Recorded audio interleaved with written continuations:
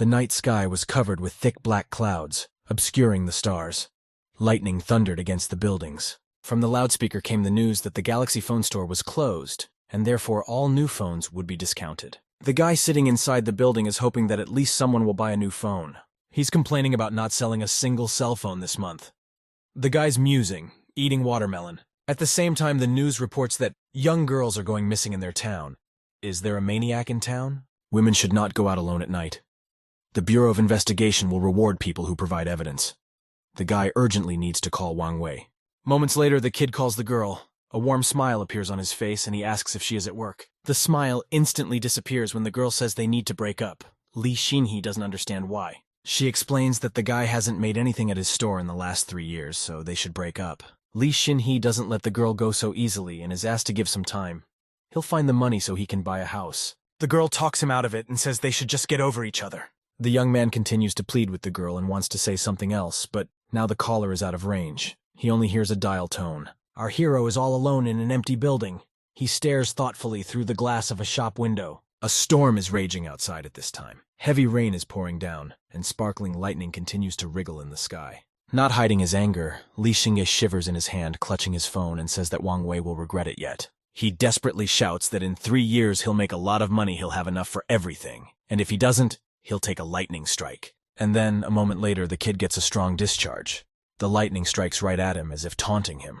The young man is shocked that the lightning really hit. Will he really be a poor bachelor for the rest of his life? Suddenly, a voice came from behind me. He says that there is nothing wrong with being single. You can find a wife and get rid of your problems. The main character turns around abruptly, trying to find the person who just spoke to him.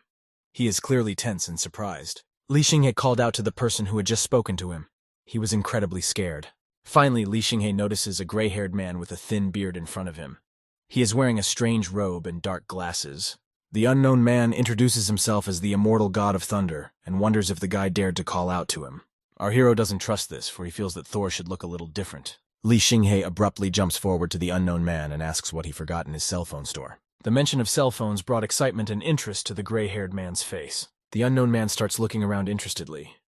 The man asks to see the phones because his gadget is broken. Li Xinge begins to act like a customer to the man. He tells him to come with him. In his mind, the kid is very happy and proud. He will finally sell the phone. Li Xinge will not miss this chance. After a while, our hero with a smile on his face is already advertising some kind of phone to Thor. He even offers him a huge discount. The gray-haired man is looking at what people call a telephone. Li Xinge doesn't understand the reason for his indignation. Thor yells irritably at the guy for deceiving him. The man pulls out a real phone and bangs it on the table.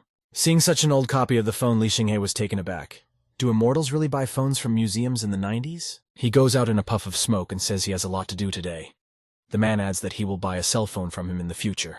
Li Xinge looks around when he realizes that the unknown man is missing. He wonders if this madman has superpowers. Then our hero realizes with horror that more than half of his new cell phones are broken because of this lunatic. Suddenly, the main character turns around and looks at the phone lying on the table. He has received some kind of notification. The young man assumes that Wang Wei has changed her mind about their breakup and now wants it all back. On his phone screen, he sees a sign about some kind of heavenly list and clicks right there. The kid continues to stare uninterruptedly at the screen, waiting to see what happens next. It says here that Beng Xian left heaven and never returned. There is a reward for any information about him. 2,000 merit points. In front of him, our hero sees a chat room of some people who are discussing the disappearance of a man. The guy doesn't realize what it is. Li Xinge doesn't realize what he just saw and reports that the madman just called himself Thor. The main character leaves a comment about what just happened to him. He gets an immediate response. Dian Mutianji sends him a private chat request because she wants to talk to him in person. The guy wondered how old this girl was, since she was still using this outdated interface. He informs the girl that Beng Xian was in his cell phone store, in addition destroying everything and causing damage. Hearing this, the girl offers to open the same store on their property to make amends. The guy thinks about it. And then, a moment later, the protagonist receives a notification that 2,000 merit points have arrived on the balance. Li Xinge was taken aback when he realized that he had actually been credited with the reward. You can use the glasses to buy magic pills and more. She asks to be notified if there is any news about Thor. Turns out the guy can buy something on this app. Maybe it's a trick, but he's not afraid, because he doesn't have much money. The protagonist comes to the shock of realizing that he can actually buy things. Some items here restore the wearer's mana, while others whiten the skin and rejuvenate. There are also some old cell phones here. One has changed 2 owners, and the other only after the master.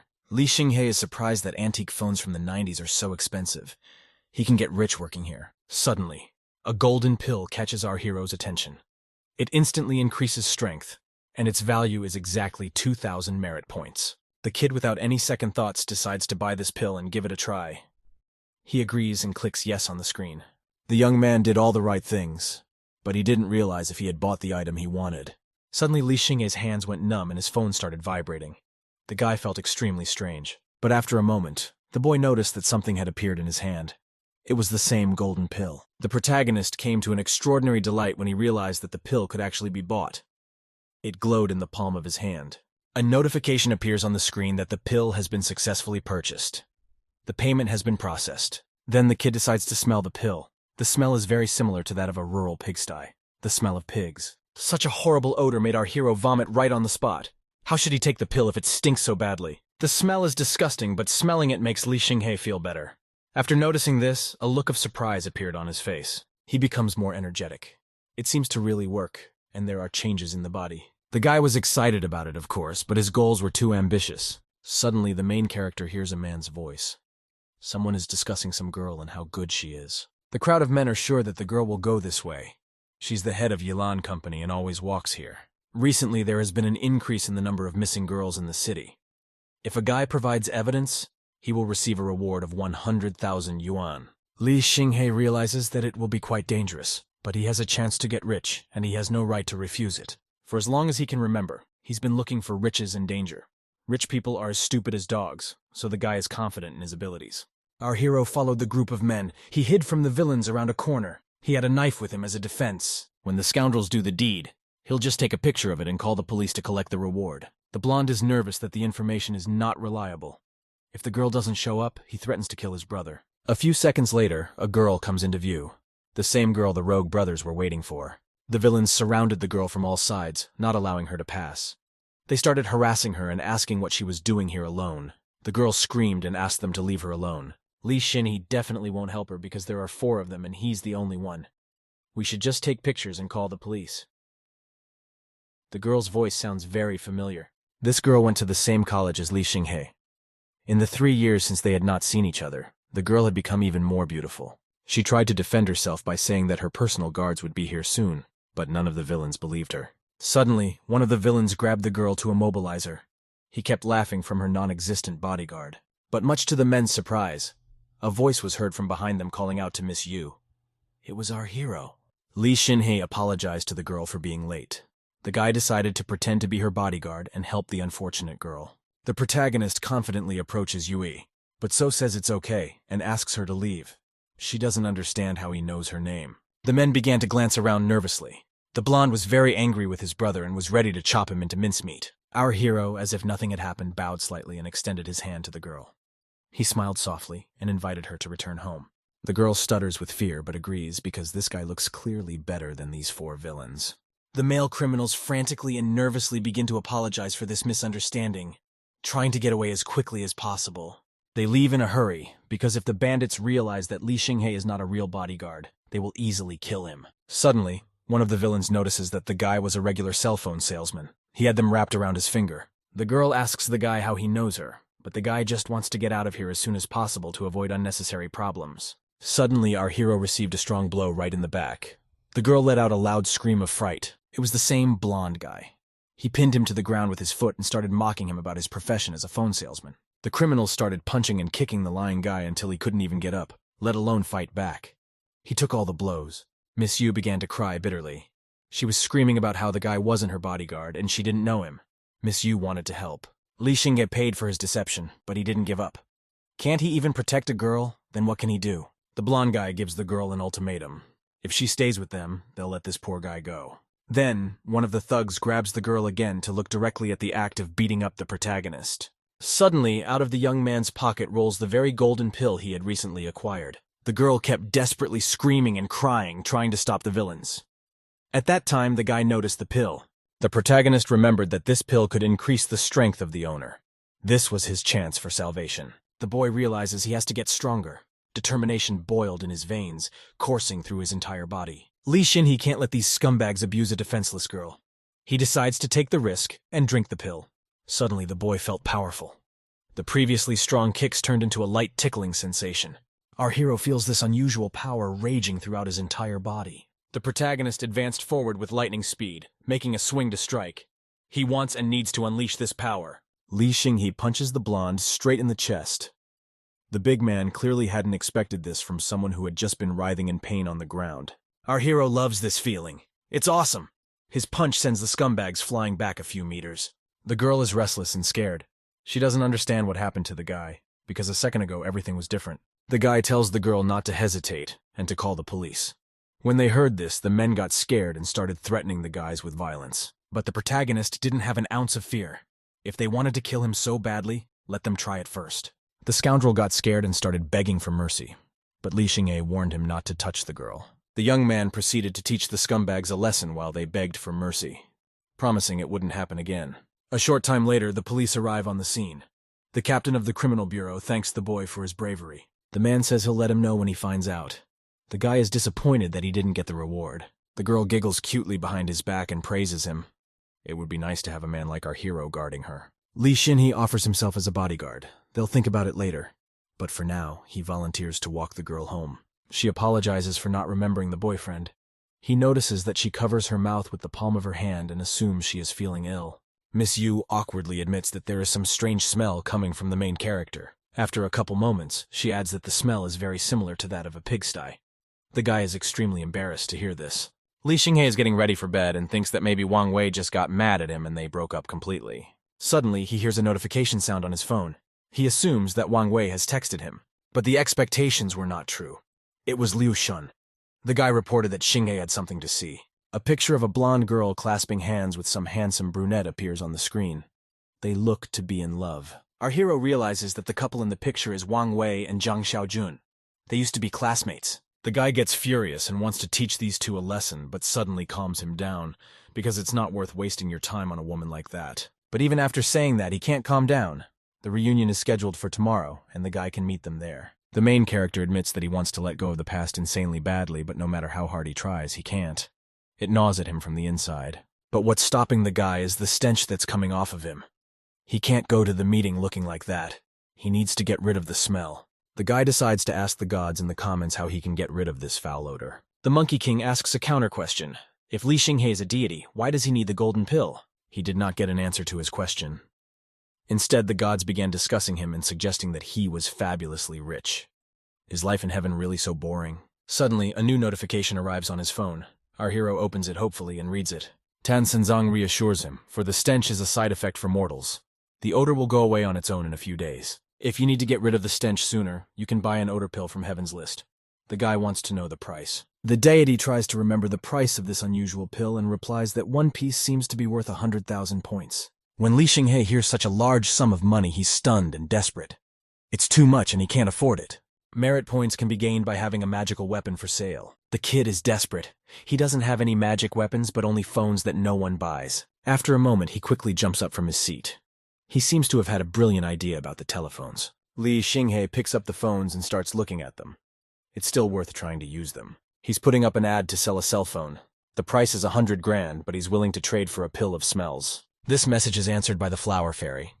The deity just happens to have a pill of odors. The girl explains that she hasn't changed her phone in over 2 decades. She asks not to lie, and asks if the guy will really sell the phone. Deity explains that in order to sell, you have to scan the cell phone he wants to trade in. And then, a moment later, our hero has that very pill of odors in his hand, as promised. He inhales her pleasant scent. It smells much better than that disgusting gold pill. The young man doesn't think long and immediately pops the pill into his mouth. He wants to get rid of that awful smell as quickly as possible. It's nighttime. The stars illuminate the night city of Wenan and the high-rise Chaiyong Hotel. Some guy asks Mr. Zhang the secret to his success. The way to success as expected is through hardship. His father gave the man $100 million in seed money. This is the result of his hard work. The man tears off the cloth and says that this is a gift to all the beautiful women who are attending this event. The latest skincare kit from a very famous brand is on the table. The girls get all excited and start praising it. The girls are very happy for their friend because she was able to find a good person like Mr. Zhang, not like Li Xinghe. Suddenly, Yui enters the room. She immediately stands up for our hero and says that he is normal. Upon hearing this, the other girls are stunned. They are literally stunned that someone would say such a thing. The guy recalls that the girl had never spoken to Li Xinghe before. Did a miracle happen? There are rumors that Yilan's company will be acquired by Mr. Zhang. In that case, the girl will quit immediately. Suddenly, the door in the room opens wide again. The protagonist has arrived. He reeks of determination. Zhang hopes that you really will do what she just said. Li Xinghe notices the tense atmosphere. Not even a couple seconds later, Li Xinghe immediately noticed Wang Wei and Zhang Xiaojun, who were sitting in an embrace. Zhang mockingly introduces his girlfriend, Wang Wei, to his boyfriend. The blonde is surprised to see how much her ex looks better. There was silence in the room, broken by the squelching of wine in the glass. He knocks over a glass of wine and pours it into himself. The guy says with certainty that Trashy and male dog are the perfect couple. The young man indifferently looks at them with his cold gaze and sarcastically wishes them happiness. A tense atmosphere hung. Zhang is furious after saying that. He desperately tries to defend his authority by calling Li Xinghe a beggar. Suddenly, Zhang's eyes went wide with shock. He saw something that was hard to believe. There were plenty of girls around our hero, praising him and telling him to ignore Wang Wei. The man is consumed by envy because he should be the center of attention. He entrusts Go Yun to teach him a lesson. The girls turned out to be very falling for the guy's attractive looks. They all wanted a little bit of his attention. While the young man was distracted by the girl's attention, the sneaky Guo Yun appeared behind his back and took a swipe at the bottle. A moment later, our hero was hit hard on the head with a glass bottle. It shattered and he bled. Yu was very worried and nervous when she saw such a horrible picture. Li Xinghe was obviously injured. Zhang smugly turned to everyone present. They should now give all their attention to him and only him. Li Xinghe was instantly approached by his friend. He was worried about the boy, but he was only interested in the name of the person who had done it. Zhang smugly turns to the kid, saying that he can risk fighting back if he has any strength left. Without a second's hesitation, the protagonist strikes the bastard right in the face. He clearly wasn't expecting that. From such inhuman strength, Zhang flies back a few meters. He provoked Li Xinghe himself. The friend of our hero is surprised, and does not understand when this kid became so strong and courageous. The young man grabs the offender by the collar and growls menacingly through his teeth that he can teach him a lesson even without money. Suddenly they are interrupted by a woman's voice that screams and asks them not to go that far. The boy receives a resounding slap. Wang Wei yells about how they broke up and now he has to stop bothering her. The protagonist doesn't hesitate to slap the bastard back. He is very angry and annoyed. The young man walks away proudly, leaving the shocked girl behind. He kneads his arm after the blow. From now on, Li Xinghe is on his own. It's very strange, but all the injuries the guy sustained yesterday are completely healed. Could it be that pill? The main character is taking a shower. He decided to relax and for a while forget about all his problems that he has. He takes a hot shower on the hottest day, but even so he feels cold for some reason. Something unknown is creeping up on him. Li Xinghe gets very frightened when he feels someone's presence behind him. Behind him is a creature that sticks out its long tongue. The protagonist zipped nose to nose out of the tub, managing to wrap himself in a towel. The creature rushed after him. The boy runs headlong to the nightstand to grab his phone and call for help. The creature is still running after him. If the creature gets close, the guy calls the gods for help. He puts his phone out in front, proving he's communicating with them. The unknown girl with the long tongue is surprised that the young man is actually able to see her. The main character informs that every normal person can see ghosts. This greatly confuses the girl. Leaning slightly closer, she licked Li Xinghe's cheek with the tip of her tongue. He continues to call for help. A moment later, the girl was on top of him, pressing him against the couch. The guy was very embarrassed by this action. As it turns out, the ghost appeared to the guy because of his scent. He's seeing ghosts because he took a pill. Our hero doesn't give up, for he can't let the phantom haunt him. He wants to find a way to get rid of her. He decides to turn to the fairy. She's just found some funny stuff on her phone and is having fun. The guy thought the gods were boring, but no. She decides to show the young man what she has learned and send a video. The boy does not react because he's in the mood to talk about serious things. Even if she's a fairy, a goddess, and an incomparable beauty, the guy can't admire her right now. There are more important things to do. But in fact, the young man notices that the goddess is beautiful. Even Yui can't compare to such a beauty. The goddess seems to genuinely enjoy these compliments. She smiles, a blush appearing on her face. The boy really enjoys and admires the beauty of the goddess. His gaze is fixed on her. But the ghost, who keeps pestering the guy with her tongue, pulls him out of his reverie. He asks for advice on how to get rid of her. The goddess explains that Li Xinghe should purchase a spiritual power manual, but it's too expensive. Even she can't afford it. The material in this manual is completely exclusive and not borrowed anywhere else. The Monkey King can help him for a small price. The guy thanks her and asks if she knows the composition of the odor pill. The goddess knows. but wonders for what purpose, he asked. If a mortal takes the pill, hundreds of ghosts will instantly fly to him, so there is no need to use yellow spring flowers. The girl offers a contract, and she gives the ingredients for the pill, and in return she gets 10% of the proceeds from phone sales. Suddenly, a new message from the Monkey King arrives on the guy's phone. The king already knows that Li Xinghe has been looking for him. A guy asks for help borrowing a spiritual power guide, and in return, he offers a new cell phone. The Monkey King instantly agrees. He's enthusiastically ready to help the guy, especially for a new phone. A couple moments later, the guy had already gotten a copy of the medicinal materials and was thinking about how to retrieve them. He placed the ingredients on the table. You could make a dozen pills with these. Now he would not only be able to help you, but he could also make a fortune himself. He will make his company go bankrupt. Some time passed, and the Monkey King reported that he already had the spiritual power manual. Now he demands a telephone. And so our hero has no problem scanning the new phone he has prepared for the Monkey King. A message popped up saying that the spiritual power guide had already been received and could be used. The guy is very surprised when he realizes it's an electronic version. He assumed it would be in book form. As soon as the young man pressed the button, something strange began to happen to him. Lightning shone and sparkled around him. A moment later, the boy collapsed to the floor, dropping his phone. The protagonist found himself in some unknown space. Everything around him was filled with various words. Li Xinghe looked around.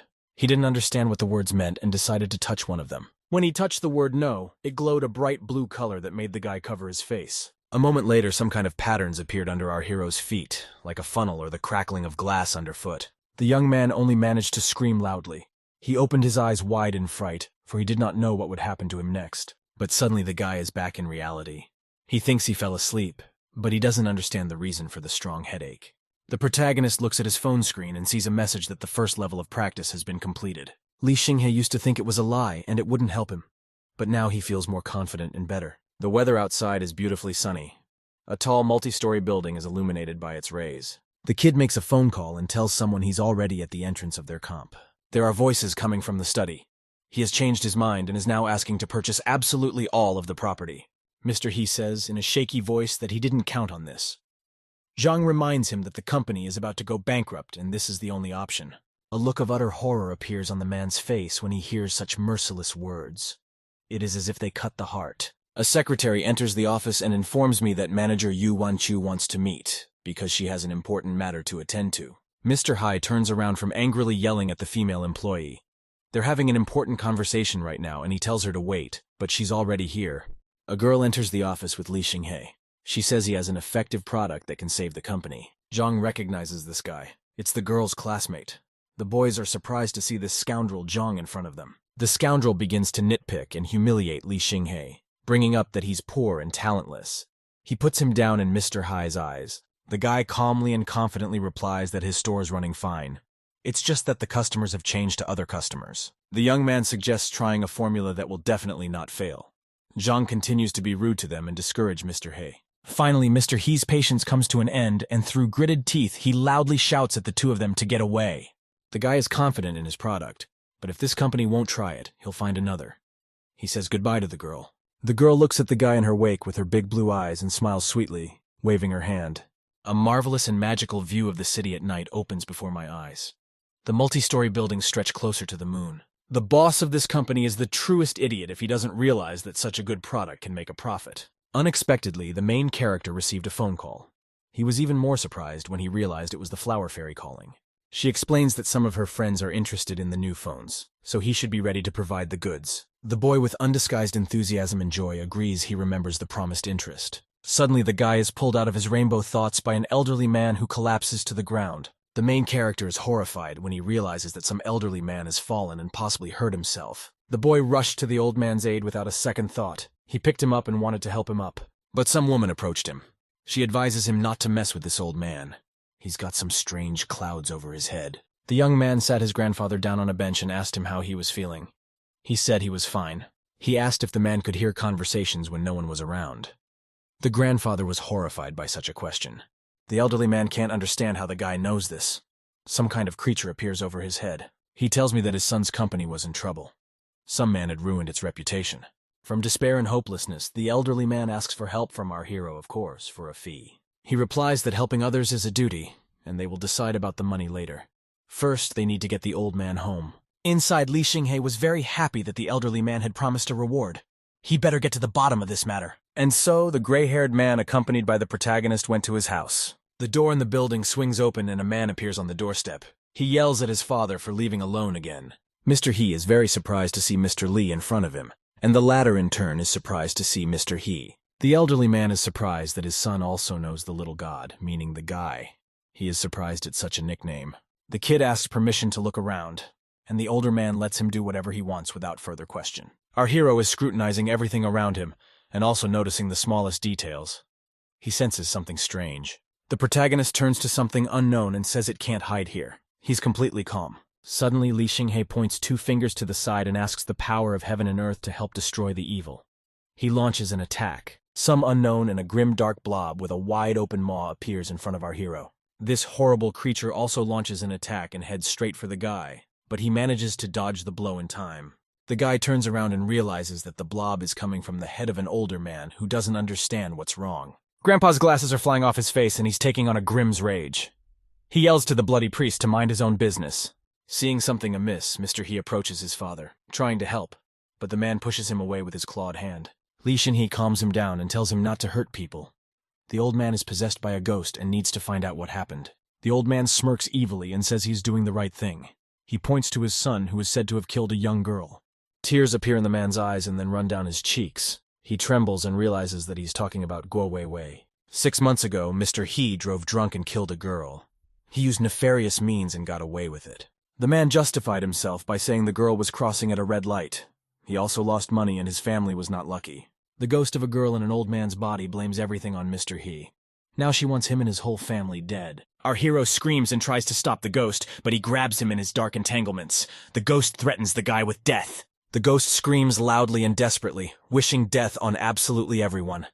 It emits a bright purple light and black clots. The protagonist does realize that this ghost's resentment is very strong and heavy. The young man assumes a special position and calls for the sacred treasure to hear his call. He is ready to fight. Yellow glowing seals appear in the air around the ghost. The ghost screams loudly and frantically, trying to escape. Guy summons the powers to know the soul and seal the spirit. He heads to the ghost to finish what he started. He lightning touches the ghost. Everything around him glitters and sparkles. The fight continues. The kid is a little stunned when they realize they're only holding the ghost's head. The girl yells and begs to be let go. When it was over, Mr. He thanked Li Xinghe sincerely for saving his father. Now he could live in peace. The man promises to pray and take care of Wei Wei's family every year. The guy leaves and takes the ghost with him. Our hero is again disappointed that they promised him a reward, but never delivered. Shouting can be heard coming from Li Xinghe's cell phone store. Someone yells at the girl to get out, because the place is already occupied. It was the ghost of a girl with a long tongue.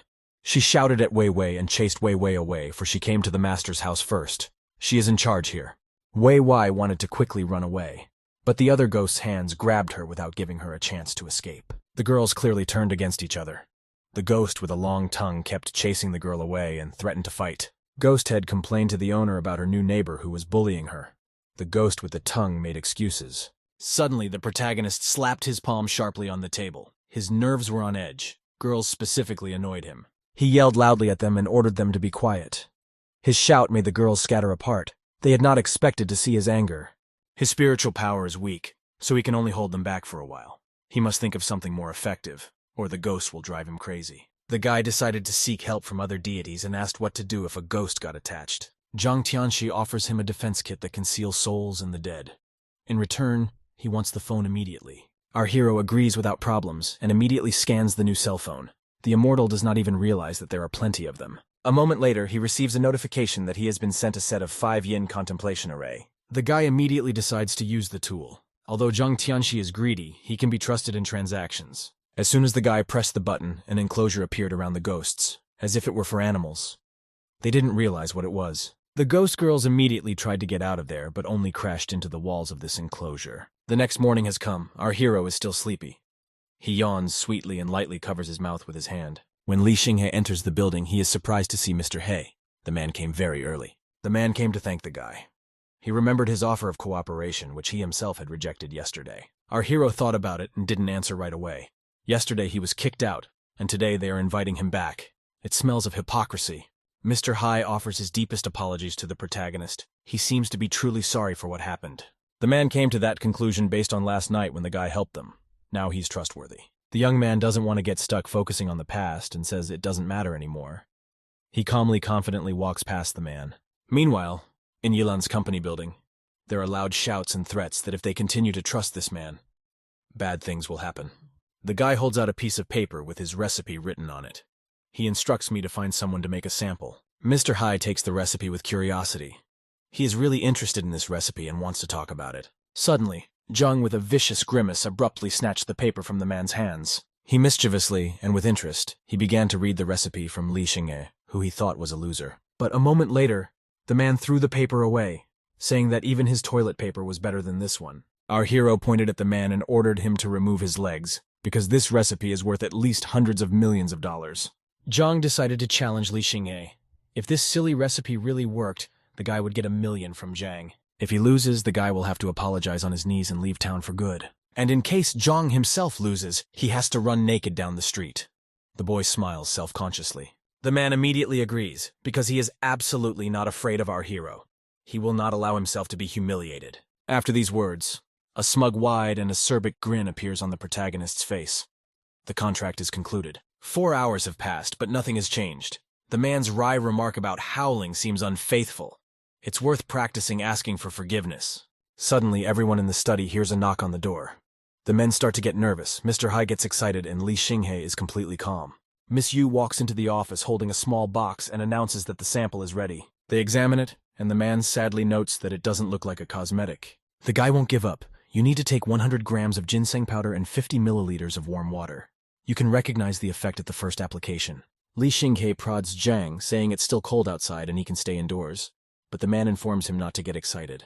Moments later, the girl volunteers to be a test subject and try the drug, but the guy stops her, because she's already beautiful. In its place, he suggests an alternative, to call the cleaning lady. The girl agrees and goes in search of her. If something happens to the woman, it's the full responsibility of the comp. The woman is not worried and wants to try, and so the cleaning lady is already applying the products to her face. Doing so, and she smells a very fragrant odor. Everyone in the office also picks up on this pleasant aroma that emanates from the sample. Zhang is nervous and allows the thought that the guy's sample might actually be effective. Suddenly, the man hears loud screams and quickly runs out of the office to find out what happened. Aunt Chu is sitting on the floor, and the girl calms her down and asks her to slowly open her eyes.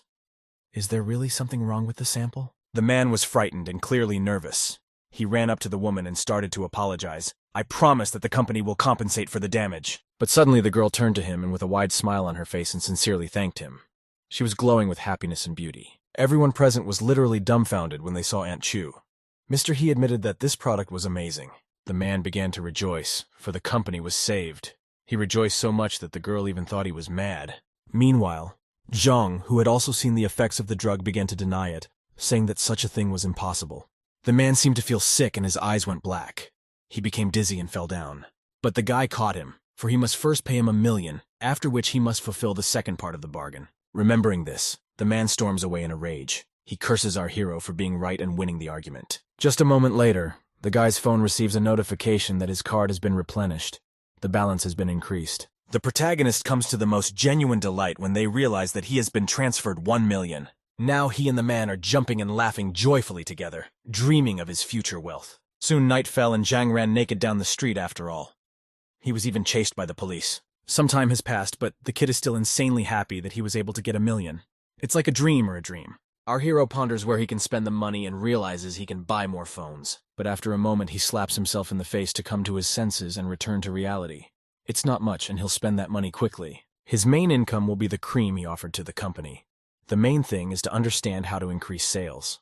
The protagonist decides to distract himself, and just as he sees that a new message from the flower fairy has arrived on his phone, the goddess reported that her fairy friends also wanted a phone. There are 7 pieces to be prepared. The fairies offered $5 million. Li Xinhe soon changes the subject and asks if the girl knows any celebrities.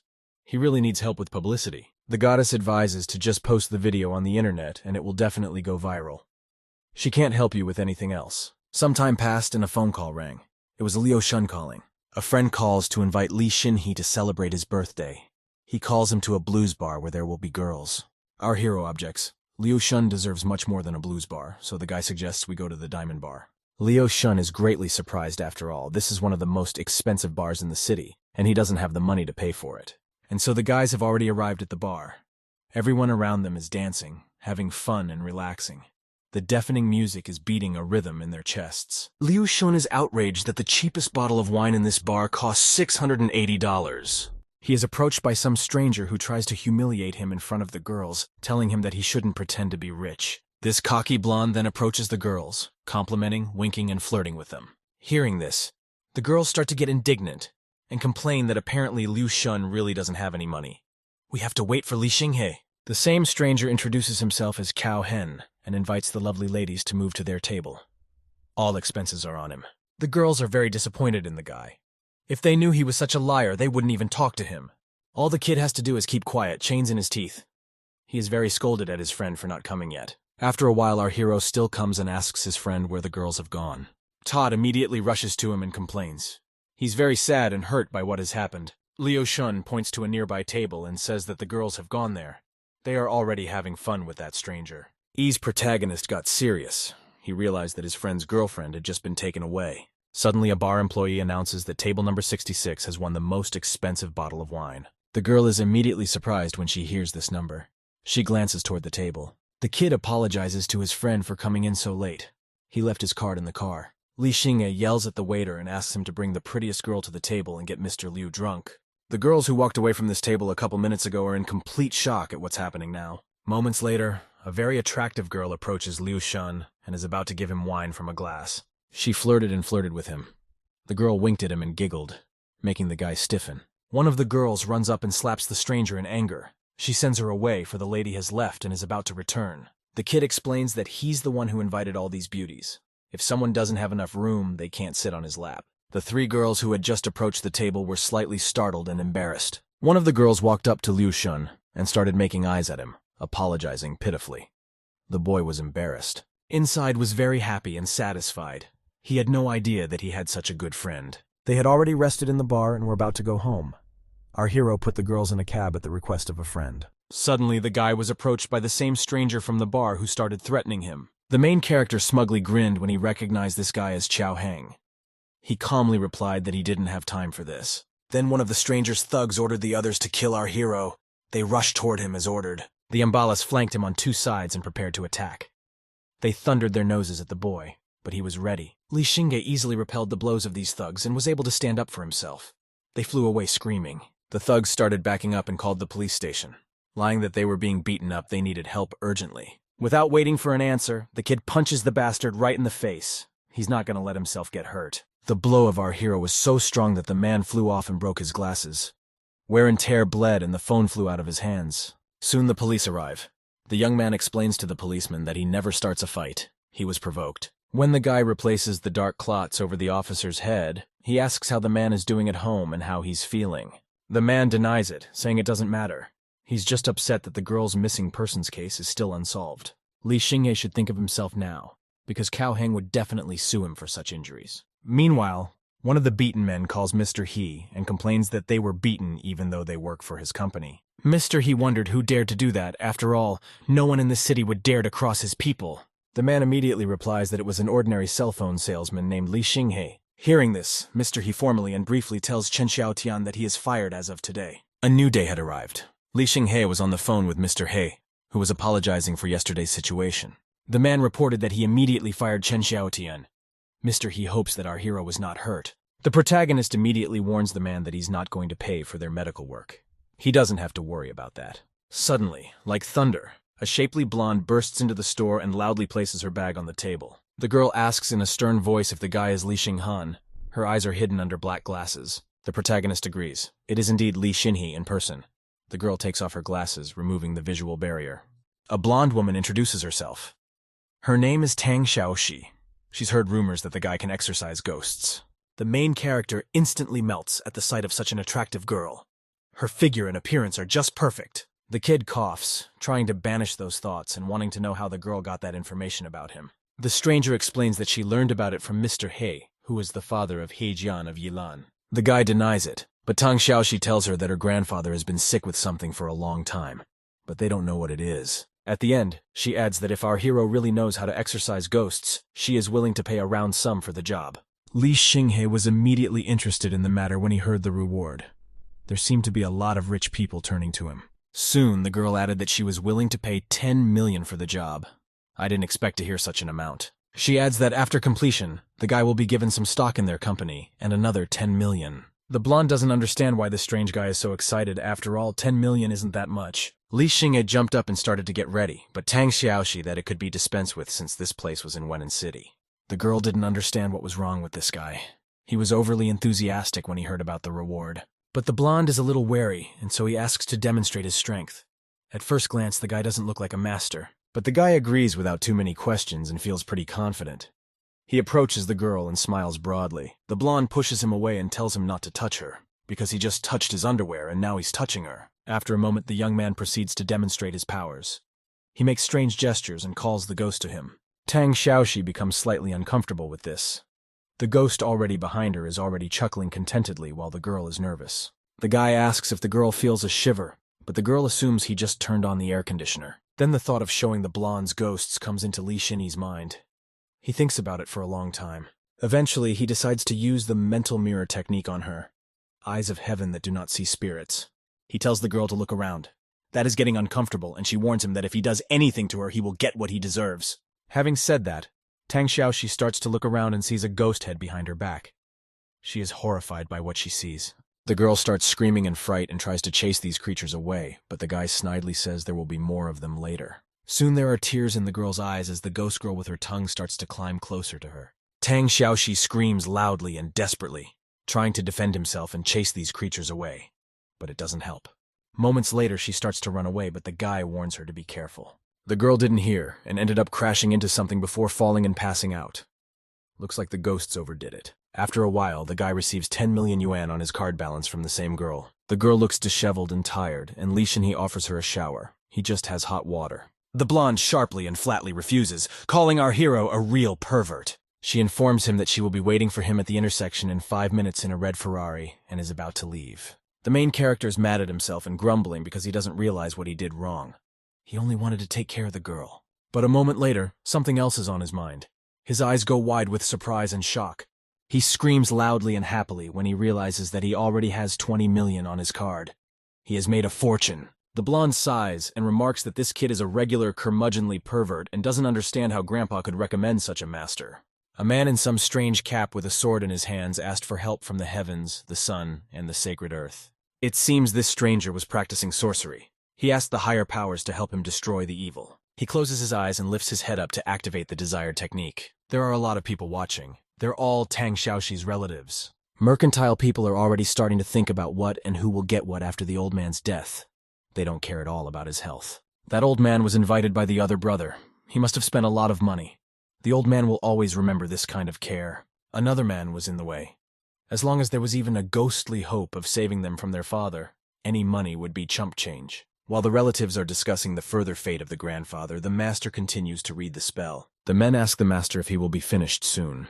He hopes that the power will be able to help restore the grandfather's health. The man turned around. He was absolutely delighted. What he saw made him embarrassed and cheerful. The master saw a very attractive girl in a short, tight dress. She was very attractive in a short, tight dress. Seeing such a luscious figure on the girl's body made the man feel sick and bleeding from the wear and tear. He got distracted from his work. Everyone became worried and thought that Master Tao had gotten sick. The man justified that the devil was sitting in this place. After a moment, he continued to do his work. A vicious ghost dog appeared before my eyes. This is the very devil who has harmed their family. Now he has been caught and nothing more is threatened.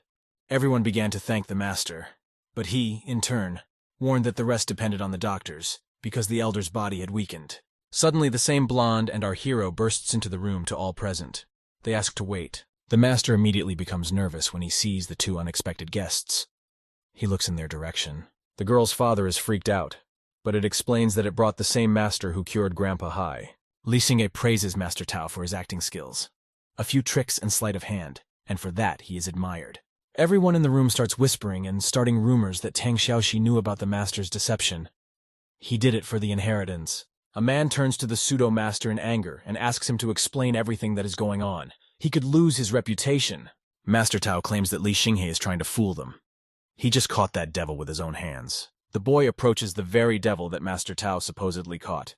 He wants to take a look at him. The protagonist gently brought his hand up to the creature, which was already trembling with fear and nerves. The dog whimpered. Li Xinghe then used the mental mirror technique on him. It will help him find out the truth. He touched the creature and commanded the mental mirror technique to dispel. Everything around it glowed and stirred. Now, instead of a horrible and dangerous demon, there was a playful little dog sitting on the floor, wagging its tail. Moments later, the guy laughs off this liar who couldn't even follow through with the deception. Everyone present is shocked. He used to think that Master Tao was using some high-level techniques, but it actually turned out to be a pathetic illusion. The master yells at the guy in anger. He's really pissed off. The man claims he's about to show his true power. Everyone who heard this was shocked and stunned. They did not know how to act in this situation and simply fell into a stupor. Master Tao has received many awards since he entered this field, and they have no right to compare him to this child. But no one seemed to care about this liar face anymore, as pretty young girls were already hanging around Li Xinghe. If our hero is so sure that there are no ghosts here, then he must explain to everyone why the elder is sick. If the protagonist tries to lie, Master Tao will immediately realize it. The guy will not be able to get away with it. The kid is unwaveringly calm. He simply replies that the man is too old. That's the only reason for his illnesses. Master Tao is shocked to hear this. He doesn't understand how the guy has so much courage since he said it in front of everyone. The blonde girl who was standing nearby listening to all this began to shake with nerves and terror. She didn't want to believe it was true. The protagonist answered clearly. He swore with everything he had. The guy spoke the pure but prickly truth. It turns out that the old man is going to die. Mercantile guys did not want to waste time and decided to divide his property at once. One man in the crowd loudly told the others to bring the old man. Someone suggested that he was already dead. Nosy Dallas man yelled loudly and told everyone to calm down. He couldn't believe that no one cared so much about his father and only cared about the property. The man was accused of being Tan Gaotian's show-off. The hospital told them long ago that the old man had been given about 2 days to live. The other man confirmed what he had said earlier, and remarked that out of all the 100, it was Tan Gaotian who the old man trusted the most. The man laughed evilly, for the old man had seen him bring the master, so he promised to hand over the entire territory in Hong Kong. Master Tao huffed slightly when he realized that he was being used as a common tool for display and distraction. Tang Xiaoxi was furious and yelled at her relatives for being such rotten people they didn't care about Grandpa at all. Our hero tried to stop her and asked her not to be so impulsive, but the blonde didn't want to listen to him. Li Xinghe only talked about his condition, but he didn't mention the fact that he wouldn't be able to help and cure him. The girl looked at him hopefully. Tang Xiaoxi asked pitifully through her tears if the kid could save her grandfather. She was still holding out hope. The protagonist calmed her down by saying that it was nothing. Moreover, the girl had already paid him 10 million. Master Tao reminded him that prolonging life goes against all the rules of nature, but Li Xinghe is willing to risk breaking them. Suddenly, some strange creatures appeared behind the protagonist's back. He immediately tensed up when he felt their presence. The black and white spirits have already come to take Grandpa's soul after his death. Time is inexorably running out. A gray-haired elderly man is lying in bed. He is extremely exhausted and weary from an illness that does not give him rest. The ghosts have already found Grandpa. White thought that Li Xinghe had seen them, but Black reminds her that pathetic humans are not capable of that. Suddenly, the door to the room swings wide open and the protagonist rushes in. He runs straight towards the ghosts. The young man cries out loudly, holding out his hand. The voice is full of desperation and determination. The boy asks the ghosts to stop. Turns out White was right about the guy actually seeing them. They're wondering what Li Xinghe wants. The ghost girl looks at the intruder and notices that there are no traces of ghostly energy on his body, so he is not a ghost. Master Tao doesn't believe the guy and says that he will now subdue Yang Wan, who is the lord of the realm of the dead. Black and White, upon hearing such insolence, immediately began to get angry and became furious at this guy's arrogance. The ghost started to strike the scum's head, but the scum thought that it was Li Xinghe's doing. The protagonist just spread his hands and said it was done by the black and white man he had just insulted. But a moment later, the ghosts deliver another blow, from which the man falls to the floor without strength. In the meantime, Grandpa Tan had gotten quite ill. His soul has almost left his body to go to the next world. The main character screamed loudly when he saw this. He tried to stop the process. White asked Li Xinghe not to stop them from doing their work, but rather to cooperate with them and help them. They were pulling out the soul with chains. Li Xinghe was unwavering in his decision. He shouted and ordered the ghost not to touch Grandpa Tang. A blonde woman appeared from behind him and asked worriedly what the guy was doing here. She didn't realize who he was talking to, but the man assumed it was all staging and showmanship. Li Xinghe asked Miss Tang to leave the room and make sure no one else came in and disturbed him. The girl unquestioningly did what the guy said. Everyone started to get indignant because they did not want to listen to the stranger. All the relatives surrounded poor Tang Xiaoxi and mentally pressured her, saying that she just wanted to take the property for herself. The realization that a once friendly family had turned into complete strangers made tears roll down my cheeks. Suddenly, the man who had been standing apart from the others called out. He ordered the others to obey Mr. Lee in a stern voice. He announced in an orderly tone that no one was allowed to enter the room until Mr. Lee himself was out of there. Meanwhile, in the room, Lee Xinghe presents himself to the ghosts and asks them to let the old man go. By doing so, he's violating the laws of the underworld. The ghosts will not dare to let a soul go no matter what. Grandpa's soul has almost left his body. Does the protagonist have a chance to save Grandpa? Li Xinghe reminded with a smirk that the old man's soul didn't fully belong to the ghosts yet. The old man's life is coming to an end anyway, and not even the gods can help. The man whose soul they want will never escape them. But our hero doesn't give up. He stretches out his hand and confidently declares that he will stop the ghosts. But before he does anything, he is in a stupor, for he does not understand what he should do with his soul. The ghosts laugh off a mere mortal's attempt to stop them and resist the will of heaven. White asks to take the boy with him. The ghosts don't understand why Li Xinghe doesn't ask for mercy. He asked a question in the chat room about the soul and how to return it to the body. The Monkey King replied that it was only necessary to hit him with a stick. The Flower Fairy and Tai Genrin advise not to go against the will of heaven. The protagonist gets frustrated with such advice and doesn't understand why the gods can't give normal advice. And then, a new message from Zhang Tianxi arrives on my phone. He advises me to use the resurrection pill. Li Xinghe is surprised when he hears about the resurrection pill because he had never even realized it existed before. A resurrection pill is a low-level pill. In the immortal world, no one uses them. The price of such a pill is 500,000. Of course, it's expensive, but it's the only option in Li Xinghe's case. God is willing to sell it. The kid dies of greed when he hears such a high price, but still agrees to such a deal. Absolutely all Zhang Tianxi products are expensive, but it's worth it because they are really high quality. And so, when the boy had already agreed to the deal, the very pill appeared in his hand. It emitted a bright light. The ghosts are horrified when they realize that this is the same pill that was lost centuries ago. They lightning fast rush towards the guy who was already about to give the old man a pill. They need to stop Li Xinghe! But unfortunately for the ghosts, it was too late. Grandpa had already swallowed the resurrection pill. The ghosts fell into a stupor. They just stayed silent and stared, realizing that they had failed at their job. The protagonist is proud of himself. He looks at the ghosts and asks for forgiveness, although he does not really repent. The ghosts threaten and say they will report everything to the management and Li Xinghe will be in big trouble. When it was all over, the very charlatan fell at the feet of our hero and asked him to take him as a disciple. The man made a cute face and said that the guy would be conscience-stricken if he rejected such a great student. The protagonist kicked him to finally realize he shouldn't molest him and called him a pervert. By this time, Mr. Tan had already woken up. He called out to our hero while the blonde man continued to stick to Li Xinghe. The guys were chatting and drinking tea when suddenly Mr. Tan asked Mr. Lee about whether he was married. This question made Li Xinghe slightly embarrassed and awkwardly scratched the back of his head before answering in the negative. He is a bachelor. Mr. Tan somehow cheered up when he heard the news that the guy was still single. The blonde got embarrassed when the grandfather kept asking the guy about such topics.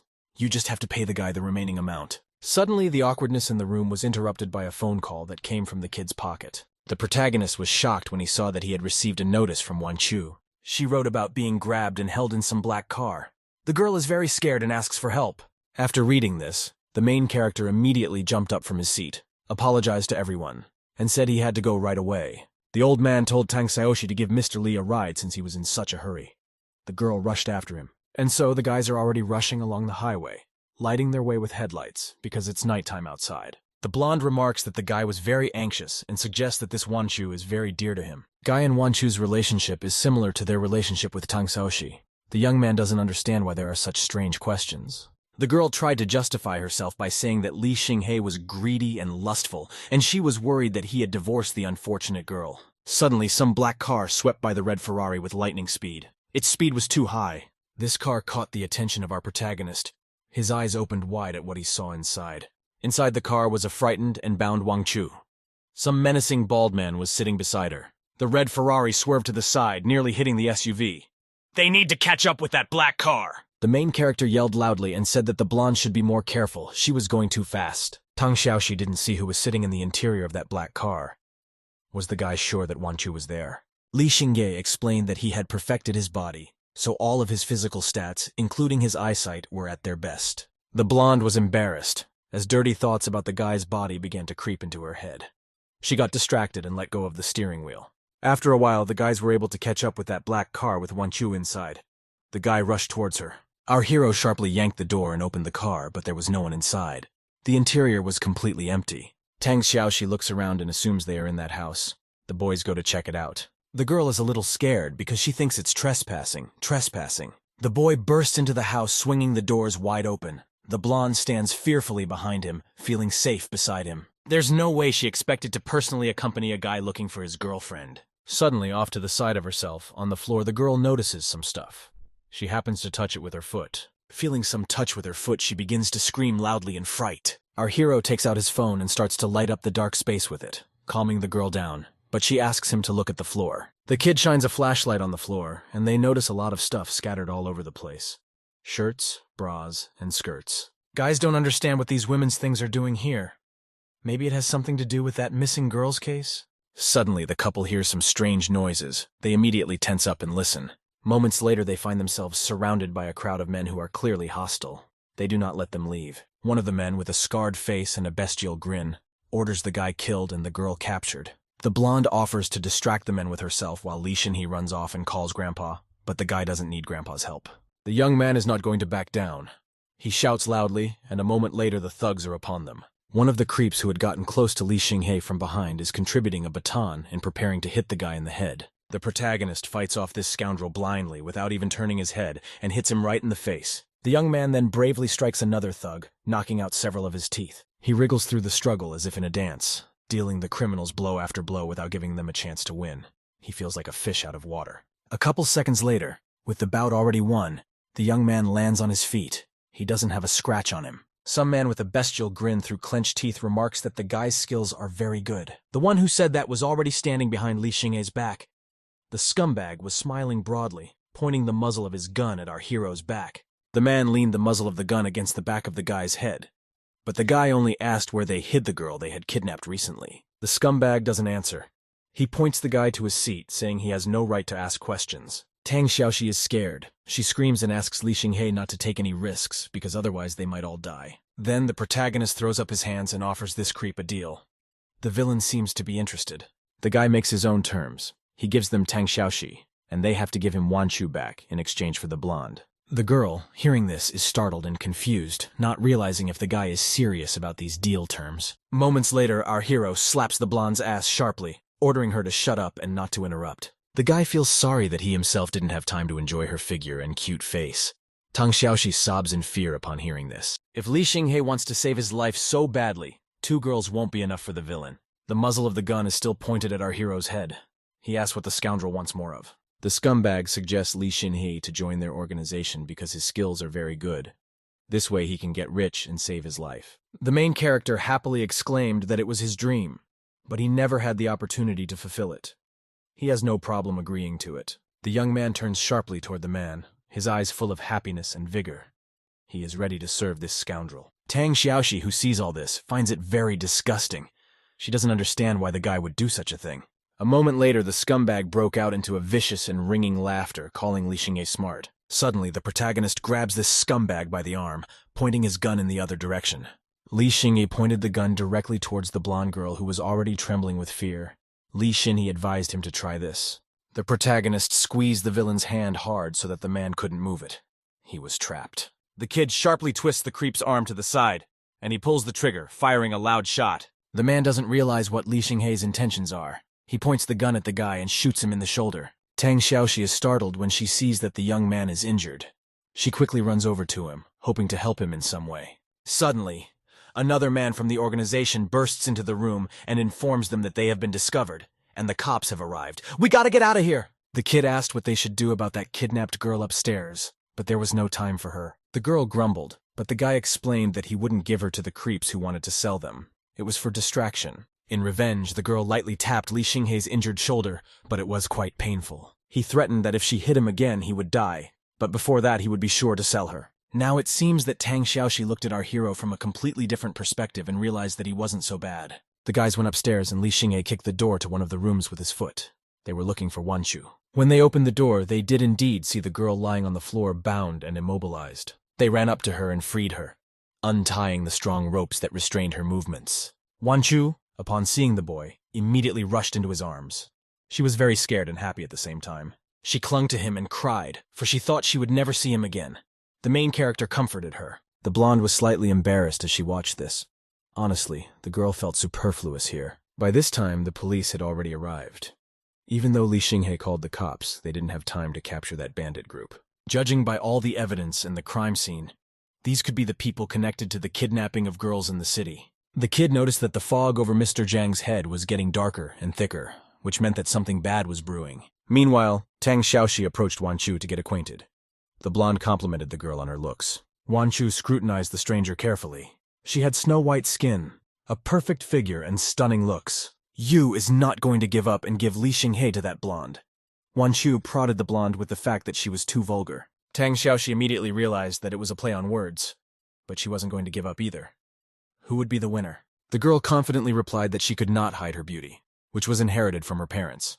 There is no way to get rid of her features. Wan Chu sadly noted that Miss Tang seemed to have a tongue lashing as well. A moment later, the girls were already locked in a verbal altercation.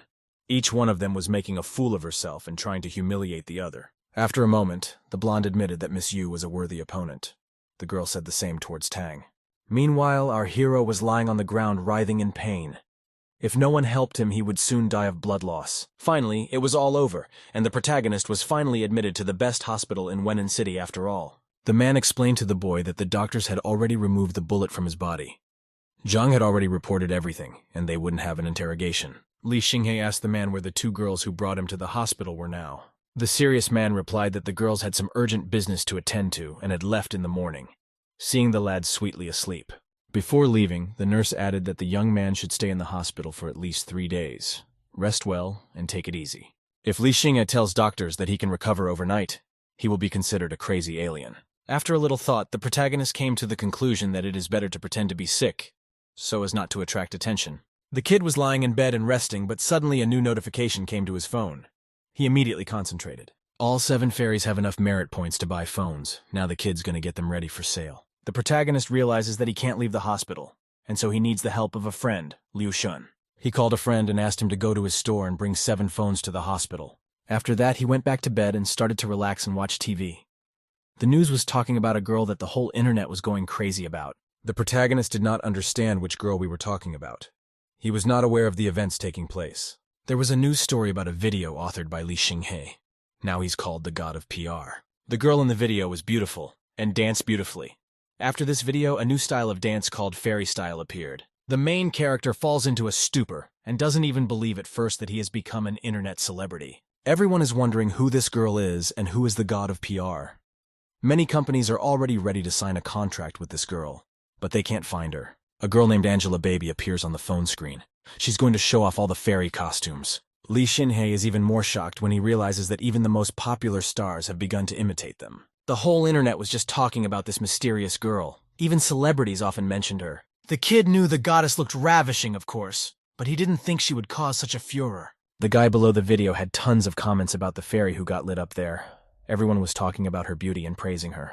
After reading the comments, Li Xinghe came to the conclusion that he wouldn't ask the girl to ask for help again next time. Suddenly, a knock on the door distracted the guy from monitoring the comments.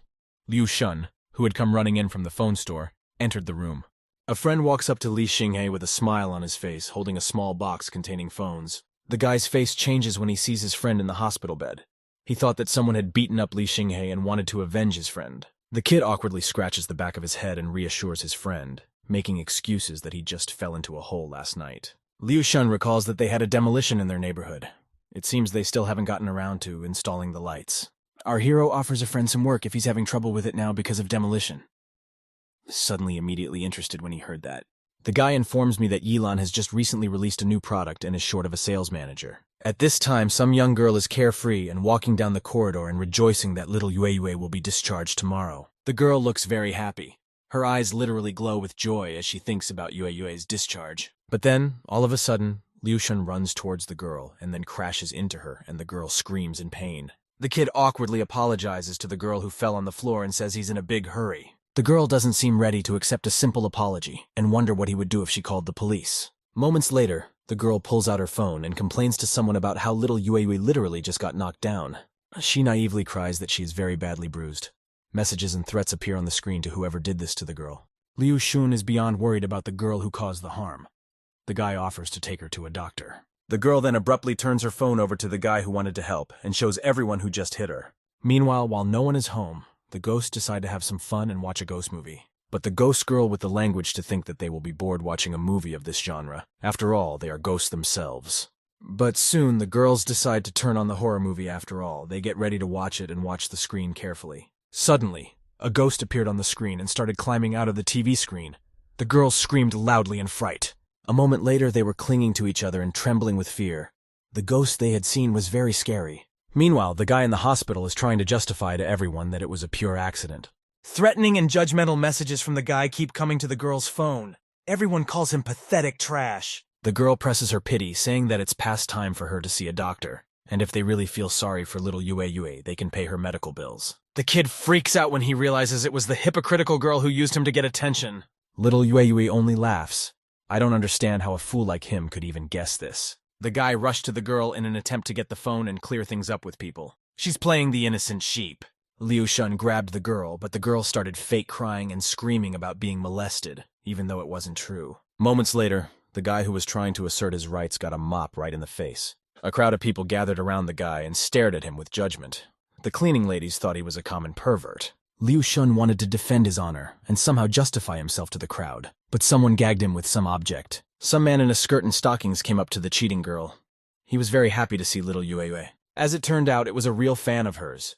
He clung to the girl, saying he loved her very much. The girl's fan then noticed Liu Shun, who I was supposedly hitting on her. The guy was scared when he saw such a bulky guy. And then, just moments later, this big man lifted the unfortunate kid by the throat and said he would teach him a lesson. Meanwhile, the fake little Yue was smiling evilly and broadcasting live. It must have already become very popular. At this time, our hero finally handed over the last promised phone for the fairy. Suddenly, the kid was jerked awake by loud cries for help that came from just down the hospital hallway. The protagonist immediately tensed up, because he thought he had just heard the voice of his best friend, Liu Shun. Without a second's hesitation, the boy ran out of the room and rushed to the noise. A decent crowd of nurses and patients had already gathered in the corridor. Li Xinghe was horrified when he burst into the center of the crowd and saw his best friend being painted with women's makeup. The crazy man was applying makeup, saying that if Liu Shun turned into a girl, he would stop molesting little Yue. The protagonist didn't hesitate and just watched this. He shouted loudly and ordered this stranger to let his friend go. Moments later, the strange man was grabbed by the nurses. They explained that the man had escaped from the psychiatric ward. This madman didn't waste a second and kept shouting to little Yue that he loved her endlessly. Liu Shun was stressed out because of what had just happened. Now he was embarrassed to look people in the eye because of the layer of makeup on his face. The main character tried to reassure his friend by saying that his face was fine, but it's a little gross to look at. After that, Li Xinghe called out to the very girl who started it all. She was about to leave. The kid couldn't let this bratty girl just take off after what she'd done to his best friend. But little Yue absolutely did not regret what she had just done, for she thought that the guy deserved it. Our hero grabbed the girl and shouted that she should apologize to Liu Shun. The hypocrite didn't hesitate and flipped her phone over, showing the audience Li Xinghe, introducing him as that bully's nickname. The people on the live broadcast kept writing nasty things towards Li Xinghe. They called him an animal and a beast. The girl smiled smugly, saying she had plenty of witnesses and wouldn't apologize. The guy won't be able to prove his friend's innocence. Little Yue was terribly proud of herself and added at the end that her fans would deal with these two rascals. The main character didn't want to give up so easily. After all, she can't do whatever she wants just because she's popular. Li Xinghe looked around and noticed that there was a camera hanging in the hallway that was filming everything. He chuckled evilly, for now the guy was serious about teaching this little cheat a lesson. After a while, the blonde brings the guy a flash drive with the CCTV footage, just like he asked for. Baby Yue has a big audience, and even if the guy posts the video online, it won't affect anything. Li Xinghe assured Tang Xiaoxi that she had nothing to worry about, as he had his own methods in this matter. The girl grumbled that no one cares about the guy, and in fact, if Grandpa hadn't asked for help, she wouldn't have come here. Then the blonde woman holds out something to our hero. They say it's a gift from his grandfather. Li Xinghe is ablaze with joy and delight when he realizes he's holding the keys to a Mercedes. Tang Xiaoxi doesn't understand what the guy is so excited about. After all, it's just an ordinary car with a value of just over $1 million. Suddenly, the phone rang. The boy looked at the screen of his phone.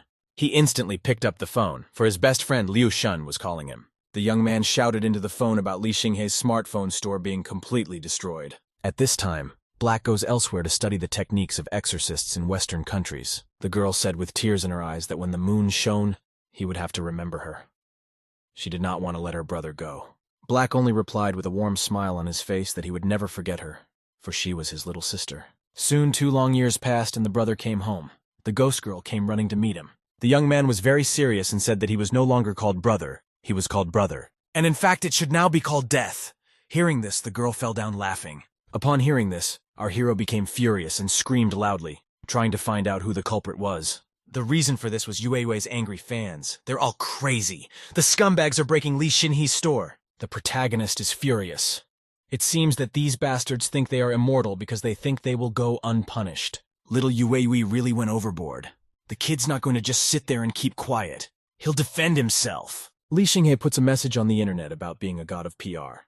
He wants to open everyone's eyes and show the truth. Moments later, he posts a real video of what happened at the hospital. It shows exactly what's going on. People in the comments who have already watched this video immediately realize that the video is of baby Yueyue, who's been fooling them all along. Meanwhile, little Yueyue takes part in a TV show. She was introduced as a rising star on the internet. The presenter encourages the girl, saying that the fans will definitely support her. They're going to read the comments from the fans. But when the girls looked at the screen, they were shocked and horrified. They did not expect to see what they saw. Absolutely all the people who used to adore little Yueyue now wished for her death and cruelly insulted her. The lying girl was absolutely horrified by this and didn't understand why her fans were suddenly turning against her. Baby Yueyue took to her social media profile and was horrified when she saw that she only had 3 fans left. The presenter tries to cover the camera with her hand, explaining that the issue will have to be suspended due to technical problems. When the graduation was suspended, little Yueyue frantically started apologizing to Sister Shu. She didn't know this would happen. The girl host agreed on the phone and immediately lashed out at the streamer. She said that Yueyue had angered the god of PR himself. The PR god has a very beautiful model that everyone wants to contract with, and Yueyue has managed to cross him. Little Yueyue's account had already been blocked on the platform. Shu's company wanted to help the girl's promotion, but now she has ruined everything. The host was very angry at the girl for ruining all the grand plans they could have made. The only way out of such a difficult situation is to apologize to the god of PR and ask him to remove the video at all costs. Little Yueyue was horrified when she heard about this option to solve the problem. It was horrible, but at the same time, it was the only one. If this works out, they need to bring a PR god into their company.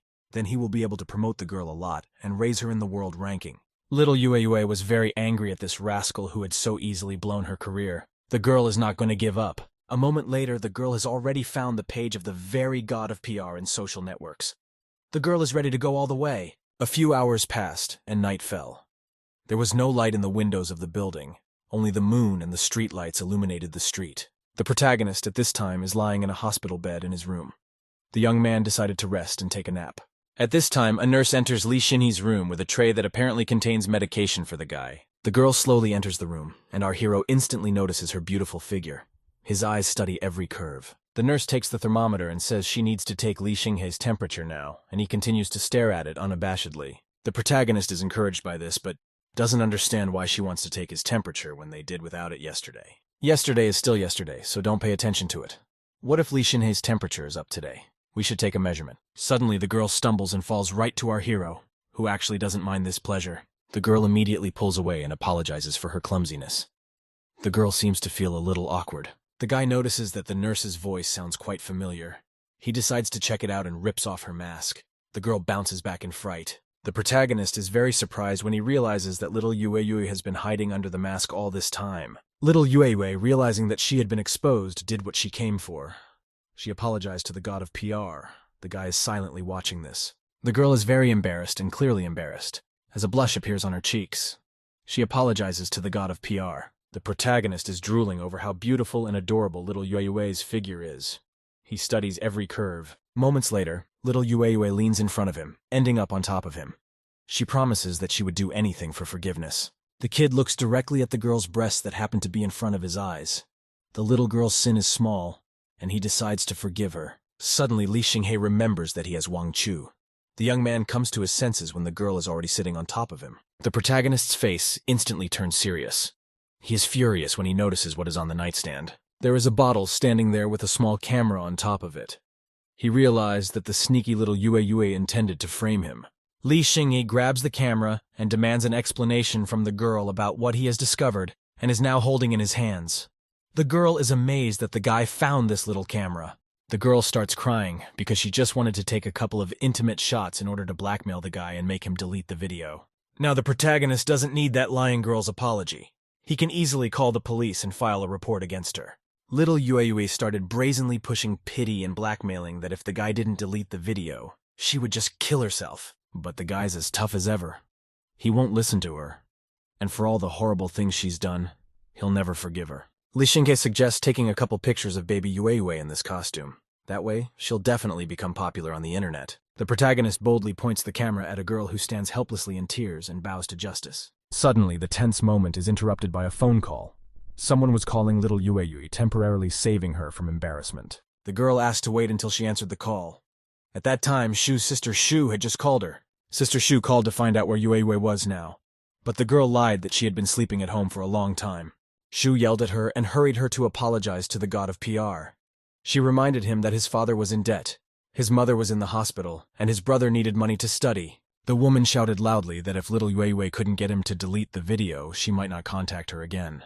Hearing this, the girl immediately turned gloomy. She looked devastated and confused. The atmosphere in the room changed immediately. The protagonist noticed that something in the girl's behavior changed after that phone call. The girl tearfully apologized and said she wouldn't bother the PR god anymore. She was going to leave. The guy forgave her this time and deleted the video, writing that it was a misunderstanding. Next time, she may not expect mercy. Little Yue was shocked when she realized that our hero had decided to take pity on her after all, and had mercy on her. He didn't feel sorry for her. He felt sorry for the people she was doing it for. If the guy gives her a helping hand, it will help others in a desperate situation. Little Yue didn't bother to thank Li Xinghe, for she promised that she would return this favor to him in the future. It's a shame, but even though she looks so nice, the girl has chosen a dirty path in life. It's unfortunate. After some time, the doctors informed the guy that he could already be discharged from the hospital today. When our hero was ready and had already left the hospital, a brand new red car drove up to him. Tang Xiaoxi came over to help the kid test drive his new car. The blonde moved to the passenger seat and ceded the steering wheel to our hero.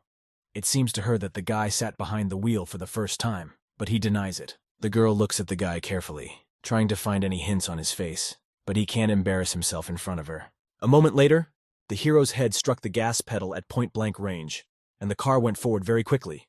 The girl was frightened and screamed. Suddenly on the road, the boys see Wang Chu holding a bouquet of flowers. The main character in no way expected to see a girl in this place, so he is a little surprised, shocked by such an encounter. The girl didn't expect to see a guy here either, so her eyes went wide with surprise. She thought Li Xinghe was ambitious and a good man, but it turns out that it's enough for him to live in a rich family. The girl turns around and throws the bouquet in the trash. I realize she fell in love with the wrong person. What an idiot. The guy realizes that Wang Chu came to congratulate him on his discharge, but she denies everything and asks him not to get worked up. The girl proudly walks away without even turning around to the guy. She apologizes, saying she doesn't want to interfere with the couple's date point. The blonde turned to the girl in a frenzy. How could she even think that she and Li Xinghe were dating? They were riding in a car in the middle of a white day, especially the blonde taking care of the guy while he was in the hospital. There's no denying it. The protagonist shouted loudly and told Wang Chu not to make up nonsense, but to tell her directly what she wanted from him. Thinking about the two delightful girls being afraid for him, Li Xinghe gets a lot of pleasure. It's very pleasurable. Since Wang Chu thinks the guys are couples, the blonde decides to tease the girl some more. The thought makes her embarrassed. After a moment, Tang Xiaoxi holds out her gold card to the guy, allowing him to use it. He doesn't understand what happened to it, but the girl explains that she admires our hero very much, which is why she wants to give him the map. Hearing this, Wang Chu becomes furious with jealousy and anger. It seems that her patience is about to come to an end. The guy tries to stop the girl and explain himself, but leaves so quickly while the blonde says she bought Li Xinghe a new building. Our hero doesn't realize if all the things Tang Xiaoxi said are true, but she asks him to return her card, hops behind the wheel of Li Xinghe's new car and asks to borrow it, promising to return it soon. The main character does not have time to answer anything, but only silently looks at the girl leaving after him. He has a look of disappointment on his face. Suddenly another car arrives to pick up Li Xinghe from the hospital. Tao Zongming is behind the wheel. Li Xinghe is shocked when they realize that this is the same charlatan who recently tried to cheat Xiaoxi's family. Our hero does not understand where this strange blonde man is taking him because his house is in the opposite direction. The man calmly replies that he's taking him to a Taoist Association exchange meeting. The kid doesn't understand what Taoist Association we're talking about and what it means to share experiences. This immediately catches his attention. After a while, the car does arrive at its destination.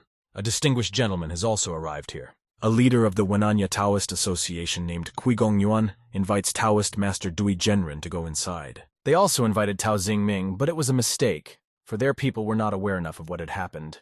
But it didn't matter now. for the old man would put that boy in his place again, just as he had done 10 years ago. Soon, the car in which Li Xinghe was traveling also arrived at their destination. They got out and looked around. When Tao called our hero a master again, he exploded and yelled at him to stop this circus. The guy explains that he needs Li Xinhe's help. Here he has an opponent he lost to 10 years ago and can't do it again. Suddenly the guys hear voices behind them. Someone is trying to get inside, but the guards won't allow it. A mysterious man in a hat was trying to get in, but the girls still didn't want to let him in, because he didn't have an invitation with him. This is a sharing meeting, which means all Taoists must attend. The man should have gotten an invitation.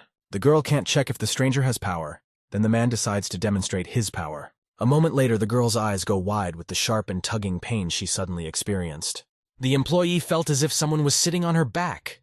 She bent over in pain as the ghost hovered over her. The man lingered and smiled smugly. The girl should let him pass now, for she had felt his power on her own. When our hero notices that this scumbag is bullying ordinary people, he immediately wants to stand up for the girl. Li Xinhe approaches the girl to help her get rid of the ghost. With only one hand, he manages the task. The stranger who caused the apparition was surprised to see our hero interfering with what was happening. Li Xinghe immediately picked up the girl and held her down, asking her how she felt after her experience. She was embarrassed. Tao turned to the creep, warning him that he wouldn't be able to get away so easily next time he tried to hurt someone. The mysterious man began to justify himself, explaining that he had simply opened the eyes of this commoner by showing his power. The man had violated the Taoist code by harming an ordinary person, which meant Tao had every right to rebuke the scoundrel. Moreover, Master Li liked this woman, which meant that she might become his consort in the future.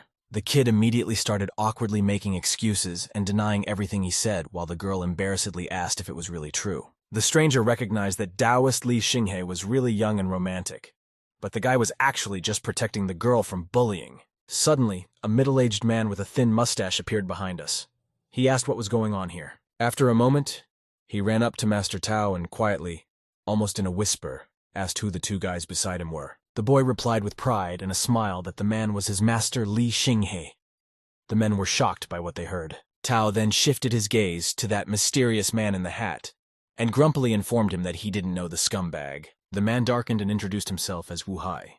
He doesn't have an invitation but wants to enter as a practitioner. He's allowed to enter the event. Before leaving, Wu Hai turns around and looks at Li Xinghe one last time. Now he can enjoy this girl to the fullest. Suddenly, a girl named Xiaolin collapsed on the floor without strength. Her colleague immediately ran over and tried to help the girl. The guy ran up to her and explained that right now the girl's body was overflowing with yin energy, so she was cold. We need to get her to her room. Master Li will definitely help the girl. He will use his innate qi to neutralize the yin energy. The girl will definitely recover. The brunette's eyes sparkled with admiration for the protagonist. She praised Master Xinhe and was very grateful to him for saving her friend. Tao didn't waste a moment and pinned the girl against the wall, saying that he too has such power, plus is the ideal of all Taoists. The young man started flirting with the brunette girl, trying to attract her attention. The boy obviously did not give up hope of getting to know the beauty better.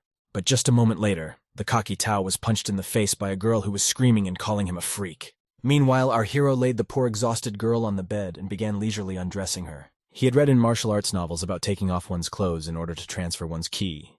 There was no shame in that. Some time passed and the girl finally came to her senses. She was all red and didn't realize where she was. The boy was very happy that the girl was awake. She was very frightened and did not understand why she was here and why she had no clothes on. Li Xinghe tried to explain that she was overflowing with yin energy, so he stripped her to stabilize her qi energy. The naked girl was sitting right in front of our hero. She was breathing heavily because she was very hot.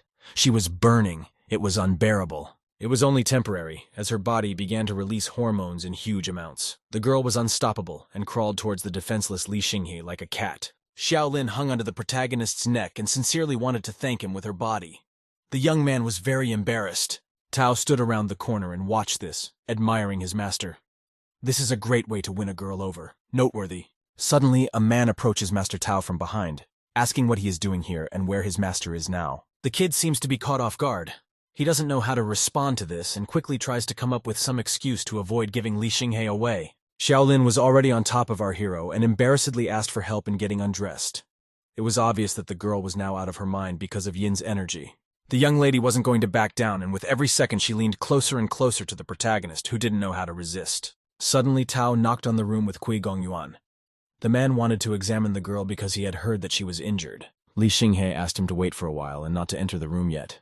It seems like the kid is up to something. A moment later, the girl was already lying in bed, bound with ropes. The guys who entered the room didn't understand what was happening to her. The guy awkwardly scratched the back of his head, admitting that he had used too much of his chi energy to neutralize, which was why he got this result. Our hero neutralized all of Yin's energy in a very short period of time. His strength seems to be as strong as even Wu Hai's. The man assured the boys that there was no problem, for he had a pill that could help the unfortunate girl. The kid thanked the man, but the man said it was his responsibility, as the meeting was completely organized by him. After a moment, the man walks over to the sleeping girl and pushes this magic pill into her mouth. She should feel better now. When the girl woke up, she immediately thought that she had done something wrong while she was out of it. But Li Xinghe calmed her down, telling her that it was all a bad dream. Xiaolin smiled softly and sincerely thanked the protagonist for caring. She would always remember his kindness. Soon, the worldwide exchange meeting of the Taoist Association began. Taoism makes people and calm like a water surface. Moments later, a hero enters the room. Tao introduces the boy as his true and great master. The elderly man called Li Xinghe profiles and teased that Shi Tao was so influenced by that battle from a few years ago. The same stranger who had previously harmed the girl wouldn't have come here if he knew such trash would gather here. Tao, upon hearing these words from the scoundrel, becomes furious, for he had already been taught a lesson once, but it seems it wasn't enough. The always bossy man is very surprised when he realizes that he hadn't noticed such a sharp and straightforward person before. Suddenly, an elderly and gray-haired man shouted loudly to the entire room, ordering everyone present to calm down. He rose from his throne and walked to the edge of the stage, announcing the rules of their upcoming meeting. Everyone listened attentively. For starters, they will be holding a Taoist cognizance. There, they will determine the winner of the first round. The second round is aimed at testing skills and there are no restrictions. You can use anything you like. Moments later, a gray-haired man announces the start of the first round and asks who intends to be the first to share their knowledge. One of the guys standing in the crowd is ready to start. The tops of Juyi's mountains are incredibly high. He couldn't temper his character there. A man accepts this guy as a candidate for the first round. He then asks who in the crowd is willing to fight this brave man. Tao Zongming raises his hand without any doubt or fear, volunteering to fight against that guy. He feels quite confident. An elderly man yells loudly at a guy. Apparently, he had not had enough of being ridiculed and embarrassed in public. But they misunderstood the blonde man. He didn't volunteer for the round. He explained that his master wanted to participate. Li Xinghe was shocked, for they didn't ask him anything. Li Xinghe started to grumble at Tao Zongming, but the latter encouraged the master. You just have to tell them something that will make their jaws drop. The gray-haired man laughed wryly, but still clapped, then invited the protagonist to join him on stage. And so, after a couple of moments, our hero is already standing confidently on the stage in front of his opponent. He is thinking about what he should tell, but he still does not claim the first place. His opponent is pretty cocky and thinks Li Xinghe is very stupid, so he underestimates him. This is a great chance to win the tournament and make some money. Our hero's Pronik asks if he knows how many worlds there are. He is serious and ready to go to victory. Everyone in the crowd began to whisper, saying that it was too easy a question. Everyone has known for a long time that there are 3 worlds. Everyone knows that. Only an elderly man thinks about it and realizes that this issue is not as simple as it seems at first glance. This cocky guy walks up to Li Xinghe and pokes his finger at his chest, expecting an answer to his question. Our protagonist calmly replies that he doesn't know the answer to the question. He doesn't seem to be the least bit upset by this, nor does he seem to be embarrassed. The whole crowd starts condemning the kid and insulting him, saying he doesn't even know the basics, and it's a huge shame. Tao is getting a little nervous, as he assumes that his master's knowledge may be even worse than his own. The protagonist turns to the crowd and tells them not to get lost, because they can't know the exact answer to that question either. The elderly man watching this sitting in a chair only fueled his interest. The only thing they don't know is that there are other measures. This knowledge is inherited from their ancestors. But their ancestors were not true Taoists. Thousands of Taoists tell about the same thing, but have not personally verified anything. At the end of his fiery speech, Li Xinghe calmly adds that he has not studied the measure, so he cannot give a correct answer to the question. In fact, neither can everyone here. Everyone in the audience begins to whisper and concludes that this sounds pretty logical. The men realize that they really can't know the exact answer and praise our hero as a true sage. Tao confirms these words. His master gave a worthy reply. It was not for nothing that the boy had become his disciple after all. Our hero's opponent was immediately outraged, saying that the guy was talking complete nonsense, and his answer would not count for anything. But always Vlas the man reasoned with the guys, saying that the answer doesn't have to be standard because this is the Tao and things happen here. Moments later, the older man yells that they will count this round as a draw. The exchange of knowledge is over. Moving on to round 2. The same mysterious stranger in the hat is standing off to the side of everyone and watching the guy on stage. The man takes a puff and smiles slyly. Finally, he does acknowledge the fact that Li Xinghe is indeed very interesting. The essence of this task was that the participants had to lift some object into the air using any skills. Item options were ruler, peachwood dagger, peachwood sword, long curved sword, grinding disc, water barrel, disc, oven, large oven. Tao remembers the last time that old man managed to lift an entire furnace. He tells Master Li about it. The only way out is to choose one of the stoves. But over the years, no one has been able to do that. After announcing the conditions of the competition, the man asked if there were any volunteers first. Everyone in the hall listened attentively. It didn't take long for the volunteer to show up. Gao Shan decided to take the stage again. The protagonist noticed that it was the guy he fought last round. What an upstart he is after all. A moment later, the kid was already on the stage. He gathered all his strength into a fist and concentrated, trying to raise the dagger. The young man tensed all his muscles and was as focused as possible. The dagger began to move. Gao Shan was very tense, but as soon as the dagger started moving, a smile immediately appeared on the guy's face. But suddenly, the dagger collapsed on the floor.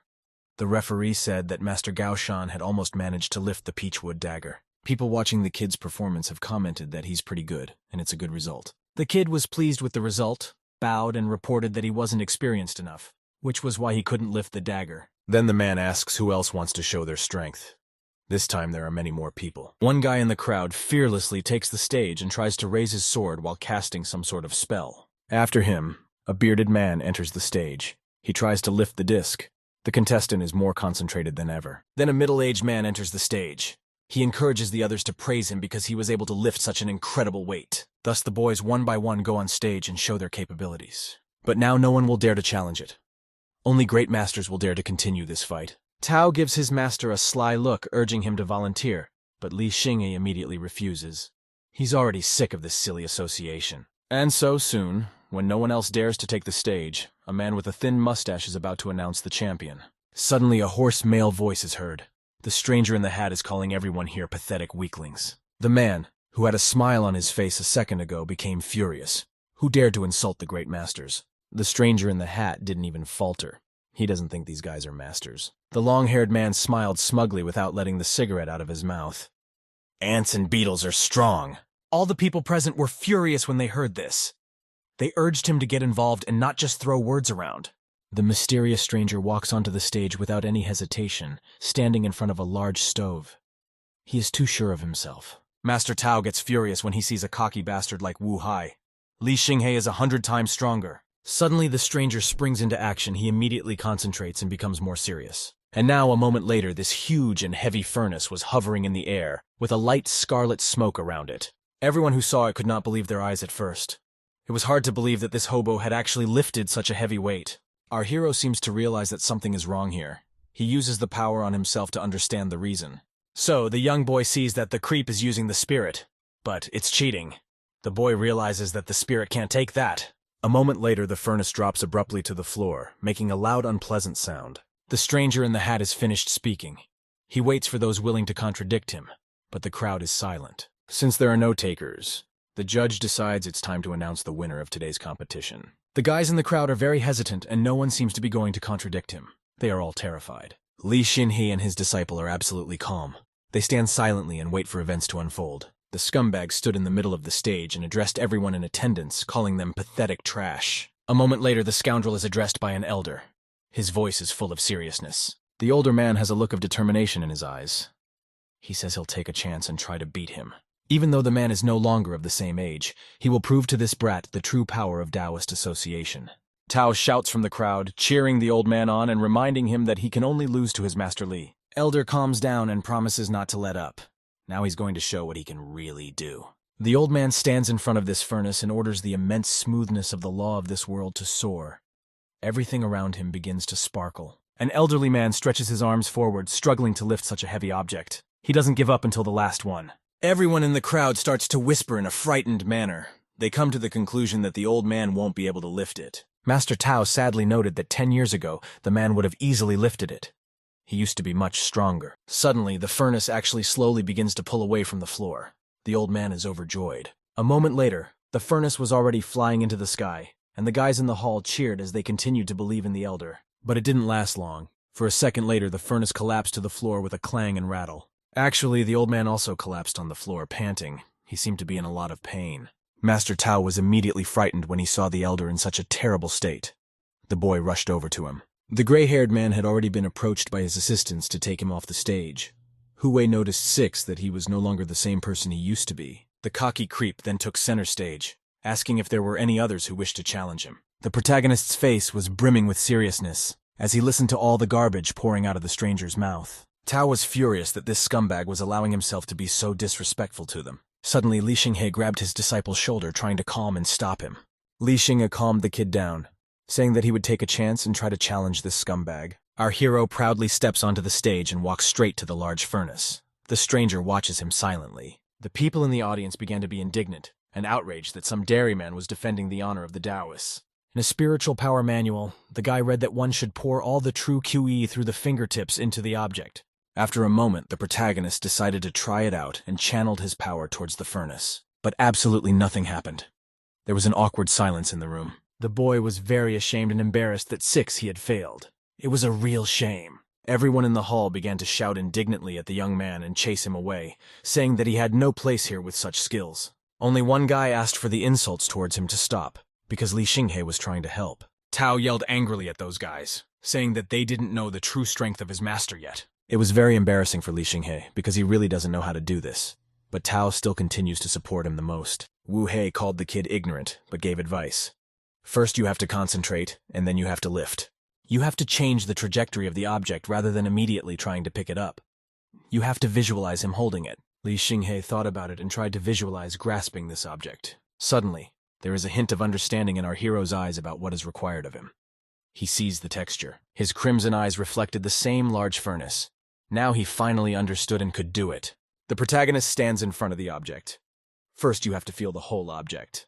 The kid puts all his strength into this action. He screams from the strain, but he's not going to back down. And now, just a moment later, the very furnace that was on the floor a second ago is floating in the air. The self-confident scumbag, upon seeing this, went into complete horror and shock. His eyes are wide open. Tao has always had faith in his master. He shows a thumbs up and encourages his master. Everyone was discussing it animatedly, assuming that this kid was the hope of the future generation. Meanwhile, Li Xinghe was dying from exertion, for this thing was indeed very heavy. The cocky stranger admitted that he had underestimated our hero. The boy trembled with tension. Soon, the hat-wearing stranger turned around and was about to leave, adding lastly that he would remember Li Xinghe. A marvelous mountain landscape opens up before us. The sun tenderly touches the mountain tops and plays with the foliage. Black informs Excellency about the mortal who interrupted them last time. His name is Li Xinghe, and he hasn't even reached the rebirth stage. White shyly adds about the offender's incredible appearance. A man wonders how a mere mortal can have the pill of rebirth. They have no answer to that question. The man tells the ghost to forget about the situation and leave everything to him. He wants to meet Li Xinghe in person. Meanwhile, Li Xinghe was already sitting on the throne on the stage, and everyone present congratulated him on his victory. The old man knelt down in front of the guy. He thanked him for restoring the prestige of their association. The blond man becomes furious and informs him that he will not give up his master to Zhang Wu Wei for anything in the world. He clung to Li Xinghe's leg, unwilling to let him go. The boy tried to push him away, but to no avail. Suddenly, a phone call distracted our hero from the bustle that was all around him. Wan Chu's icon popped up on the screen. The guy was slightly surprised at this sudden call. Li Xinghe answered the call with a smile on his face, assuming that the girl just missed him. It was bullshit. She'd called to ask him to join the company because there was some urgent business for the guy. Hearing the tone of her voice, Li Xinghe came to the conclusion that the girl didn't seem to be very cheerful. The young man took off from his seat and had already arrived at the right building. The streets were deserted and quiet. Our hero walks proudly into the room. He is very happy that the girl finally deigned to contact him. At first, the girl doesn't even pay attention to Li Xinghe. She is sitting on the floor and sorting out some papers. She skeptically asks where the guy lost his rich girlfriend and why he came without her. The protagonist awkwardly scratches the back of his head, realizing that the girl is still angry about that situation with Tang Xiaoxi. The young man chuckles and explains to Wan Chu that she got it wrong, and he and Tang Xiaoxi are not in that kind of relationship. The girl grumbles and won't listen.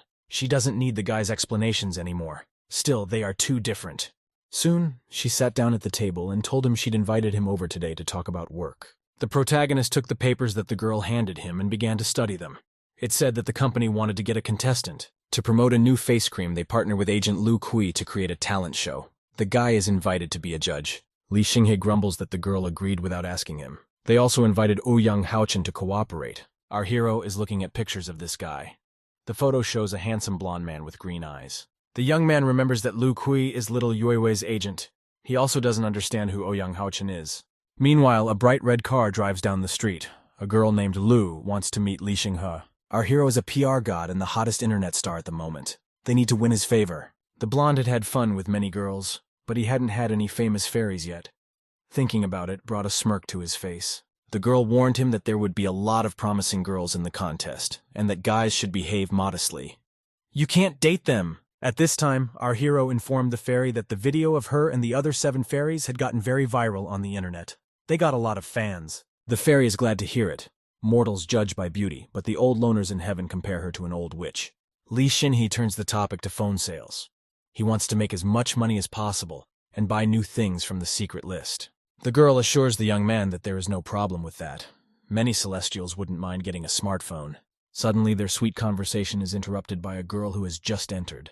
She is looking for the god of the river. The protagonist informs her that she has already found him and wonders who she is. The girl confidently enters the office. Her name is Lu Kui, and she is the scheduler for the show that man is talented. She needs to talk to the guy alone. Lu Kui wants the flower fairy and the rest of the 7 fairies to transfer to her. She immediately puts a piece of paper on the table with a sum of money written on it. The protagonist is shocked when he sees this amount of money. It's a blank check, and it's real too. With her abilities, she would definitely be able to grow the best inflorescences out of fairies within a year. In that case, the guy will also gain fame. As tempting as it sounds, our hero flatly refuses and immediately tears the check in two. Lu Kui obviously didn't expect to hear a rejection so categorical. The guy's throwing away the papers. The fairies said they would never work for others, no matter how much money they were offered. He asked not to bother them again. But the girl is not going to back down. She asks how much money he needs, but the guy is still adamant. After saying that, Lu Kui gives up. Since the PR god is so unwavering, she won't waste time and push on. Then she gave him a list of contestants. The ones circled were the newcomers she planned to contract with. Li Xinghe is looking at the pictures as he suddenly bumps into a girl named Lin Jing. Lu Kui had forced little Yue to almost sell herself, and he dreaded to imagine what she would do to Lin Jing if she signed the contract. The boy turned gloomy. He was determined to dissuade the unfortunate girl at any cost. On one of the city's high-rise buildings is a screen showing the very handsome blonde man. At this time, he stands in front of the mirror, tidying up his appearance. He puts on the finishing touches, adjusting his tie. As expected, there's not a woman in the world who can turn down the stunning beauty of Ouyang Haochen. Suddenly, the guy's narcissism is disturbed by a loud knock on the door. Someone at the door is concerned, calling out to him. When the guy opens the door, he sees Lin Jing on the doorstep. She is very embarrassed and he invites her in. He smiles wickedly. As expected, no woman can resist his beauty. He's too narcissistic. A guy reads her profile. The girl has no experience in acting and he wants to train her individually. The girl isn't quite sure what that means or how exactly he's going to train her. A blush is visible on her cheeks. Ouyang pins her down. They say he wants to take the girl through an emotional scene from the movie World of Forms. Lin Jing thinks it's too much to practice. But if she wants to become a star, she has to go through it. The guy is getting closer and closer to the girl's lips with each passing second, but she's screaming so much that she doesn't want to, and that she's not ready for that yet. Suddenly a knock on the door interrupts the bastard's evil intentions. A delivery man stands in the hallway with a box. The guy is angry that someone dared to interrupt them and replies that he is busy. The girl is frightened and remains silent. The courier informs him that the lady asked him to deliver something. Hearing this, the boy heads for the door. Ouyang is greatly surprised that this delivery is made so late, but the courier tells him to open and look. The scumbag blonde seemed interested, and he opened the box with curiosity. The young man was horrified when a ghost jumped out of the box and showed him the middle finger. He was scared out of his wits. The boy collapsed to the floor in fright, dropping the box. The ghost began to fly around the poor man and frighten him even more. The blonde man was crawling on the floor, helplessly grasping with his hands. He begged to be let out and rescued, but no one listened. The girl lifted the box curiously and looked inside. There was nothing in the box, and she did not understand the reason for his fright. Li Xinghe throws off his messenger clothes and informs him that he too would like to learn acting from Ouyang. Of course, that was sarcasm. The ghost's eyes sparkle with mischief. The blonde man helplessly begins to beg for mercy and wants to be let go. Our hero doesn't honor the request, but instead makes a fist at Zam. He is now very angry with the scoundrel, and here, just a moment later, our hero's heavy fist crashes into the face of the scoundrel. The bastard spits out blood from the blow.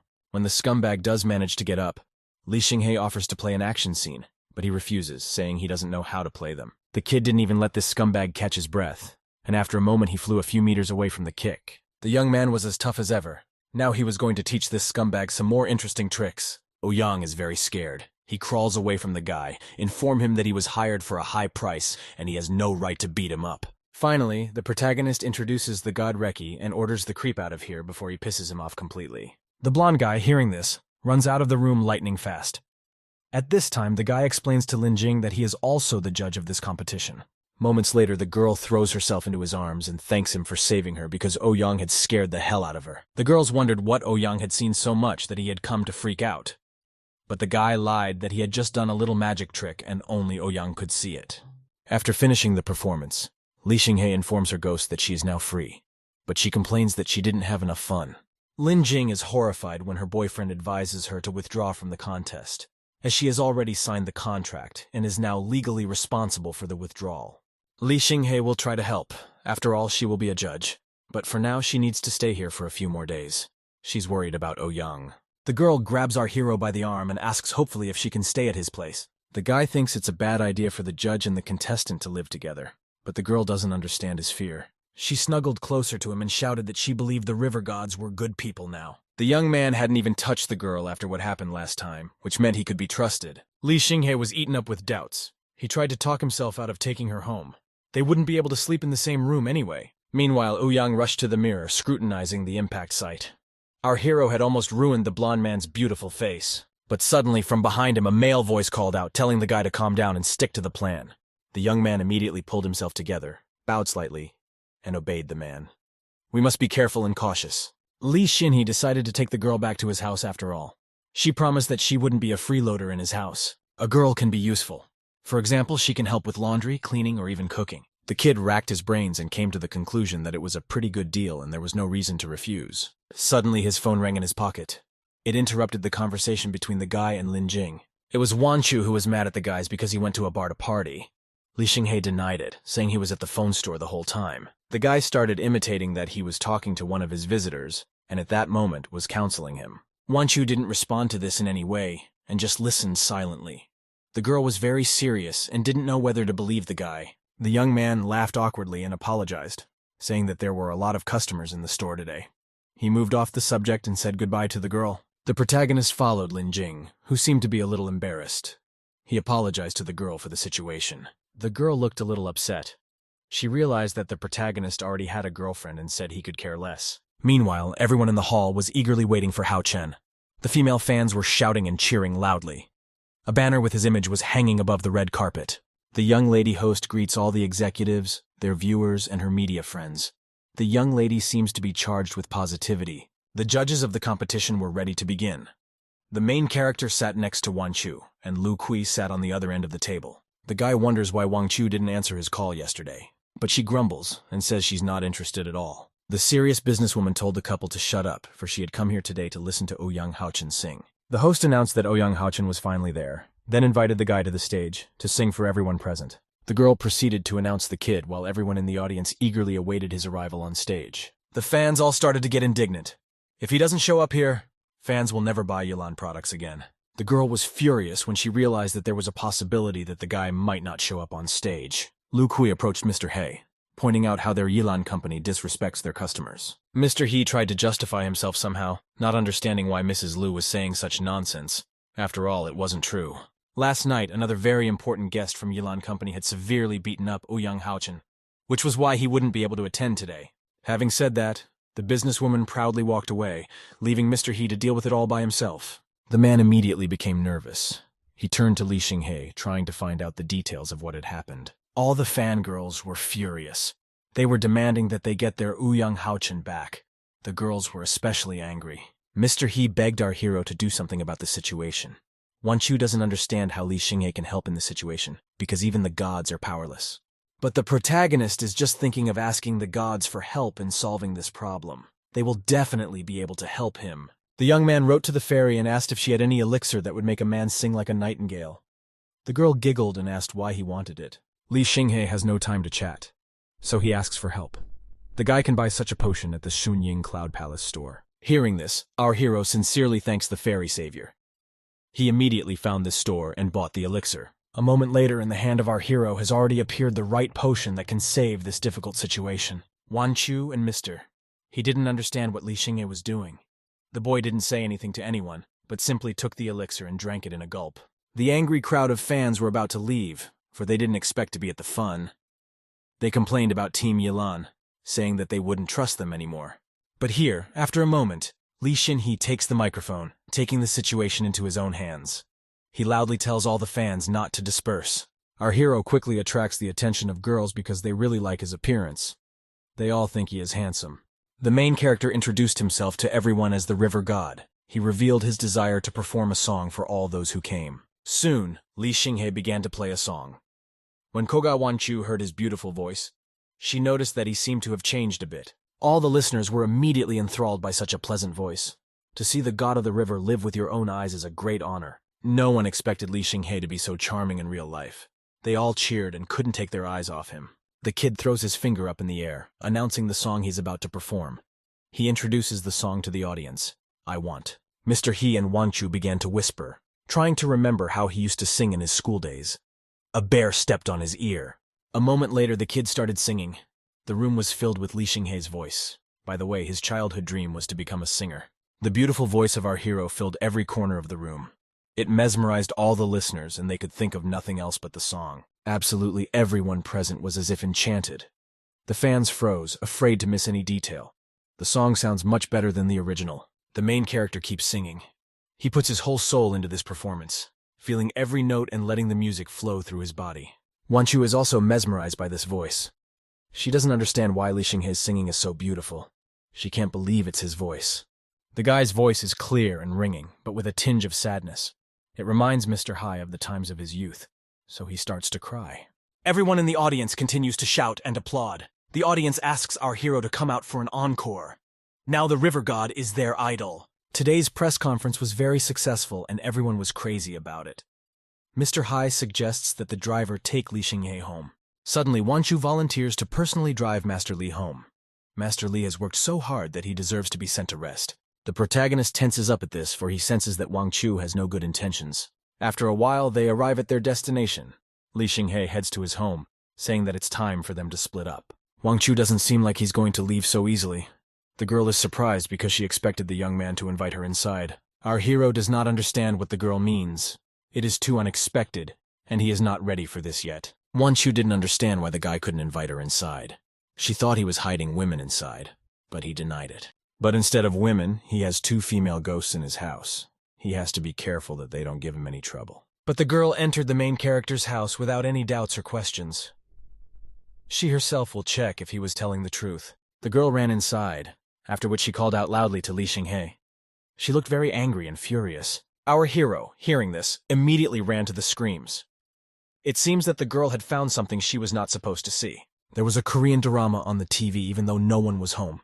Usually women and girls like this kind of series. Turns out it was the ghosts who were watching this drama. Those rascals were secretly watching TV and sobbing at this dramatic series. Wanchu turned around with her head proudly raised and headed towards the exit. It looked like she had underestimated Li Xinghe.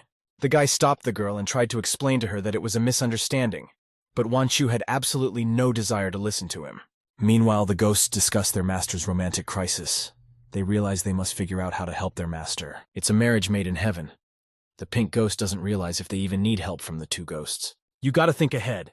If a guy gets his heart broken, he's going to go off on the ghosts. If the guy does well, he might give the ghosts a few days off. The ghosts decide to take action rather than sit idly by. They are determined to make a difference. At this time, Li Xinghe is already sending Wanchu home and wishing her good luck. The ghosts are shocked that this fool is letting the girl go home so easily. The ghosts were anxiously watching the guys, who were very awkward with each other. They were very nervous about their relationship. The girl then turns around and asks angrily if our hero is going to stop her, but he doesn't understand. The ghost girls are totally shocked that their host doesn't take the hint. In fact, the girl doesn't want to leave. Then, a plucky ghost girl decides to help our hero get closer to the girl. She points her long tongue in their direction. Ghost grabs Wanchu with her long tongue.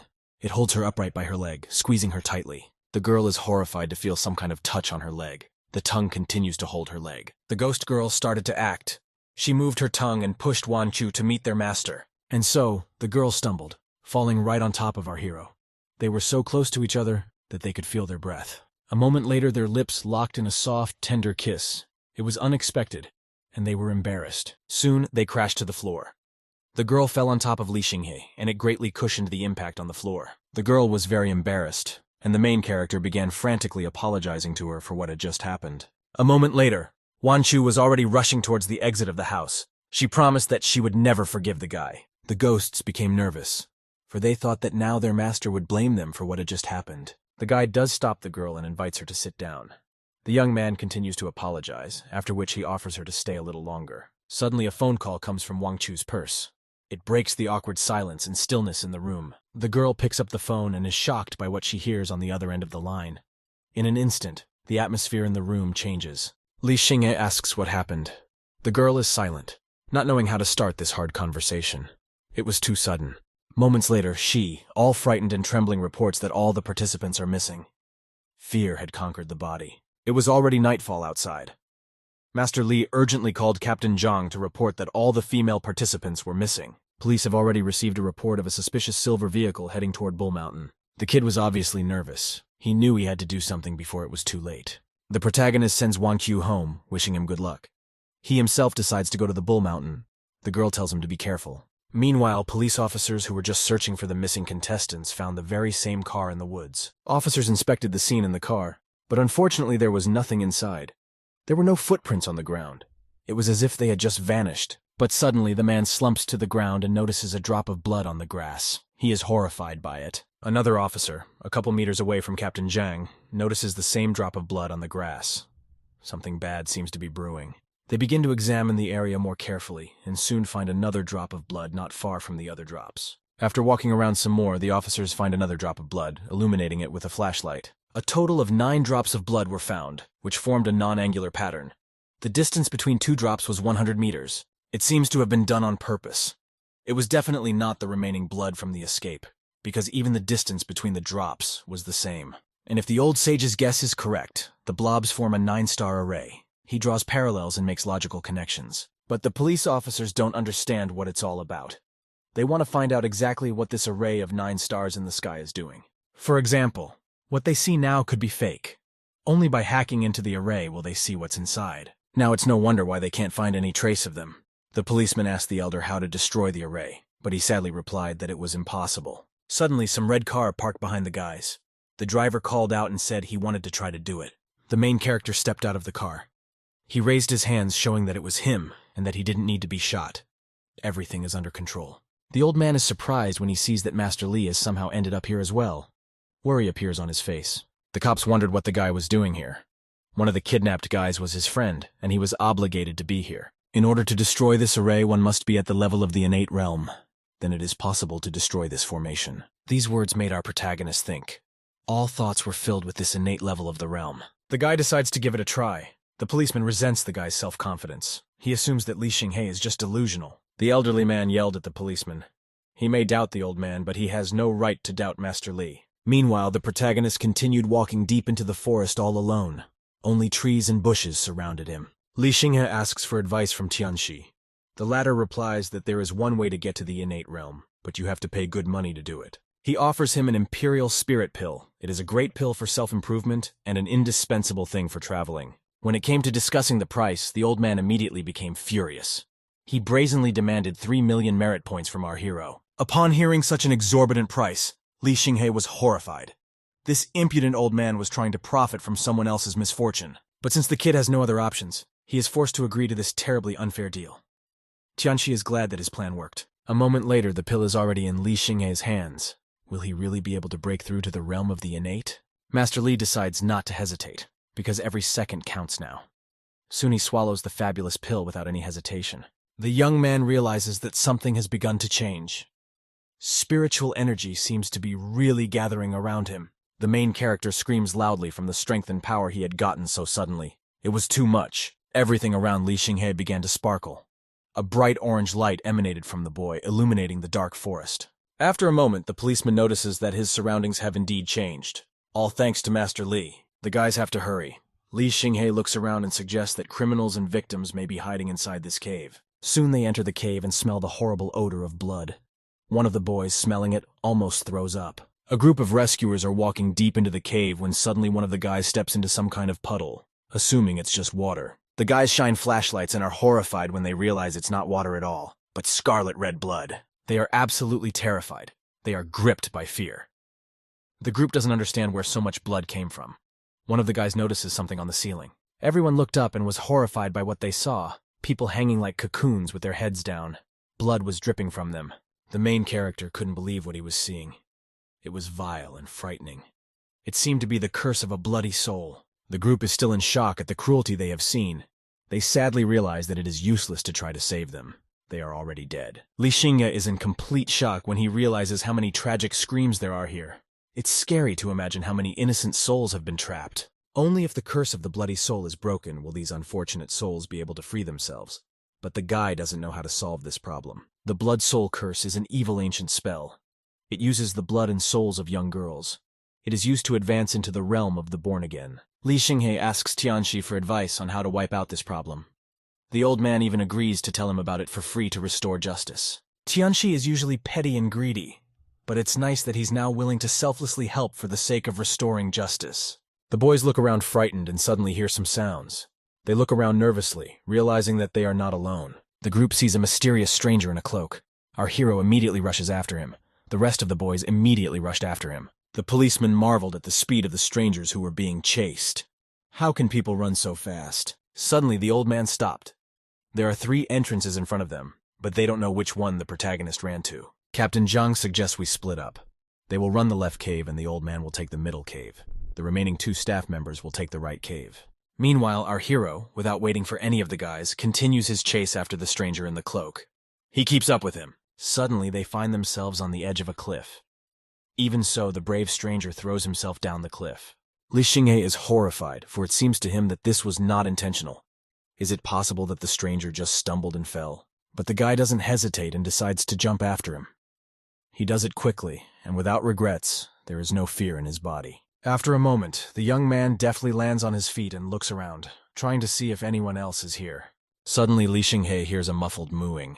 He turns around and sees the bound girls behind him. Guy passes his eyes over each of the bound captive girls and realizes that Lin Jing is not among them. Li Xinghe quickly approaches the unfortunate ones and wants to help, but the girls are mooing loudly and seem to be trying to tell him something. The girl's eyes instantly filled with tears, but the protagonist doesn't realize what the problem is. The stranger from behind takes a swing with a shovel. Finally, our hero senses that something is not right here. The scumbag was about to strike. It was a couple seconds away from hitting him. Li Xinghe turns around at just the right moment and sees that the shovel has almost touched his head. The young man deftly dodges, and a moment later, the shovel hits the spot where Li Xinghe had just been. Our hero immediately reacted and struck with his foot, breaking the shovel into 2 pieces. Now the stranger is unarmed. But this scumbag isn't about to give up. A second later, he picks up a huge boulder and brings it over the boy, preparing to strike. The girls are screaming and crying. They are very scared because Li Xinghe is their only hope for salvation. Hot tears run down their cheeks. The scumbag throws a rock at Li Xinghe, but the latter manages to break the heavy boulder into small pieces. The stranger was completely shocked that an ordinary guy managed to survive such an attack, and even break such a huge boulder with his hand. While this scoundrel was coming to his senses, our hero decided to act. He quickly rushed toward the villain to strike a blow. The kid bursts into bright flames, but it doesn't hurt him at all. Is this really the power of the innate realm? With the help of his power, Li Xinghe frees the girls. The ropes that bound them fall from their hands. Now they are free. Now the protagonist returns to this badass. He immediately tears off his mask to find out who is hiding under it. Li Xinghe was dumbfounded when he saw a painfully familiar face underneath the mask. It was none other than Ouyang Haochen. The frightened blonde immediately threw himself at Li Xinghe's feet and started begging for mercy. He didn't want to die. Our hero didn't understand why Ouyang did this. A goal ago, Ouyang noticed that he was getting older. Considering the guy is an idol who makes a living off of appearances, he couldn't accept it. The doctors could not help him, so he met a man named Young Lord. He offered him a spell that could give him eternal youth. The effects of this spell were immediately visible. His skin was firm, and on top of that, he looked much better. The price for such a pathetic goal was the lives of the girls. Ouyang's excuse was that he didn't know about it, and the girls themselves were foolish to follow him. The protagonist was furious at the pettiness of this scoundrel. He grabbed him by the collar and tried to find out who the young lord was, but he didn't know. Li Xinghe then started to find out if there were any other kidnapped girls here. The guy was really pissed off. The blonde man worriedly replied that the other girls were locked up in base number 2, which was next door to this one. The kid tied up the bastard and left him for the angry girls to torture. They can do whatever they want to him. Meanwhile, the old man went to the cave that was located in the center. He deftly landed on his feet after a jump. Suddenly, a very familiar voice was heard behind him, praising him, saying that he had done well. The elderly man came in shock when he saw Wu Hai in front of him. The same bastard who humiliated the Taoists. This is all the work of Wu Hai. He is the strongest cultivator of the celestial realm and no one can stop him. But even if the old man cannot stop the scoundrel, then at least try, because he cannot just sit idly by. Moments later, the thug decides to start a fight. The man rushed towards the old man, preparing to strike. The man is very fast.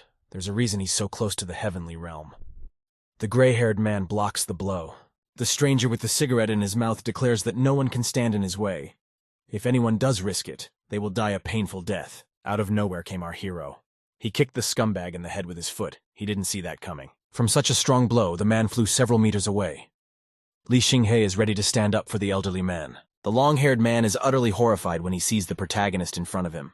The last thing he expected was to see him here. A guy had heard rumors that the strongest person of the lower level of the heaven realm was here, and he had personally come to verify it. When Wu Hai took the punch from Li Xinghe, he realized that he was stronger than him.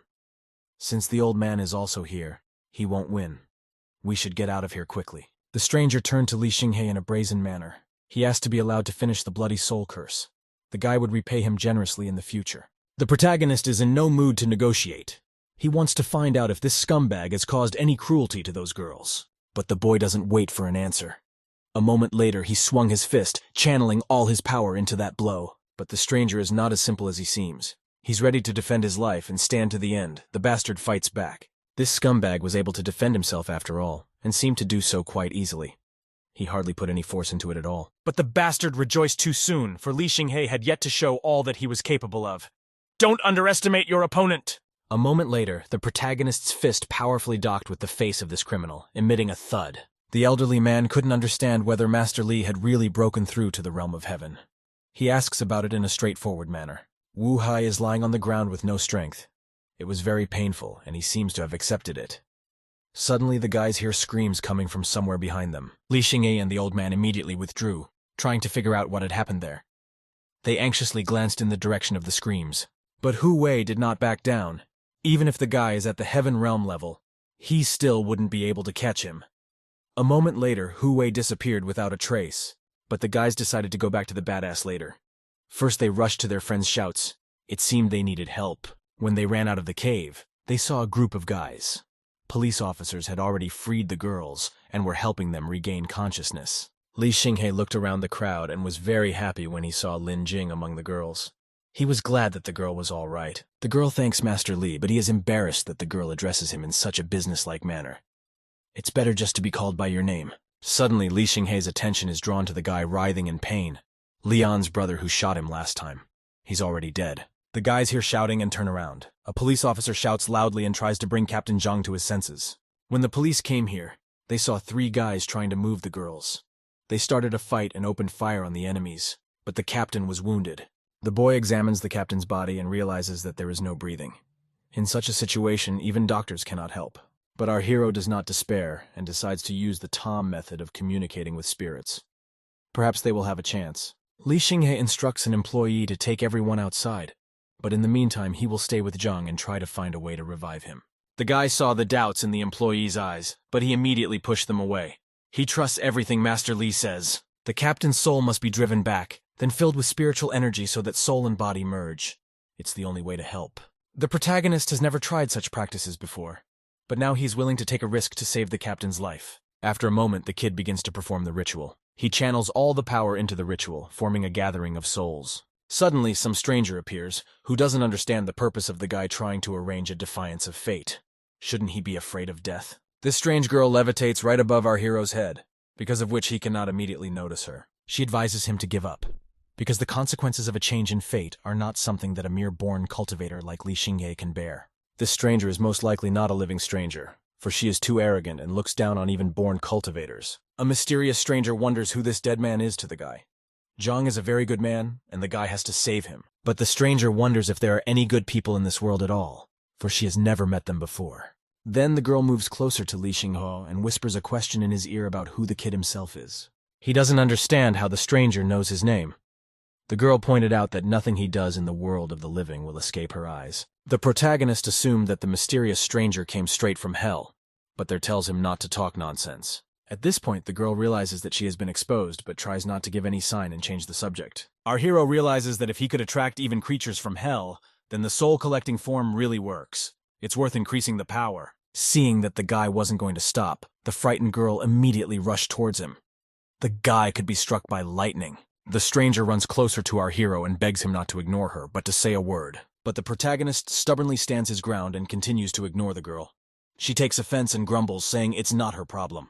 But then, all of a sudden, the place where Li Xinghe was conducting the ritual is hit by a loud explosion. The girl is startled by the noise. The protagonist is getting sick. He spits out some incomprehensible mass, trying to cough and breathe air. A strange stranger immediately runs up to him and tries to give him some help while the guy can't come to his senses. Hearing the loud noises, the police officer came running straight at them, trying to find out what happened here. The captain, who a couple minutes ago was lying on the ground breathless, opens his eyes and starts talking to his employee. The kid informs the policeman that the captain is still very weak. He urgently needs to take him to the hospital. A girl flies after a guy and grumbles after him. He has changed a man's destiny, and for that she will send him to hell for judgment. But our hero asks to finish one more case, and after that, she can quietly take him to court. The girl grumpily agrees. They continue walking as suddenly and from underground they hear loud and soul-wrenching screams. Not an acquaintance comes to be horrified, for it seems that these frightening sounds are made by none other than ghosts. Li Xinghe is surprised that the girl is afraid of ghosts, even though she is from hell. She says she's tired of ghosts because she sees them every day, and she herself at this moment is wondering why all the ghosts speak in the voices of girls. It's really weird. It's not familiar to think that our hero is complicit in this and wants him executed, but the kid is just here to save the girls. Their souls are sealed here, making it impossible for them to be reborn from suffering. Their suffering will only end when they are dispelled. The guy used too much power and can't handle it alone, but the girl flatly refuses to help him for free. Since the stubborn girl is not going to help, the protagonist will do everything himself, but he asks the girl not to scream. After a moment, the protagonist focuses and prepares to solve this hard problem himself. He puts his hands in the air. The protagonist sits in lotus pose and gets down to business. He gathers purple energy around him. The girl is shocked at such superior abilities of the guy despite being only at the innate realm level. But a moment later, the boy spits out that unpleasant, strange mass again. He vomits again. Seeing how difficult it is for our hero and how exhausted he is, the girl volunteers to help him. And so, soon by joint efforts, the guys come to the result.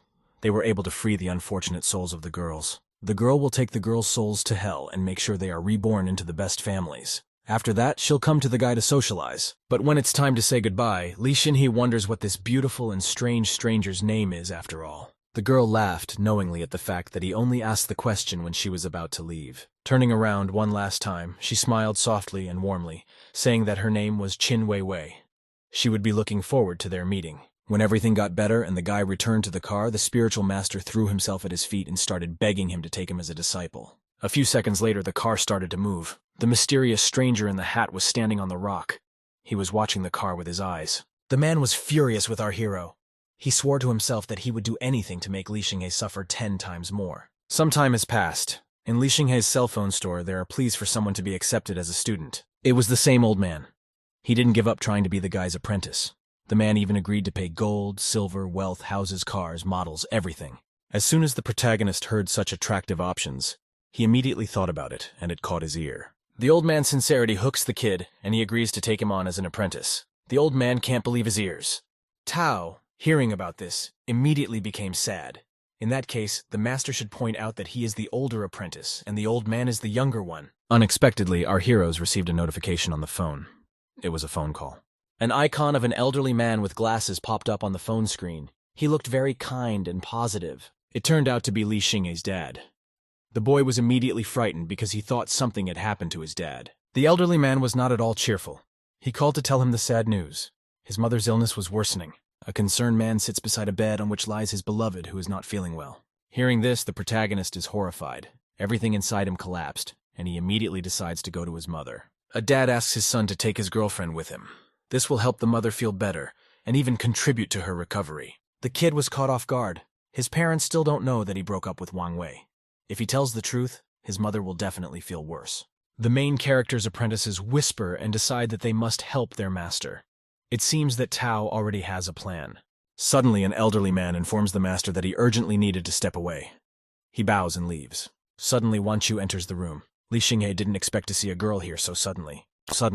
The boy hatches a plan. He wants to ask Wan Chu to pretend to be his girlfriend while he visits his parents. The girl is holding a bowl of apples in her hand. She has come to thank the guy on behalf of their company for what he has done for them. The girl then awkwardly admits her guilt over the misunderstandings they had over those female students. But after a moment, Wang Chu becomes a proud cat again and says the guy can count on no apology. Instead, Wang Chu says that she agrees to fulfill any request of our hero, but such an action is only valid for today. It seemed like the girl was trying to give the guy some sort of hint. When Li Xinghe heard this, he was happy because it was just in time for him. The young man immediately proposes to the girl to go home to his parents. When the girl hears this, she is very embarrassed because she thinks it is a confession. Wan Chu is very embarrassed by the guy's straightforwardness. Her cheeks blush brightly, and she replies that she agrees. Suddenly, a noise comes from the corridor. This immediately attracts the boys' attention, and they stare at it with interested glances. The room is full of girls. A maid, a secretary, a model, a student, a cosplayer. All a guy has to do is ask, and anyone will become his girlfriend. Satisfied students smile and boast that they spent a lot of time and effort on it. They hope to help their master. Hearing this, the girl becomes furious. The protagonist tries to somehow justify himself and soften the situation, but it seems to be too late. Tao, when he sees Miss Yu, immediately offers to help Li Xinghe with choosing a girl. He says this with a wide smile on his face. Infuriated, Wan Chu thought that today is the day when a guy picks his girlfriend. Through gritted teeth, she growled that she was willing to help him. But the older student immediately calms the girl down and informs her that Li Xinghe is only looking for a fake girl to comfort her parents. The guy starts to explain that his father wants him to bring a girl, but Li Xinghe didn't expect his students to bring so many girls. The protagonist confesses that he invited a girl to his house to pretend to be his other half. The guy awkwardly thanks her. Wan Chu, upon hearing this, clearly calms down and realizes that this is all something she made up for herself. After a moment, the girl turns around and heads proudly for the exit. Looks like she shouldn't have come today. The young man immediately ran after her. He ran out of the store and caught the girl just as she was getting into a cab. But the protagonist did not have time for literally a second. When he ran up and the car had already moved off and the girl drove away. Suddenly, Li Xinghe hears a painfully familiar voice behind his back. It was a cute girl in an orange dress. When the young man turned around, he realized that it was Lin Jing. This is a very unexpected encounter. He wondered what she was doing here. A girl runs up to our hero, and without any hesitation shyly asks him directly if he has a girlfriend. The girl admits that she came here to say goodbye to Li Xinghe, as she signed a contract with Lu Qi's company. The guy yells at her. She heard about it. The girl thought it over a long time ago. She doesn't want to be a simple maid, and if she becomes famous, she can be closer to Li Xinghe. After a moment, Ah abruptly turns around and walks away from the guy. Her face burns with embarrassment. The boy looks after her with sad eyes. He realizes that this activity could be the ruin of the unfortunate girl. A red car, familiar to us all, is driving down the Venin overpass. The driver is clearly in a hurry. Li Xinghe, who decided to go to his parents' house without his girlfriend. He's thinking about how he'll explain it to his family. He has the option of telling his parents that he chose wealth over a relationship, but that sounds dubious. Soon the protagonist pulls up to the right building. Only 6 months have passed, but everything in the neighborhood has changed a lot. A moment later, our hero enters his parents' house without hesitation or doubt. No one answers, and he thinks that no one is home. Suddenly, a rooster flies at Li Xinghe, followed by an angry apprentice master who tries to catch up with the animal. Suddenly, he crashes right into the kid and kisses him on the cheek. He just didn't notice his master.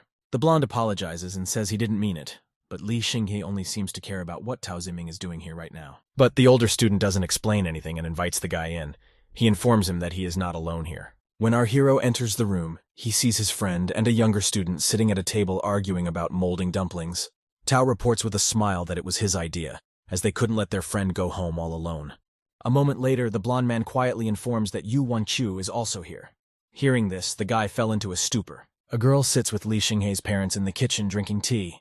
They ask her about everything they can think of. Mom asks with a sparkle in her eyes if the girl wants to live separately after marriage, or if she's okay with staying with her parents.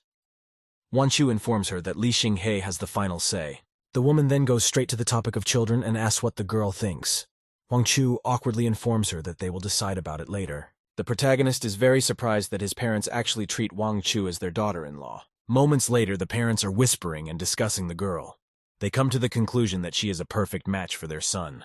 The parents are thinking about what date would be best to schedule their wedding, and the woman is summoned to look for a Taoist priest. But Tao and the historian inform them that there's no need to do that, because they're already here. The guys represent the best Huaxia Taoists. Parents wish their children a good and prosperous life, and children wish their parents sincere health and eternal life. Moments later, the old man thunders that the wedding had better be scheduled for May 5th. Tao supports and informs him that they will have a grandson or granddaughter early next year. The woman is very happy when she hears that they are destined to be together. But the girl suggests listening to Li Xinghei's opinion first. The protagonist is horrified that his parents are in fact so easily fooled. A married couple discuss that they need to prepare more money for the wedding. There is not much in savings, so they decide to sell the house. A woman volunteers to sell her jewelry. Their son has just started working and has not yet had time to earn much. Hearing that the parents still continued to care for their son brought out warm feelings. The young man could no longer deceive them. Suddenly, the protagonist bursts into the room, interrupting his parents' conversation. They are very happy to see him. Li Xinghei can't lie to his parents anymore, and is going to tell the whole truth about him and Wan Chu. The woman immediately became nervous, sensing something wrong. A grimace of worry immediately appeared on her face. In fact, the woman felt sick and collapsed on the floor. Everyone crowded around her and tried to revive her. A man reports that his loved one always passes out when he gets too anxious and blames himself. The old man asks our hero to move the woman into the bedroom. He wants to try to cure her. But moments later, a loud sound similar to the sound of an explosion was heard from the other room. Everyone was startled at once. Li Senchen asked the boys if they were thinking of moving.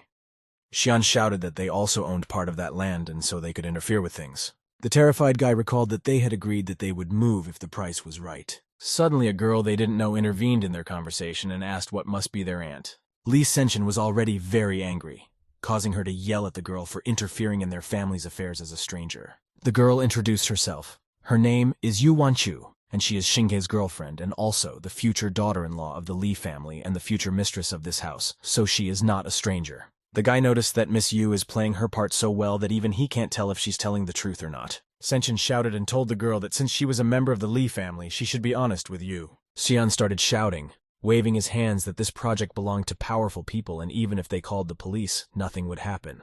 So he and his mother kept persuading to destroy the house after all. A large bucket swept over the boys' heads and crashed into the wall of the house, slowly destroying it. Xinghei found the revitalization pill. The mentor was pleased with such a find and replied that it was just fine. The mentor gave this pill to the mother of the protagonist. Thanks to this medicine, she can recover very soon. Suddenly, they heard a rumbling sound, which was caused by a stone falling into the room. Xinghei and his spiritual master looked up and saw that there was a hole in the ceiling from a hit rock. The young man left his mom for his mentor and headed outside. At this time, Yu Wanchu stood in front of the bucket that was pointing towards the house. She shouted for them to stop destroying it. But Senchen pushed the girl aside so she wouldn't spoil her plans. The guys were afraid for the girl that she might fall. Luckily, Xinghei approached Yu in time and lightly hugged her, thus protecting the girl. The guy then turned to his cousin to see if they were really going to demolish the house, to which the cousin replied that they were already doing it. Xinghei reminded his aunt that this place was very auspicious to the gods themselves, meaning that it couldn't be demolished, and also added that if they do the intended thing, they will be punished by heaven itself. But it was as if his aunt didn't hear him. She told him to stop throwing superstition around and called it nonsense. The young man discreetly sent a chat message asking which deity could help him summon wind, create thunder and flash lightning, for which he promised to give a new smartphone. Heavenly Lord Zhang replied that bribing the gods with just a smartphone was very ridiculous. Xinghei didn't understand why they were suddenly so serious. The deities in the chat room began to argue amongst themselves, Sun Wukong saying that even if he didn't care about the rules of the world, he too had his own values and purpose, to which he was answered with insults. Xinghei started receiving private messages from deities who were secretly offering to help him, and then he realized that they were all pretending, but in reality they couldn't resist the lure of a cell phone. Sun Wukong wrote that if he needed wind and rain, he could do it for him, to which Xinghei clarified that he kind of didn't know how to control the weather. The sage replied with a sly smile that he had his own methods. A smug smile appeared on Xinghei's face. Now he was counting on Sun Wukong. He didn't wait long for the deity's actions and immediately felt a huge gust of wind. Rocks and various things from the street started crashing into the glassed-in cab of the excavator. The terrified driver was shocked to see such a rapid change in the weather. Li Xingcheng's son Li was equally surprised and clarified to his mother whether Xinghei's words were not real, but the woman only grudgingly brushed aside his worries. She, with eyes blazing with anger, shouted to the excavator driver to demolish the house immediately. It seems the guy was more afraid of this woman than the bad weather, and obediently continued to do his job. As soon as he pointed the bucket toward the house again, he immediately felt lightning strike the backhoe. The guy ran out of the booth screaming that he wouldn't do it for any money. Shinshin heard that her son is asking her to leave because he has become afraid. But first she needs to find a new master to destroy her son's feng shui. They immediately took a quick step to leave this place as soon as possible. Xinghei only waved in their wake. The father looked at his son.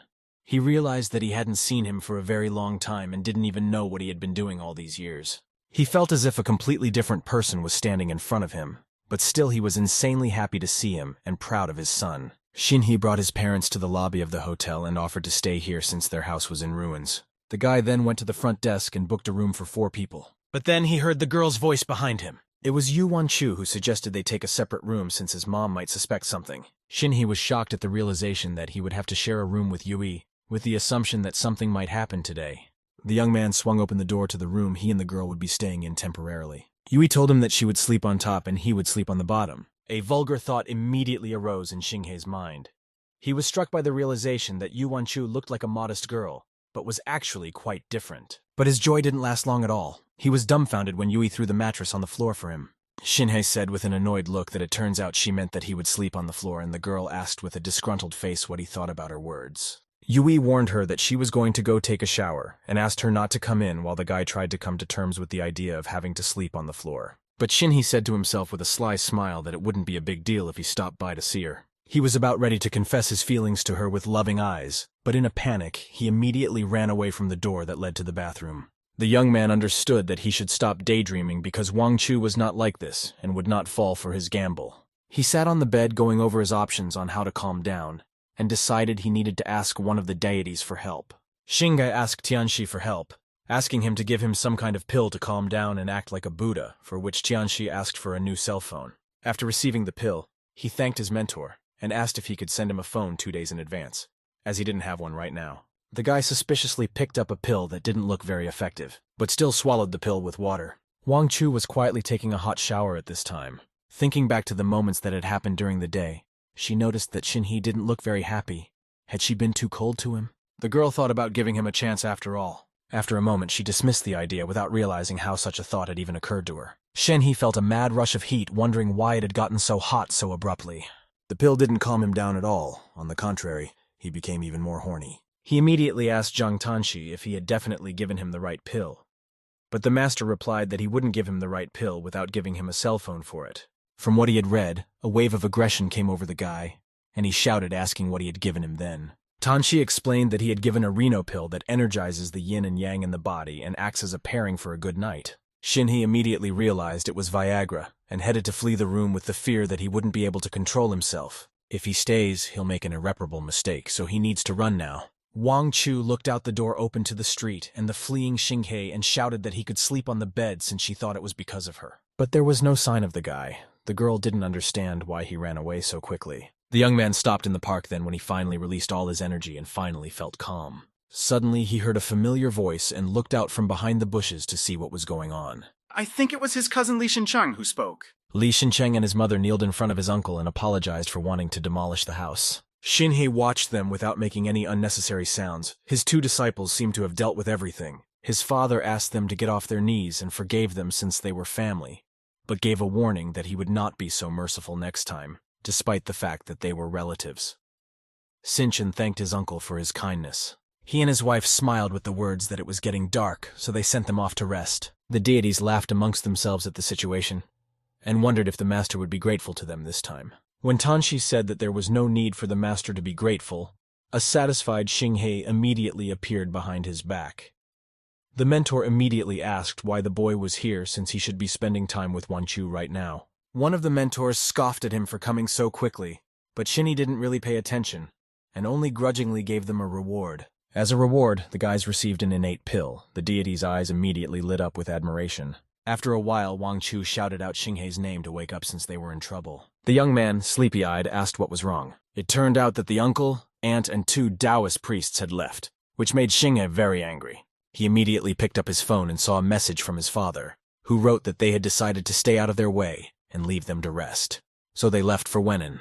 The boy said to himself with an awkward smile that his parents had been as attentive as ever. He called Tao Ziming and asked where he had taken his parents. A sly smile appeared on Jimin's face. He said that his parents were in Nanhu Manor. It was the most upscale residential neighborhood in the form of estates, and each one is worth 100 million. Xingye suggested that Wang Chu go back to Wenan and get her to work first, and then go get her parents. Xingye's parents didn't understand where he got so much money from, and said they wouldn't live in such an expensive place if he was doing something illegal. The young man reassured them that he had just hit the jackpot and didn't have time to tell them about it, so he decided to give them an expensive surprise. After that, he started cursing the deities because this mansion was incredibly expensive. But the guy said that it was just an estate that was sold to them by an acquaintance for half the price. And since the pill that Shinhei had given them was priceless, they decided to do so. Shinhei looked at the mansion with thoughts that his parents had worked very hard for a long time, so it was time to make them happy, especially since he was going to pay them back. He left his parents here, and he was going to go to the store. The young man arrived at the mobile store. When he stepped inside, he immediately sensed something unpleasant. The aura in this place seemed very strange to him. There he found a girl hanging in the air, bound in chains, wondering who could have done this. Just then, he heard a woman's voice, who was sitting with a wide smile on her face, already waiting for the guy to come. She was examining his cell phone that she took from the table and praised him a lot. Shinhei asked why she was here. The girl replied that she had already sent those souls to hell and was now coming for the guy. The next moment, her gaze filled with rage at the fact that Shinhei had hidden 2 ghosts in her store, something she definitely hadn't expected. He immediately started to justify that he let the 2 souls stay out of pity. But the girl didn't care about his words, and still continued to stand on taking them to hell with him.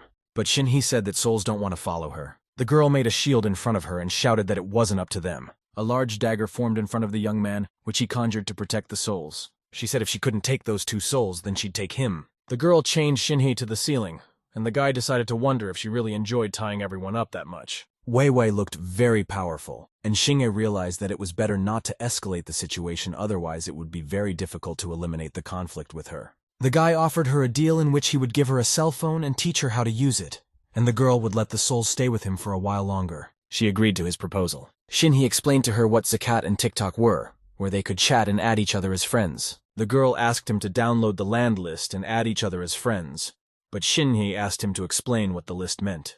It turned out to be an app widely used in hell where you can socialize, complete tasks, and get rewarded with points, and buy merchandise. The description of this app seemed very similar to the Celestial List app to Shinhei. The girl asked how he knew about the Celestial List, and Shinhei explained that once his cell phone was struck by lightning, after which a stranger called himself the God of Thunder, and that's how he found out about it. The girl seriously considered the fact that the passageway between the world of deities and humans had already been destroyed. But why did Leigong reappear in the mortal world? She smiled sweetly and said goodbye to Shinhei, taking his gift with her. A young man sat down on a chair in his store to rest, as suddenly he received a message on his phone. To the lad's surprise, he was contacted by a great sage. He said he had a good suggestion. Shinhei waited impatiently for an explanation. The sage said he had bought himself a textbook on one technique and offered to sell it to Shinhei for a cheap price. The protagonist immediately got excited and agreed since he needs new techniques to increase his strength. Sage also praised the phone that Shinhei had given him last time and asked for a few more for gifts for his friends. The young man realized that the wise man was the one who treasured the friendship and promised to send the phones soon. As suddenly waves of blue color formed around Shinhei, a book appeared in front of him with the inscription Skywalker.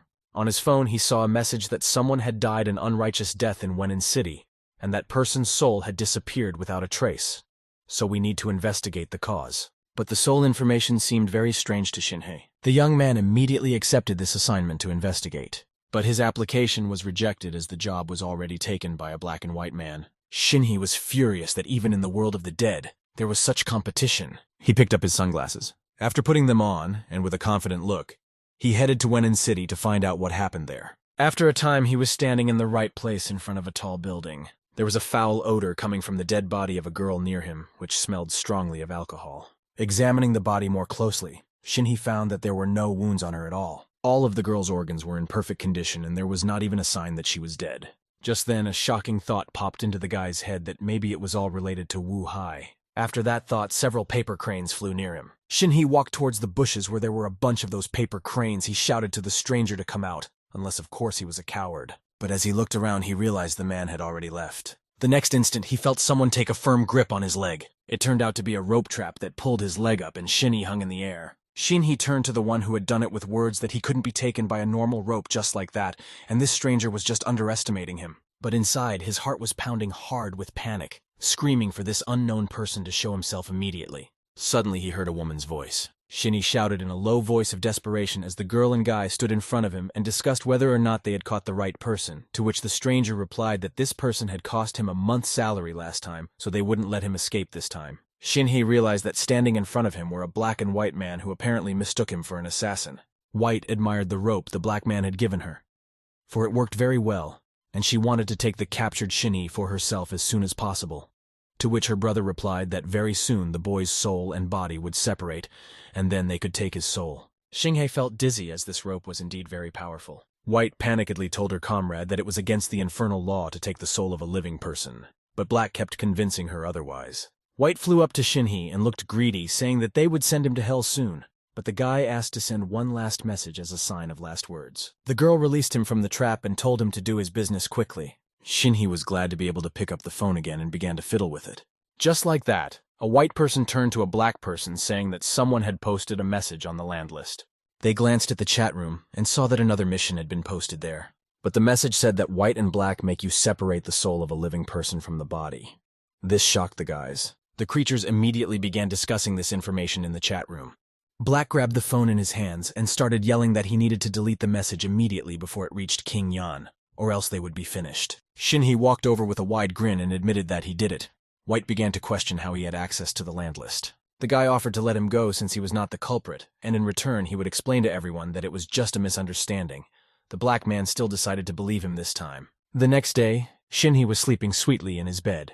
He heard the phone ring through his sleep. The young man opened his eyes abruptly. He realized that he'd slept through the first half of the day, and after all, he had promised his parents that he would bring Wan-Q for lunch. Glancing at the phone screen, he saw the messages from Qin Weiwei.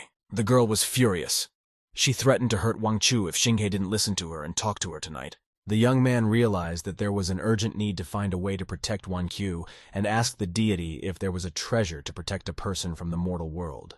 Deity gave him a protective hairpin for his girlfriend. Thanks to it, none of the creatures would get near her. The guy thanked sincerely and promised to give additional commissions. At this time, Wang-Chu was at the inn with Xinghei's parents. His mom approached the girl and told her that if her son was going to treat her badly, for her to tell them right away. Wan-Chu replied in a modest voice that on the contrary, he treats her very well and even gave her a gift today. Her mother was happy for her and offered to eat a piece of grilled rabbit, which is Xinghei's favorite dish.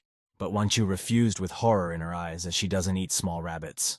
The young man offered her to put out the rabbit, which would add to its appetizing appearance. But the girl in tears refused any offer as she felt very sorry for the animals. As they ate dinner as a family, they felt a sudden rush of cold. Xinghei's mom asked her husband to turn off the air conditioner with claims of why he turned it on to such power. But he replied that he didn't even turn it on. Xinghei immediately realized that the sharp coldness meant that Qin Weiwei had appeared. Wan-Chu asked Xinghei why it had gotten so cold, but she didn't even realize that Weiwei was standing behind her. The guy was angry with Weiwei and told her to leave the girl alone, then offered to talk later at the cell phone store. But Weiwei was taking revenge on him for ignoring her since he wanted to go on a date with Wan-Chu. Weiwei was already ready to take the hairpin from Wan-Chu's hair, but suddenly it bounced off the girl because of a functioning hairpin that warded off evil things. She made an offended face, wished without sincerity a pleasant appetite, and flew away. All the dishes on the table became cold in an instant, and the relatives did not understand why everything got cold so quickly. Wan-Chu started heating up the food. Xinghei was angry at Qin Weiwei and was determined to show her who was boss. After dinner, the protagonist arrived at his cell phone store. Wavy was already there waiting for him and was aggressively clicking something on her phone. Shinhei asked if she knew why he had come to her. The girl waited impatiently for his answer. Suddenly, the guy directed his magic power at her with a shout that he was wondering if he should kill her. Weiwei felt a powerful spirit energy directed in her direction in an attempt to restrain herself. Shinhei continued to mercilessly release energy on her. The girl was restrained by the rope. Tears came to her eyes, and she began to beg to be released. When Shinhei calmed his emotions and let her go, Weiwei fell to her knees. He asked why she was looking for him. Weiwei asked him to tell her the truth, whether he had anything to do with the girl whose soul had vanished without a trace. Weiwei said that white and black denounce him to hell, and soon the reapers will be sent for him, which means his life will most likely end there. Shinhei was furious at being suspected, as one should investigate first before blaming someone for crimes. The girl said she has already tried to convey his innocence to hell, but no one wants to listen to her. Shinhei didn't know what to do. He's done almost nothing in his whole life. He hasn't married or had children. He's only recently made some money, and they want to go on a killing spree on an innocent. Wei Wei made a strange sound, and immediately started laughing at the top of her voice. She actually made a joke about his death, making sure he was afraid of it after all. But Shinhee didn't approve of her joke, only getting angry. The girl headed for the exit with the words that she would investigate the matter with him later. Shinhee looked after her, still remembering her wicked joke. Suddenly a phone call from Tian Xiaoxi caught his attention. She invited him to a jewelry show her grandfather would be hosting, but the guy declined due to an emergency at his store. After refusing to go to a jewelry show, he abruptly hung up on her, which made the girl insanely angry.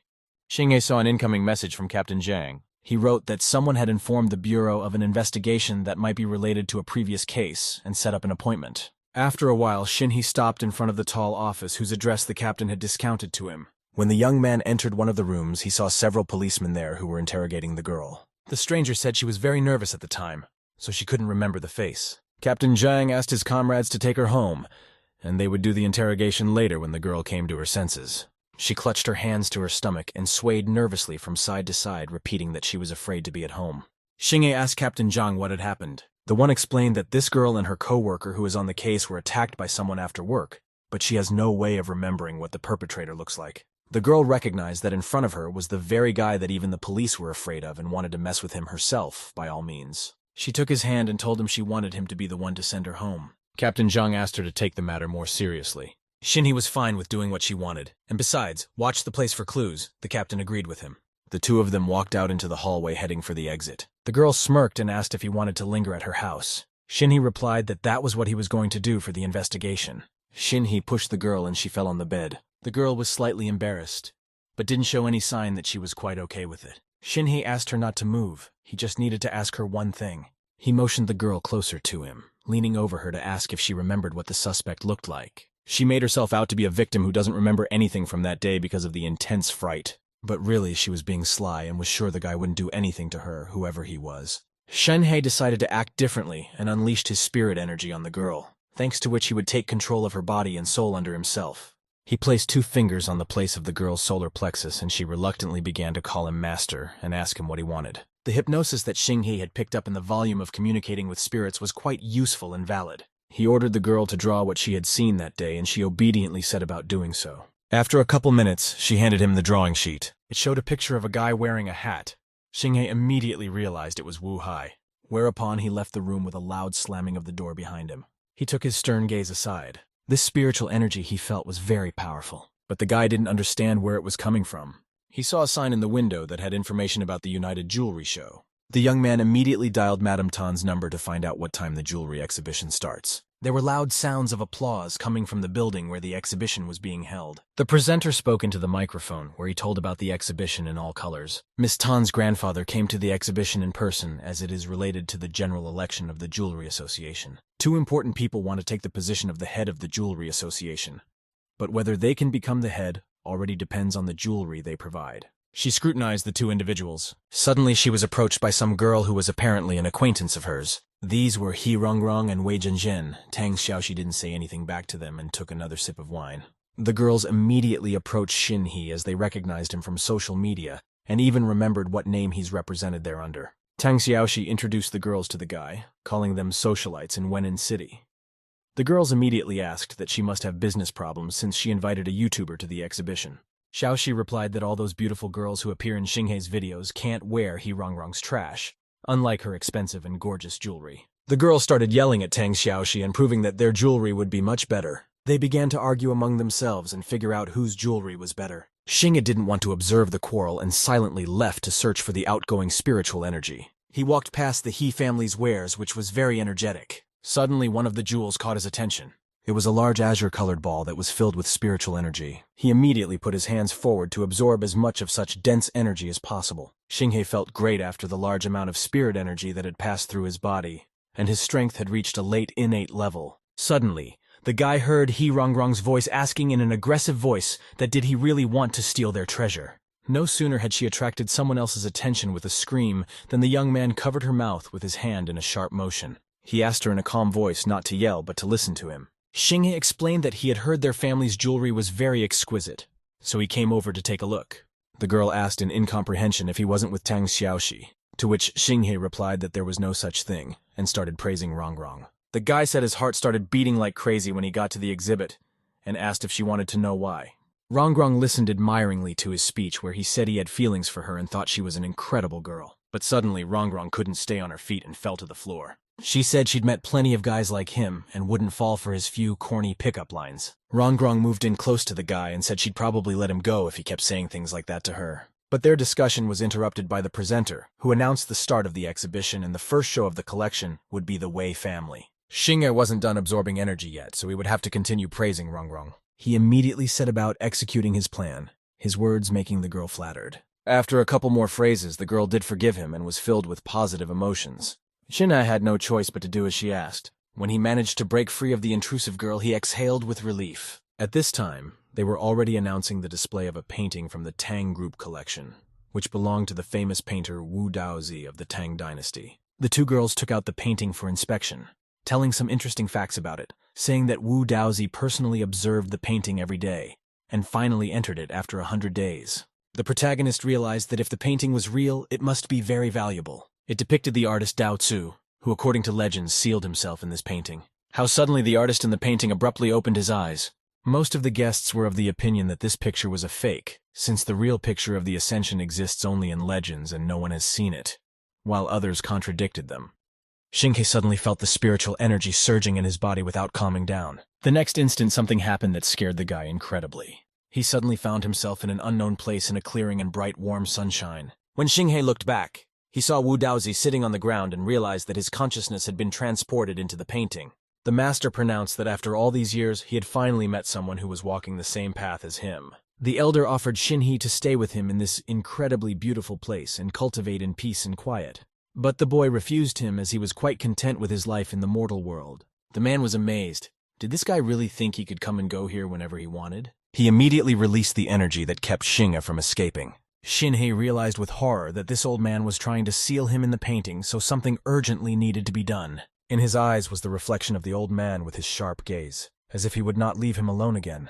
Immediately, the protagonist was in his own world with panicked screams that he would give the old man all the money if he would let him go home. Tang Xiaoxi, alarmed by his condition, approached him and asked what he was talking about. The boy shouted and asked where the painting had gone, attracting the gazes of the guests. Tang Xiaoxi said that the painting had already been taken to another room, because it was time to show the He family's collection. Xingye realized that it was all just an illusion. The host was preparing guests to see the most valuable treasure in this collection. It was heard that the Tang family seemed like no one would surpass it anymore, but then the He family's jewel appeared and would most likely take the first place. Suddenly the red veil was removed from the great jewel, and all its beauty was revealed. Guests were amazed at the display of the unusual stone. The jewel turned out to be purple jade. Xiaoxi was worried whether her grandfather would be able to become the head. After all, it would depend on the value of the priceless purple jade. One of the He family spoke on the stage. The guy said that according to experts, there was a 70% chance that the stone contained purple jade. Tang Xiaoxi was very anxious about her family's victory, as they might lose if the stone really turned out to be rare. But Xingye had completely emptied the stone of spirit energy, and perhaps the stone wouldn't be so valuable. A man came on stage to saw a small part of the stone and see what it was like in the middle. The owner of the stone was excited. Guests were also eager to see the stone from the inside and make sure the purple jade was present. Tang Xiaoxi was all in tears and didn't want to hear soothing words from Xingye, who was convinced that there was nothing inside. When some part was sawed off, the stone turned out to be ordinary inside. The owner didn't realize what was going on. After what he saw, he ordered it to be sawn up even more. When almost half of the stone was gone, it remained as plain and gray inside. I think it was purple only on the outside. The guests covered their mouths in shock with words that it was a huge loss for the owner, as the stone was bought for a huge amount of money. The owner, in a rage, ordered to saw the stone from the middle to see whether there was something there or not. With a sudden movement, the stone shattered into 2 pieces. The guy fell to his knees in despair, not understanding how this happened. After all, he had tested the stone with many experts. Tang Xiaoxi offered him to sell her the stone at a cheap price to pay for transportation since it was brought from far away. Rongrong shouted to the girl not to mock them, but the girl didn't care about her words. Rongrong asked her father what had happened to their purple jade, but the man couldn't believe what was happening and kept saying that it was impossible. The girl was furious at the thought that someone might have done something to their stone. The guests raised their filled glasses, the occasion being the Tan family's first-place occupation with a painting of the Ascension on the day. Xingye asked Mr. Tang if he could give him the painting that made them win. The man was very grateful to him for the victory he had brought and had no problem agreeing to give it away. for such a price was no small thing at all. But the guy was embarrassed to take such a valuable item for free, so he gave him an innate pill in gratitude. The man was surprised at such a thing. He examined it carefully and sniffed it. Just by sniffing it, he immediately felt a rush of qi and blood in his body with the question of what kind of divine pill it was. He asked Xinghei if it was too much for the painting. After all, the pill cost much more, but it was nothing to the protagonist. Just as suddenly he saw a message from Qin Weiwei. She wrote that she had figured out where the missing soul had gone and called urgently to come to the right place. Xinhei quickly ran away from the event and only shouted that he would pick up the painting next time since urgent matters had come up now. Rongrong and his father guessed that the Tang family had asked Xinghei for help and were ready to get rid of him. The young man stopped the car in the middle of the road in a deserted place. He asked Weiwei to clarify the correct address. Suddenly he saw a girl in front of the car waving at him. The guys already started the car to get out of this place, but the stranger came to the open window and with a smirk asked for a ride, for which she promised to reward him handsomely. Xinhei refused her with the argument that he was in a hurry. Just then he noticed in the front mirror that the girl had pulled out a gun and was pointing it at him. He immediately started the car and collapsed from the spot. The sounds of bullets hitting the car scared the guy to the point of insanity. Xinhei wanted to get away as soon as possible since his life was at stake. In his haste, he didn't notice a truck pulling out in front of him. His sports car slammed the front corner of the hood into the truck. The protagonist's car started falling off the cliff. The guy realized he had to do something fast or he'd be finished. He managed to jump out on the move. He then tried to jump onto the nearest bridge, which he succeeded perfectly. But a stranger was already waiting for him there, firing 2 guns at him at once. Xinhei started trying to dodge as fast as he could and running away with all his might. The guy pushed himself off the ground, jumping to the side. The girl rushed after him, but quickly spotting her, Xinhei kicked her in the face on the move. Jumping off the bridge, the guy landed on the hood of the white truck that caused the accident. With blazing aggression in his eyes, Xinhei asked the truck driver where he came from and who sent him. For better effect, he grabbed the frightened guy by the throat, who struggled due to lack of air to utter that the He family was involved here. The young man was quite prepared up to that answer since he has a problem with them. He stepped away from the car as the driver told him in his wake that if he was still destined to die, he would take Xinhei with him with all his might. Then he pressed the gas pedal to the floor and the truck went off the cliff. Xinhei couldn't believe his eyes. News reports said 2 cars had fallen into the river and bodies were found nearby. Wang Chu heard Xinghei's license plate number and realized that they were talking about him. She immediately started calling him in a panic, but his number was unavailable. Horrible thoughts started popping into her head that something had happened to her future boyfriend, and tears came to her eyes. Xinghei struggled to swim out to the top of the river, greedily gulping air. When he reached the shore, he stopped almost exhaustedly in an attempt to cough. When he brought his condition to rest, he immediately looked into his phone and found that it was discharged. And after all, Wang Chu might be trying to contact him at this time. Looking around the area, he saw that the place Weiwei had told him about was on a nearby mountain. Upon reaching, Xinghei saw Weiwei, who was sitting on a rock and clacking away on her phone. Suddenly she heard someone calling her name. Seeing Li Xinghei, she wondered why he was here. He recalled that the girl herself had called him here since she had found clues about the missing soul and asked where they were. The girl said she had lied and sent the boy home. But to the young man, her manner of speech seemed very strange and was not at all like the old Weiwei. The girl apologized several times for making him come here, which surprised Xinhei once again. Just like that, the guy realized she was being controlled. He rushed toward the girl, screaming that he would save her. Weiwei panicked, asking him not to get too close. After which, Xinhei saw tree roots began to emerge from the ground, preventing him from going any further. Roots pushed the guy aside. The protagonist didn't understand why this was happening, as here he became convinced that it was indeed a trap. Weiwei was completely bound by the roots that lifted her high above the ground. Xinghei heard a familiar voice that belonged to Wu Hai. Weiwei was screaming for him to leave as soon as possible and not worry about her, the voice urging the guy to stay for the sake of the girl who cared for him and he could so brazenly leave. Xinghei shouted to Wu Hai that he had already reached such a low level. He realized that if he went straight to Weiwei, he would be trapped himself, and Wu Hai was just waiting for that. Even the trap matched Wu Hai's strength. Weiwei's bound hands abruptly became very large and muscular. It was an array of withering ruins. Their enemy appeared behind the girl, telling Xinghei that he might as well not even try to destroy his array since he wouldn't be able to do so. He suggested to Xinhei not to interfere with him, and then he would let him go. Suddenly, Weiwei shouted to the guy to run away from this place. And since she was from hell, nothing would happen to her. But the main character only laughed at Wu Hai and the pathetic tricks he tries to intimidate with. He opened his phone and pointed up the screen with the certainty that it would work. On the screen was a flaming pill that was about to take effect. The guy was ready to crush the wood elemental with the fire his opponent used. The roots of the trees began to blaze with bright fire. Wu Hai hesitated on the spot, not realizing what was happening. He was shocked that Xinghe had so much power that his flames could such a powerful array. For normally, the flames of mortals did not have such power. Xinghe took Wei Wei in his arms and began to carry her to safety, hearing Wu Hai's threats in the wake. He immediately started asking if the girl was okay, but she was angry that he had saved her, because she wouldn't have gotten anything anyway. She already had a plan of action where she was supposed to apprehend Wu Hai, and the men from hell would capture him. But Xinghe messed it up. He looked at the girl with the realization that now in front of him was the same Qin Weiwei he knew, and was even glad to hear her claims. She grudgingly left with the words that he had better worry about his girlfriend in the world of the living. Xinghe looked after her with a smile on his face. Just then he remembered that he needed to return as soon as possible, as Wang Chu was surely looking for him. At this time, the girl was looking around at every possible place where the young man could be found, but unfortunately he was nowhere to be found, which made the girl more and more worried. She was already thinking that something must have happened to Xinghe. Just then, Wu Hai's voice came from behind her. Xinghe returned to town and went to his store first thing. To his surprise, the door was open. There he saw two of his souls asking for his help. When asked who did it, the soul pointed a finger to the far corner. There stood Wu Hai, who was looking at him with his crazy gaze. Hanging above him was the bound Wan Chu. Wu Hai had already discovered that Xinghe was keeping ghosts in his store. The young man was furious when he saw that Wu Hai had grabbed Wan Chu. The girl was very happy to see Xinghe, as she had already thought something had happened to him. She immediately started sobbing, screaming that the woman who was in his store must be his girlfriend, and in desperation praised her appearance, thinking she was better than herself. The guy asked him to let Wan Chu go, but Wu Hai wanted something in return, namely the secret of his cultivation. After all, Xinghe had become an elite taoist in only 3 months, and he wanted to know how he was able to do it. Wu Hai once again reached his hands out to Wan Chu with threats that he would hurt her if Xinghe didn't give him his secret. The boy still agreed to reveal the secret if she let Wan Chu go.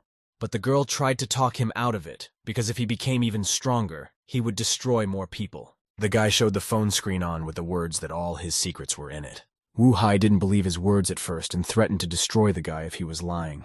The young man explained that one day he went to an unknown app that appeared on his phone, and there he saw an old man with a long beard, and he wanted to take the guy as an apprentice and teach cultivation. To be convincing, Xinghe gave Wu Hai's phone number to see for himself. The enemy said with a grind in his teeth that if it was all a hoax, he would destroy Wan Chu. The young man replied that he is very good when it comes to scamming others, as he works with cell phones himself. He immediately raised his hand upwards, from which his energy oozed out.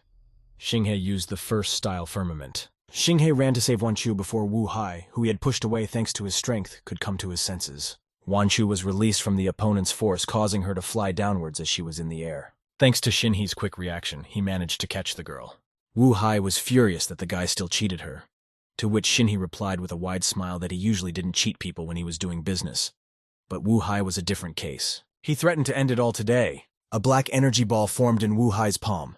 Xinghe immediately ordered Wan Chu to run to find Zhan Wenliang and tell him the entire situation. Wu Hai did not take his treacherous gaze away from them and was willing to do anything to get rid of them for good. She released the souls of the dead, which filled the entire room.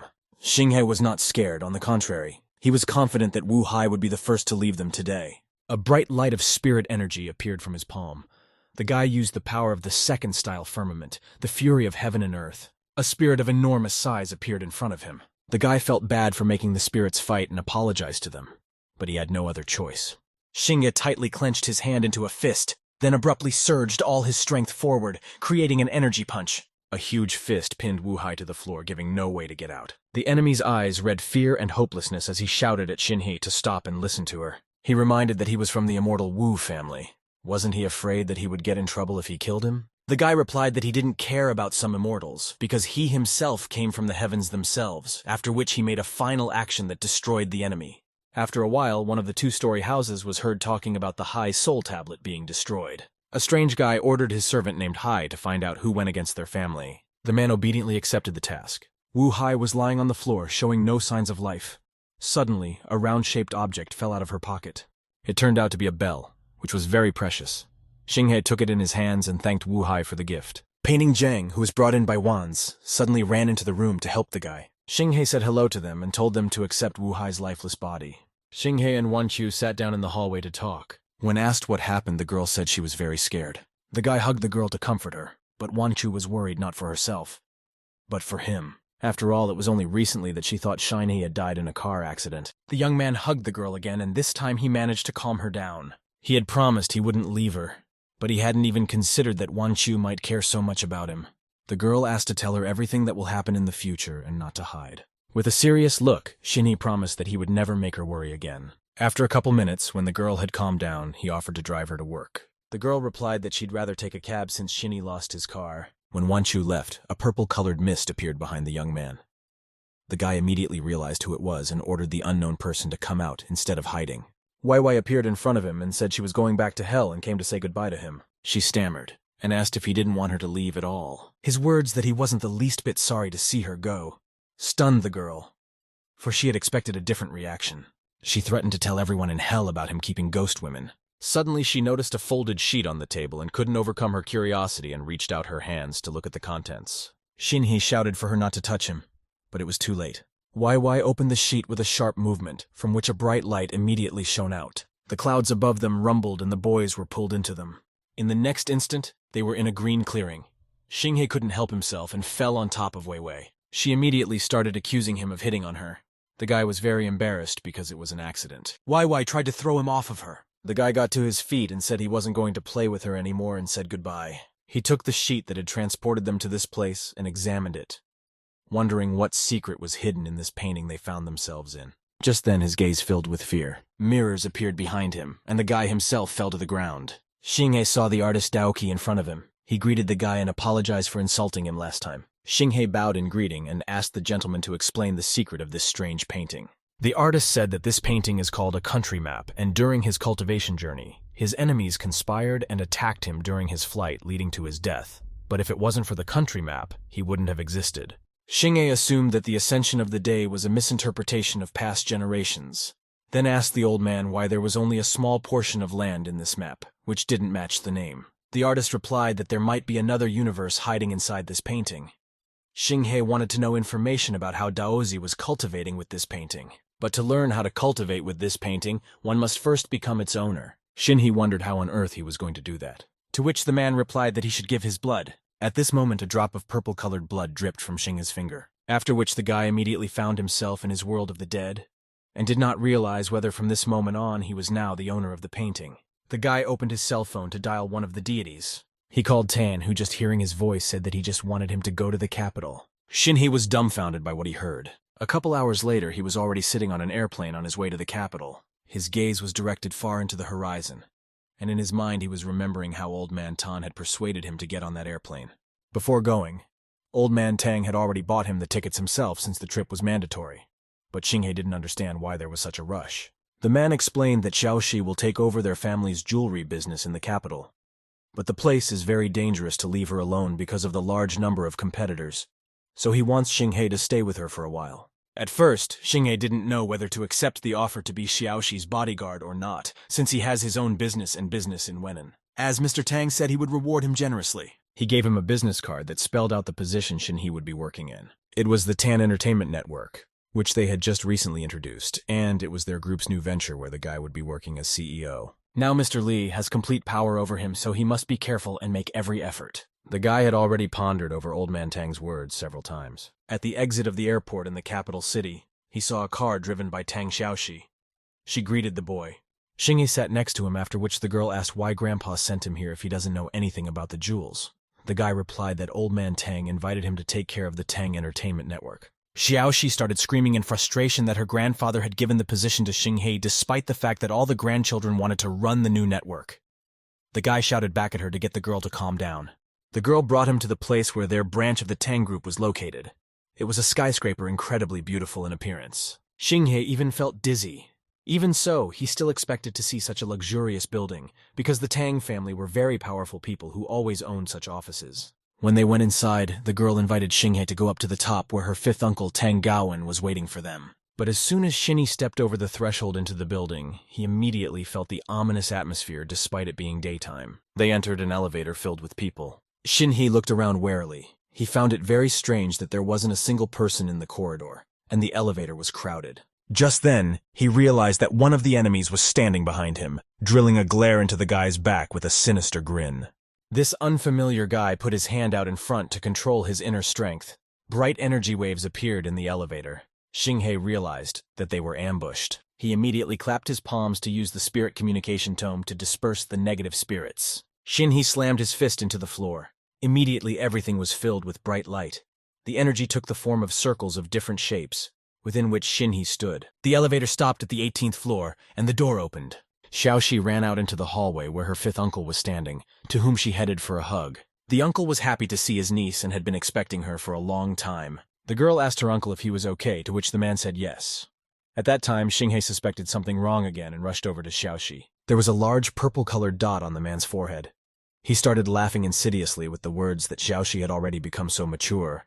Songhae instantly realized that this man was about to do something now. The fifth uncle began to reach for the throat of the frightened girl, who kept asking in a panicked voice what was wrong, and why he was acting so strangely. Sunhee started summoning the spirit connection volume since the man appeared to be possessed by spirits, but the guy didn't even have time to say the spell. With a sharp movement, the man grabbed Xiaoxi by the throat and lifted her in the air. The hands of various spirits appeared around, trying to grab Songhae so that the guy couldn't help the girl. Sunhee tried his best to save the girl, but one spirit communication volume wasn't enough for such a huge number of spirits. The girl couldn't breathe. She could barely call out to Sunhee for help. The guy was surrounded by negative spirits and didn't know what to do. Just like that, he remembered the moment when he and Weiwei were in the map of the country to which these spirits could be sent. Shinhee realized that he could use this card to get rid of the spirits. He slammed his fist into the floor and yelled for the map to open. An unfolded sheet appeared on the floor, a picture of the sun that illuminated the space with white light. When the card's power reached Fifth Uncle Xiaoxi, it began to suck out all the spirits from Fifth Uncle's body that he was possessed by. Sunhee watched as the last spirit from the body was brought into the picture. He marveled at the power of the map. Xiaoxi ran up to her fifth uncle and started asking about his well-being, but he didn't remember anything and didn't even notice the girl had arrived. Songa explained to her that her uncle was possessed and couldn't control himself. Xiaoxi was overcome with anger that someone dared to harm their family. The guy replied that it was most likely the work of the He family, who were their main competitors. The girl who worked as a secretary in the Tang family's enterprise led Sunhee to his office. The young man began to sob with the realization that CEO privileges were very different from a regular job. The secretary warned the guy that they were having an interview for female roles in a new movie tonight, and the producer, Mr. Ma, had invited Sunhee to attend. Shinke didn't know where to put his emotions of admiration. After all, it was a great joy for him to collaborate with such powerful people. The girl with a cute smile on her face also added that the guy was waiting downstairs for an old man who introduced himself as his student. The protagonist was alarmed by these words as he didn't know who to expect. Downstairs, his spiritual teacher was waiting for him. He fell to his knees, hugging the guy's leg, and cried out in tears that he missed Shinhee a lot. But the guy tried to chase him away for disappearing without a trace, after giving him the precious pill and now making a victim out of himself. But the man explained that he had returned to the Taoist temple in the capital city after taking the innate pill, all to avoid disappointing Xinghe's expectations. Tao Ziming also went to the harbor city for seclusion. Shinhee calmed down when he realized why things were like this, and said that he had encountered something strange yesterday, and had no explanation himself for what was happening. The spiritual master asked for more details. Shinhee told everything that was bothering him, and the spiritual teacher wondered what it could be. After a brief pause, the spiritual teacher said that he couldn't understand the mystery of what had happened due to his limited cultivation level, and suggested that Xinghe enter the painting himself and investigate it. Shinhee decided it was a reasonable thought and would try it after all. When the guy was left alone in the room, he revealed the map on the table, after which immediately mirrors appeared around him, thanks to which he is transported to the map. There was a certain amount of fear and panic in his gaze as he shifted, but a moment later, Shinhee found himself in another world near a river and rocks, which caused him to be surprised. There was a surprise waiting for him at that place. The world inside the map had changed a lot. Suddenly from behind him, he heard a woman's voice ask if he was the new card holder. He looked up with a surprised look and confirmed the girl's words. Immediately, he started asking who she was and where the old man had gone. The girl laughed lightly, replying that Xiaoyao had fallen asleep, and she was the spirit of this card named Tianzong. Hearing her name, the guy was dumbfounded as he realized that she was the one who had scared the old man earlier. Xinghe felt a little awkward when he asked the girl if she knew where the bunch of spirits that had recently entered this map had gone. Tianzong replied that she knew their whereabouts, and with her gaze eliminated to one point, she clarified if he wanted to see them. The spirits were right in front of them in the blue lake, creating high waves in it. There were a large number of these creatures that did not take their attention away from Xinghe. Suddenly, the guy felt a terrible headache caused by those spirits and immediately shouted out that he didn't want to see them anymore. Tianzong realized that it was Xinghe who had attracted them. The spirits really annoyed her and take up a lot of space, because of which she had to expand the space and hide in this place. It was now clear to Xinghe why this place seemed altered to him. The girl said it was time for her to go to bed and for Shinhee to call her hi now. All this time, Shinhee was in the painting and didn't notice how time flew by.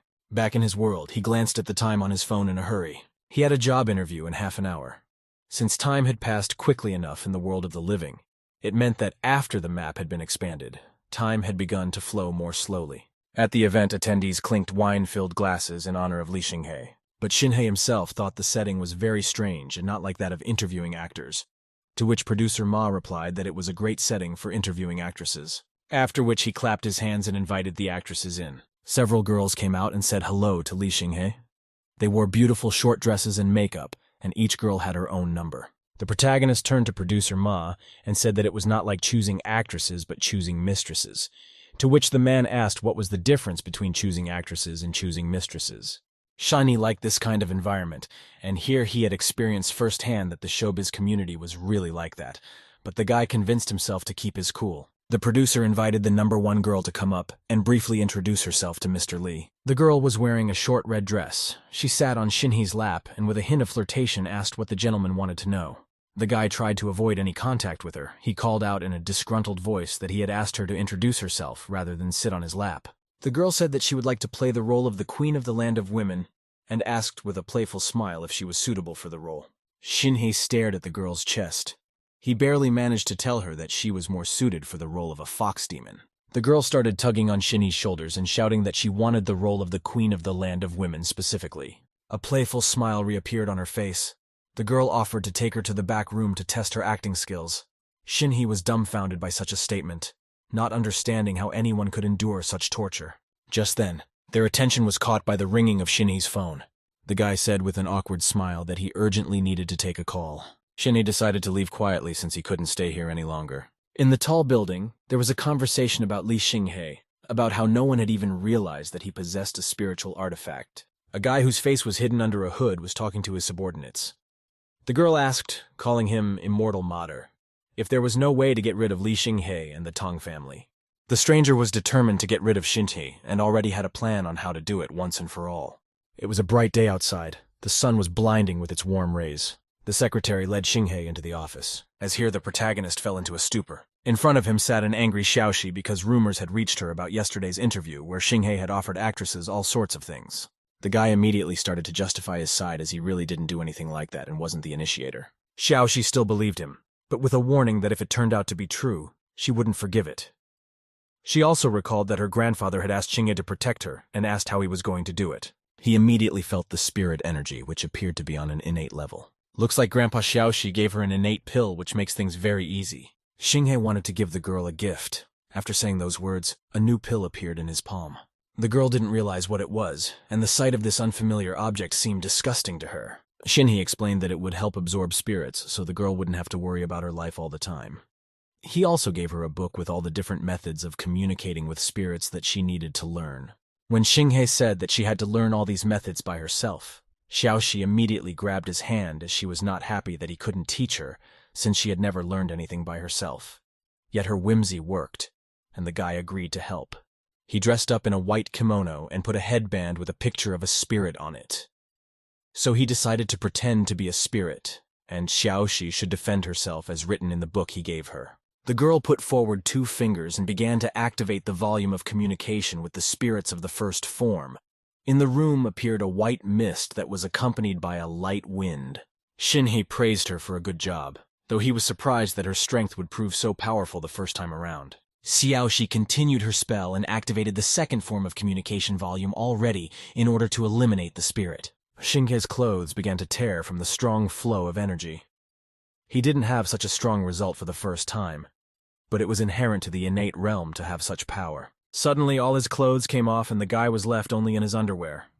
He asked the girl to hold back a little because he would not last long like that. Xiaoxi slammed her palms into the floor, after which an energy circle was formed, signifying the activation of the third form communication volume. Confidence appeared in her eyes. At this moment she ordered the spirit to be chained. Xinghei's body was completely shackled from his feet to his neck.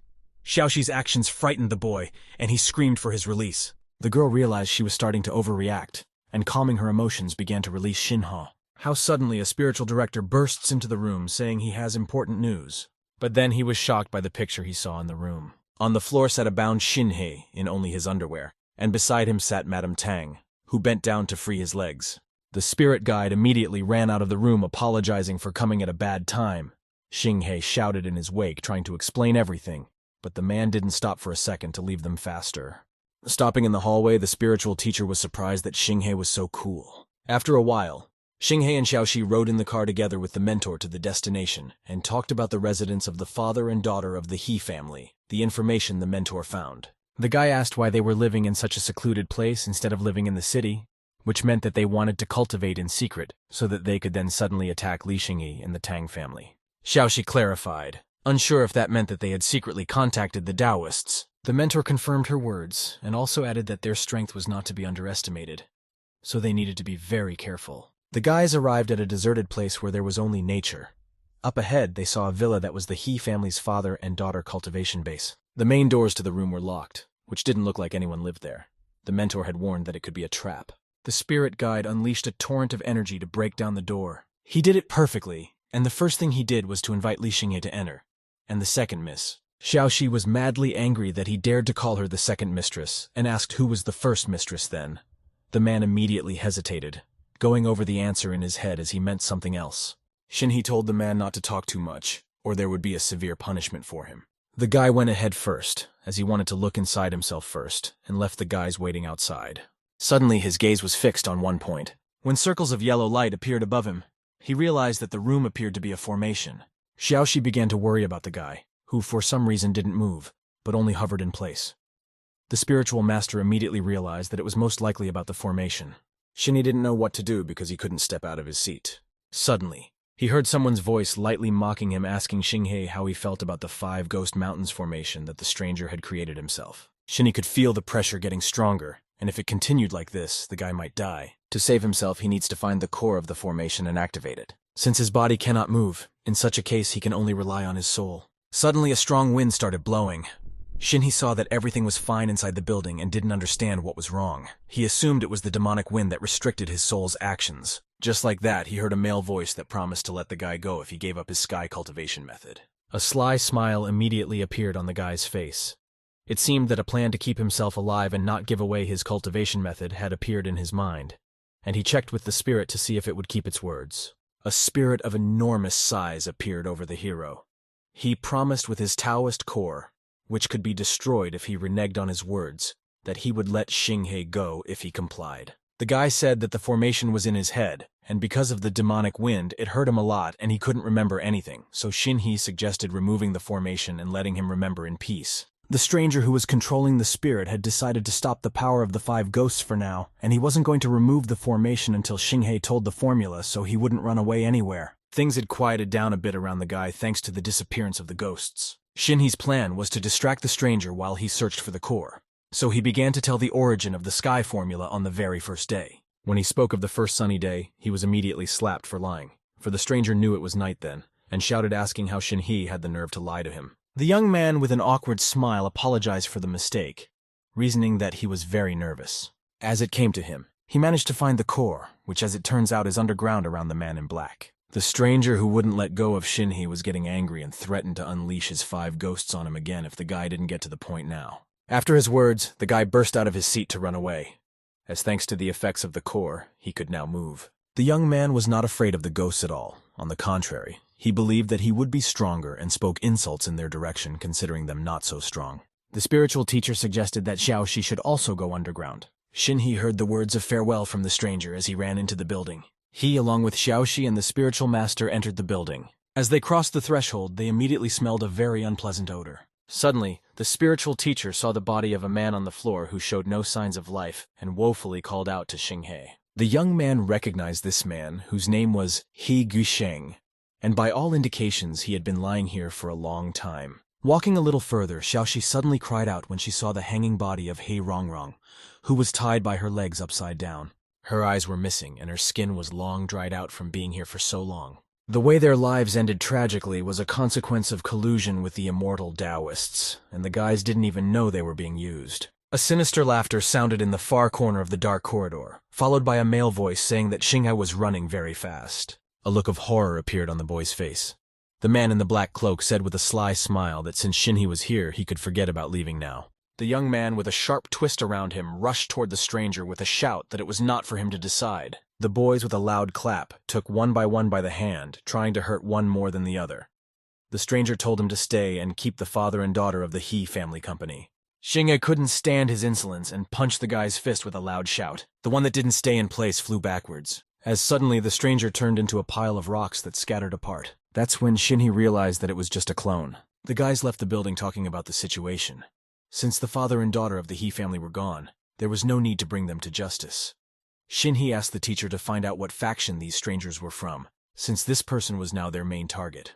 After his words, the guys saw many spirits above them, who couldn't stop taunting Shinhei. The guy was surprised that they had so many clones directed at them again. The man in black introduced himself as Wu Sheng Tong, and he is here to avenge Wu Hai. Shinhei observed absolute calmness over himself, remembering Wu Hai, whom he had said goodbye to long ago. The stranger directed a torrent of his power at the young man with shouts for him to end his life at this point. There was no fear in Shinhei's gaze. He was intent on answering his enemy to the fullest. He immediately shouted at the top of his voice the incantation to summon the fourth form firmament and ordered it to crush the world. The spirit pronounced that his actions were indeed impressive. The voice of the man in black threatened to destroy Shinhei since he had destroyed all of his clones. The next day, Shinhei sat in his office with a bad mood.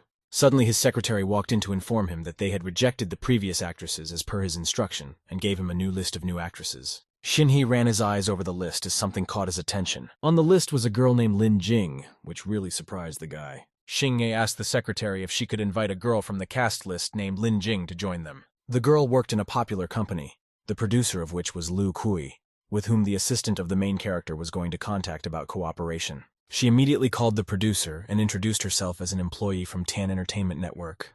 After a couple minutes, the secretary approached the guy with the information that the people from that company were refusing to work with Tang Entertainment Network.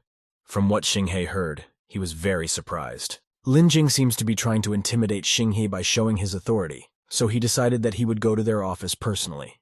After finding out the location of the company, the guy went there and asked the girl at the entrance if Lin Jing was there today, but she wasn't at work. Shinhei immediately pretended to be her admirer who had traveled thousands of kilometers just to see the girl and pressed pity and asked where she was now. The company employee still told him that Mrs. Lin Jing had a dinner appointment today, and he could come there. Shinhei immediately thanked her and ran to meet her, but the girl shouted in his wake that he should remember to support his idol rationally and not interfere in her personal life. There was loud talking coming from one of the rooms. In the room where Lin Jing's company was overstaying, her bosses were celebrating their success and that if they cooperated together, the Tang Entertainment Network might lose its popularity, and were going to block their way into the capital's showbiz industry. The girl offered Lin Jing a drink with them, but on the face of the actress was not a drop of joy. She said that she could not drink and treated it with apprehension. One of the bosses moved to her and embraced her, and said that the contents of his glass was not wine, but an opportunity. The girl was surprised to hear the words again. The man slid his hand lower on the girl's waist. He said their company will be doing a big casting call since they have not yet decided on the female lead performer. The girl who was sitting next to her tried to convince Lin Jing since Director Feng knows how to promote celebrities. And if she got a role in the movie, she could move up on the cast list, which would be very good for her reputation. The director leaned in front of the girl with words that she should think carefully, but Lin Jing was a little afraid of him since she understood what he was implying. She immediately jumped up screaming what he was doing. The employee who was sitting next to her started to scold Lin Jing for her rudeness because Principal Fang has high hopes for her. At the same time, Shinhei arrived at the place where their corporate party was held and wore a mask for privacy. When he entered the room, he introduced himself as a caterer. The girl replied to him that the dishes had already been delivered. Just like that, he took one of the dishes and poured it on Principal Fang's head. He jumped up yelling who he was and why he was here. Shinhei removed the mask from his face and replied with a smile that he was the executive director of the Tang Network Entertainment Company. Lin Jing was not very pleased with his arrival and asked why he was here. Her employee immediately recognized Shinhei as a competitor. The boss immediately told the guy that without their approval, they can't find any production team in the capital for the new movie that the Tan Network is going to invest in. The young man started looking for something on his phone with words that he is underestimating him in this case. The guy wrote to the gods in chat and asked to send him urgent selfies and videos as a reward for which he will give one phone. The director's employee mockingly told Shinhei to stop pretending since she knew he was from Wenan, and he wouldn't overpower the capital. Shinhei was slightly surprised to see the gods' correspondence. He read the arguments of the gods, where everyone wanted to earn a phone and prioritize themselves. Just then he got several notifications on his phone at once. One of the deities sent him 3 photos and said that if he wasn't satisfied with this style, he could do a few others, but Shinhee urgently needed to give him a phone number. Erlang, who sent him the photo, had at first rejected the idea, but now one of their first. The girl approached the guy with the words that he had better kneel down in front of Director Fang and apologize, and afterwards raise a glass to their company, and then maybe they would let him go easily. But he wasn't going to do that, and immediately turned his phone screen to the girl and introduced her to the actors he had found. The girl was dumbfounded when she saw their photo. In the video there were 2 deities, one in the form of a human and the other in the form of a pig, arguing with each other about behaving seriously. The girl and Director Fang were amazed by the makeup and outfit of the actors, because their quality was excellent, and the guys didn't even look like they were performing. Shinhee said to himself with a sly smile that these were the characters, so it didn't look like acting as it was. Director Fang asked the guy to introduce them to his team, and maybe they'd let him get a small stake in the capital's showbiz industry. But the young man didn't care about their filthy community. He said with a serious look, whoever dared to contact the Tang Entertainment Network could completely forget about the stake. Shinhei took Lin Jing's hand and said that Tang Entertainment Company had signed a contract with her and she would now play the lead role in their new movie. After his speech, he led the girl to the exit, leaving behind surprised faces. Director Fang asked Miss Liu if she was going to let this guy who took the actress away from her go so easily, to which the girl angrily said that he would still pay for it. The young man brought the girl to the residence that their Tang network had organized for him, and Lin Jing could stay here for a while. The girl asked why he didn't turn off the air conditioner when he left since it was very cold there now, but the guy thought it was strange. Just as he saw Qin Wei Wei, who was yelling at him for being away for only a few days, and he was already running after other girls, Shinhei didn't understand why she had returned. Wei Wei mockingly asked that he must be angry since she had ruined his whole evening with this girl. The young man kept asking what she needed this time, since there was no way she wanted to let him go, even in this place. She replied that she was actually here in search of spirits, since she hadn't completed her assignment for the month, and so needed to catch more spirits. Shinhei said that it was her worries, and he didn't have any spirits in this place. But Wei Wei kept saying that she had noticed spirits here last time and was about to reveal the map. The guy immediately shouted for her to be careful not to damage the thing. As soon as the map was revealed, a mist appeared in the room and mirrors began to appear. In the next instant, they were inside the map. Wei Wei was surprised that the space in this map was very large. When the girl raised her head up, she saw a large amount of perfume above her and asked the guy why he had so much. The guy warned that he wasn't the one who killed them, and allowed them all to be taken away so he could clear a space. Wei Wei immediately began to do her job. When Shinhei saw her do it, he was very surprised by her powerful magic tool, which was called the Universe Pouch. All spirits were placed in it. Suddenly he heard the screams of some guy who was being swallowed into the Universal Pouch. He was asking the general for help. The giant, with a sudden movement, managed to grab the boy. He told the general that they would not be able to resist, and all they could do was run away. But the general was against this idea and was going to fight to the end. Shinhei was surprised by their conversation, wondering if these spirits had really gained reason. Suddenly, Wei Wei shouted to one of the spirits that if he dared to defy her, she would tear his soul apart. The guy didn't try to resist. He was willing to sacrifice his soul rather than just give up. His disciples shouted to fight together. They fell into line with the words that they would go to the end and it didn't matter if it was victory or defeat. The guys immediately rushed into the fight, getting wounded. Shinhei was amazed after hearing their words. He hadn't met such a loyal troop in a long time, and wanted to take them for himself. He yelled to Wei Wei to stop fighting them since he was going to keep these guys. The girl immediately balanced her mighty powers and said that she would show him mercy. A troop general named Chu Renwang sat down across from Shinhei and explained that he had sworn not to serve anyone after losing his comrade in battle. The guy grudgingly asked Wei Wei that this old man wouldn't agree after all. The girl confirmed his words and offered to just give them to her if they wouldn't listen anyway. The young man asked Chu Renwang to tell him about the young master they went to such lengths for. The old man said that it was the lord of Shuhan State and his name was Liu Chang. Shinhei couldn't help himself, and a chuckle was heard from his side. The old man did not expect such a reaction, and asked why he was laughing, to which the young man replied that their young master had not died in battle, but had surrendered. Chu Renwang immediately pointed his sharp sword at the guy as he was not happy that he was talking about their lord in such a way, and threatened to fight with him. Shinhei, as if not paying attention to him, said that he would be convinced when he saw his lord's grave. The old man dropped the sword from his hands out of shock when he came to his master's grave. There was devastation in his eyes. He asked his comrade that maybe their lord had really given up, and then the guy admitted that they had known it for a long time, but didn't want to tell and upset him.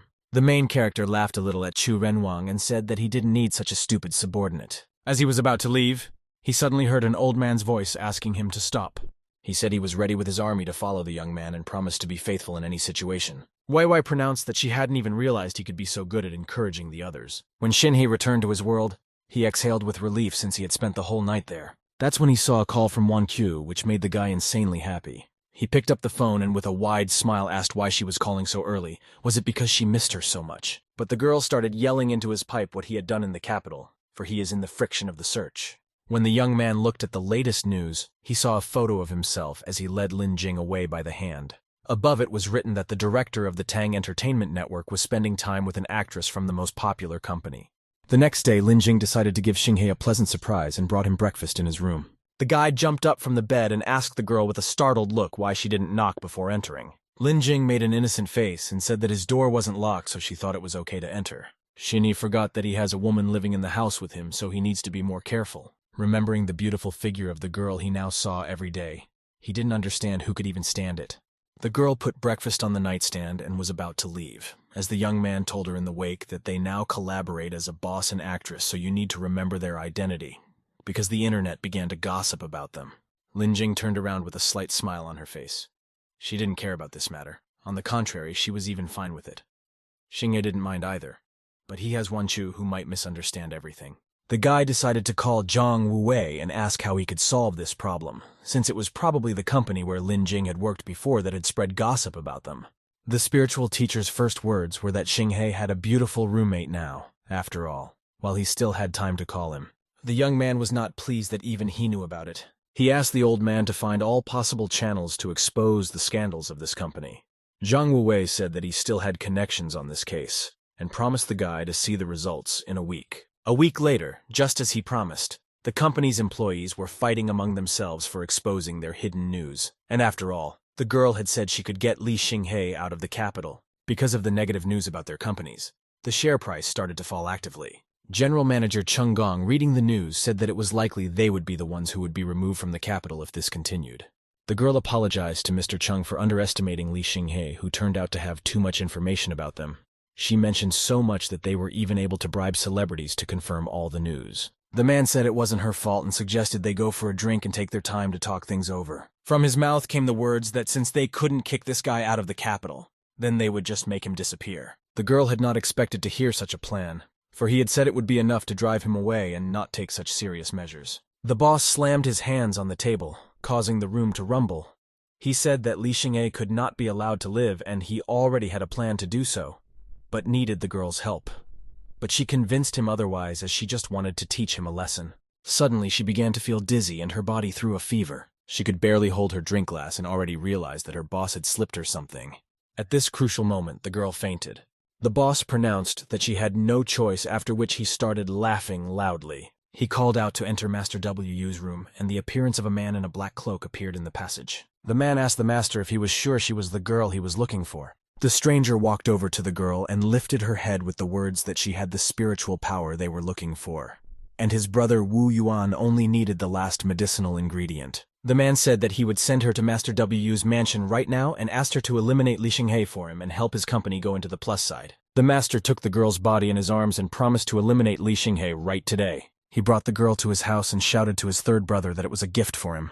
The guys tied her up on the bed. The girl screamed with fright, not understanding who they were and why they were doing it. They leaned toward her and with a sly smile, they rejoiced that they had finally found someone with the right spiritual power. One of the guys stuck out his tongue, which was like an animal tongue. He said that the girl smelled good. Master Wu told her brother to take her time so she could call Xinghei. He gave her a cell phone and told her to call and ask her to come to this address. The girl refused to do it, Xinghei though she was her competitor, but she didn't want to go to such measures.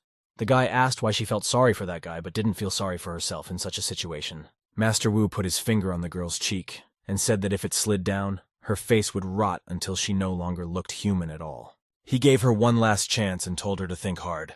Lu Kui still agreed to his terms and called Xinghei saying she wanted to talk to him. Suddenly, Xinghei's shout was heard. He yelled at Lin Jing and asked him not to wash his laundry anymore. The girl asked for forgiveness as she just wanted to do something useful for him. The young man was very upset that he couldn't be with this incredibly sweet girl. Their argument was interrupted by a call on the guy's phone.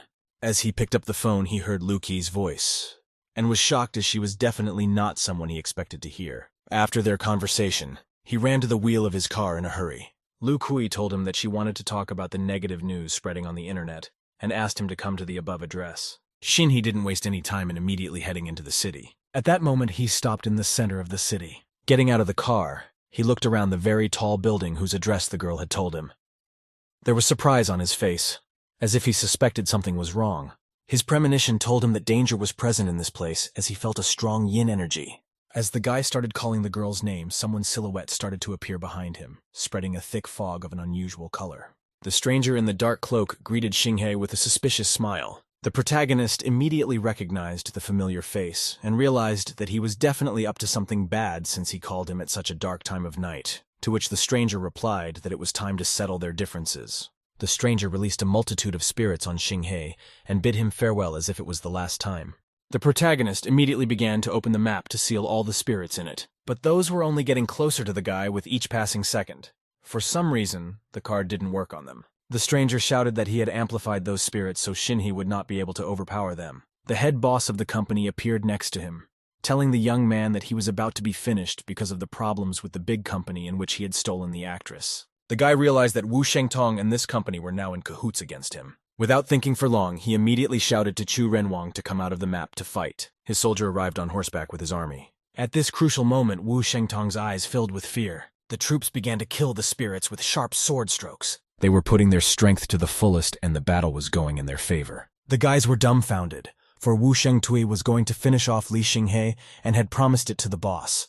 But he didn't expect that the young man could summon such a powerful spirit. Suddenly, the spirit stabbed a dagger into the headmaster's heart, piercing through his body. As he fell to the floor, he threw a sharp glance at the guy and said that he had trusted the wrong person. Wu Shengtui was not really worried at this time. He was going to tell the third brother to leave immediately, as he might be in danger as well. Just as he was about to quietly leave, Shenhe immediately appeared in front of him, who wasn't going to just let him go. The one immediately made an innocent face, and said that now that the boss of the company was gone, then they could cooperate together and promised Shinhei to dominate the capital's show business industry. With these words, he asked to forget all the old grudges. But the young man did not agree to his provocations, as he did not need anyone's help to achieve his goal. He immediately shouted an incantation to activate the Book of the Firmament. With those words, he covered his face with Wu Shengtui's hand. Lu Kui was silently lying on the bed under the care of her second brother at this time. As he sat there, observing the calm and enjoying the silence, immediately the words of his first brother came into his mind, telling him to run away immediately. The guy immediately realized that things hadn't gone according to plan and he was in danger. Shinhei's army destroyed all the ghosts, including the one who was controlling them. The young man asked Chu Renawang to take the lifeless bodies with him to the map. After the battle was over, the guy came into the room to look for Lu Kui. Opening the door, he found the girl tied up on the bed, but lifting his head up, he also found a large hole in the ceiling, and realized that it wasn't long before he arrived that someone had escaped. Just then, he heard Lu Kui's voice begging the guy to save her. The girl was in tears. Shinhei began to ask what had happened to her, and how she had gotten there in the first place. The protagonist picked up Lu Kui, after which they drove off in his car. The girl kept saying that she was very hot, while the young man tried to calm her down as she needed to hold out until they got to the hospital. Lu Kui couldn't hold on anymore and lay on the guy's shoulder, which didn't please him much because he was driving. At this point, he immediately stopped the car. The guy tried the girl's forehead since she most likely has a fever, and he wasn't wrong. Lu Kui was all burning from being poisoned. Shinhei put her back in her seat and asked her to calm down. He turned the girl's back to him as he wanted to get the toxins out of her body before it was too late. When he started to do so, Lu Kui started screaming because of the pain. But no matter how Shinhei tried to do it, all was unsuccessful. For some reason, he couldn't get the poison out of her. Suddenly, the girl hovered over the guy and with terror in her eyes asked him to get it out of her as quickly as possible because her condition was just awful. When she realized that Shinhei wasn't getting anywhere, she asked for a kiss. The guy realized that at this point, it was the only way to get the toxins out. After briefly thinking about it, he decided that saving a life deserved it after all. Mentally, the guy asked for Wanchu's forgiveness as necessary, after which he kissed Lu Kui on the lips.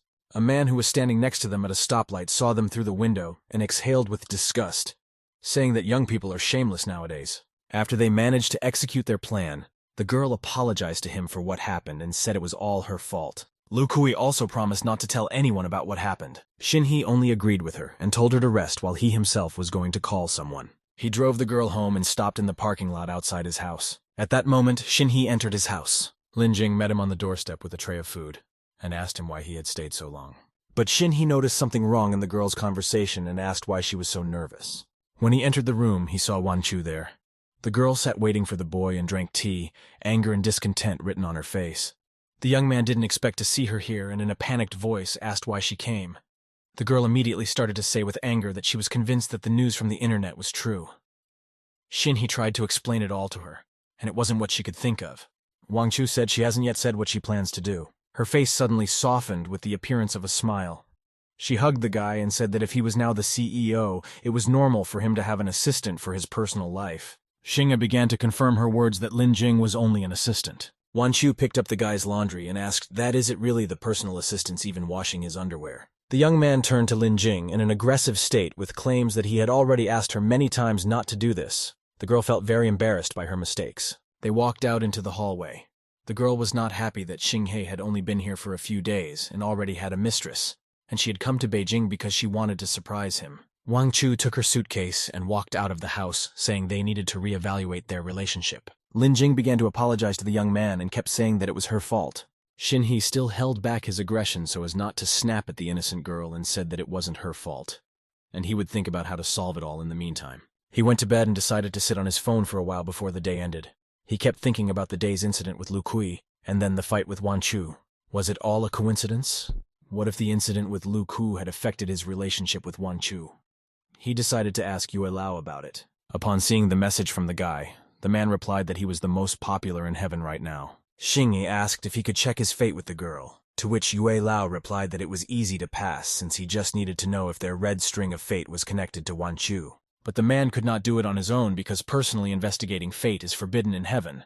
Then the protagonist decided to persuade him by giving him a new phone as a reward. The old man still agreed and asked him to wait a few minutes. A short while later, a notification came to Xinghe's phone from a man saying that he already had the results. At this moment, Young was eagerly awaiting information, but the old man wrote that he had looked at all three fates but couldn't find Yu Wanchu's name in any of them.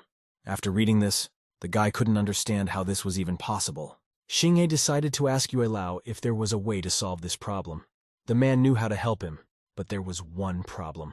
The young man was mad at the old man because he thought he was cheating him as he needed another phone as payment for his efforts. Yue Lao still provided him with the promised red thread. He explained how to use it. All he had to do was to tie it to the girl he was interested in. Xinghe immediately remembered Wan Chu and was going to tie the thread personally to her once they met again.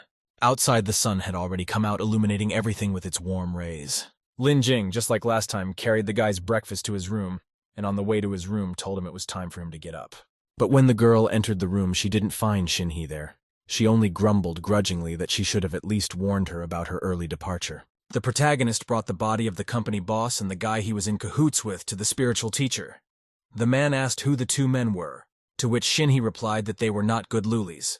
He found an omnibag in the pocket of one of the guys, which must have contained something very valuable. Opening it up, inside he found a rolled-up piece of paper and what looked like a manual of techniques, just what he really needed.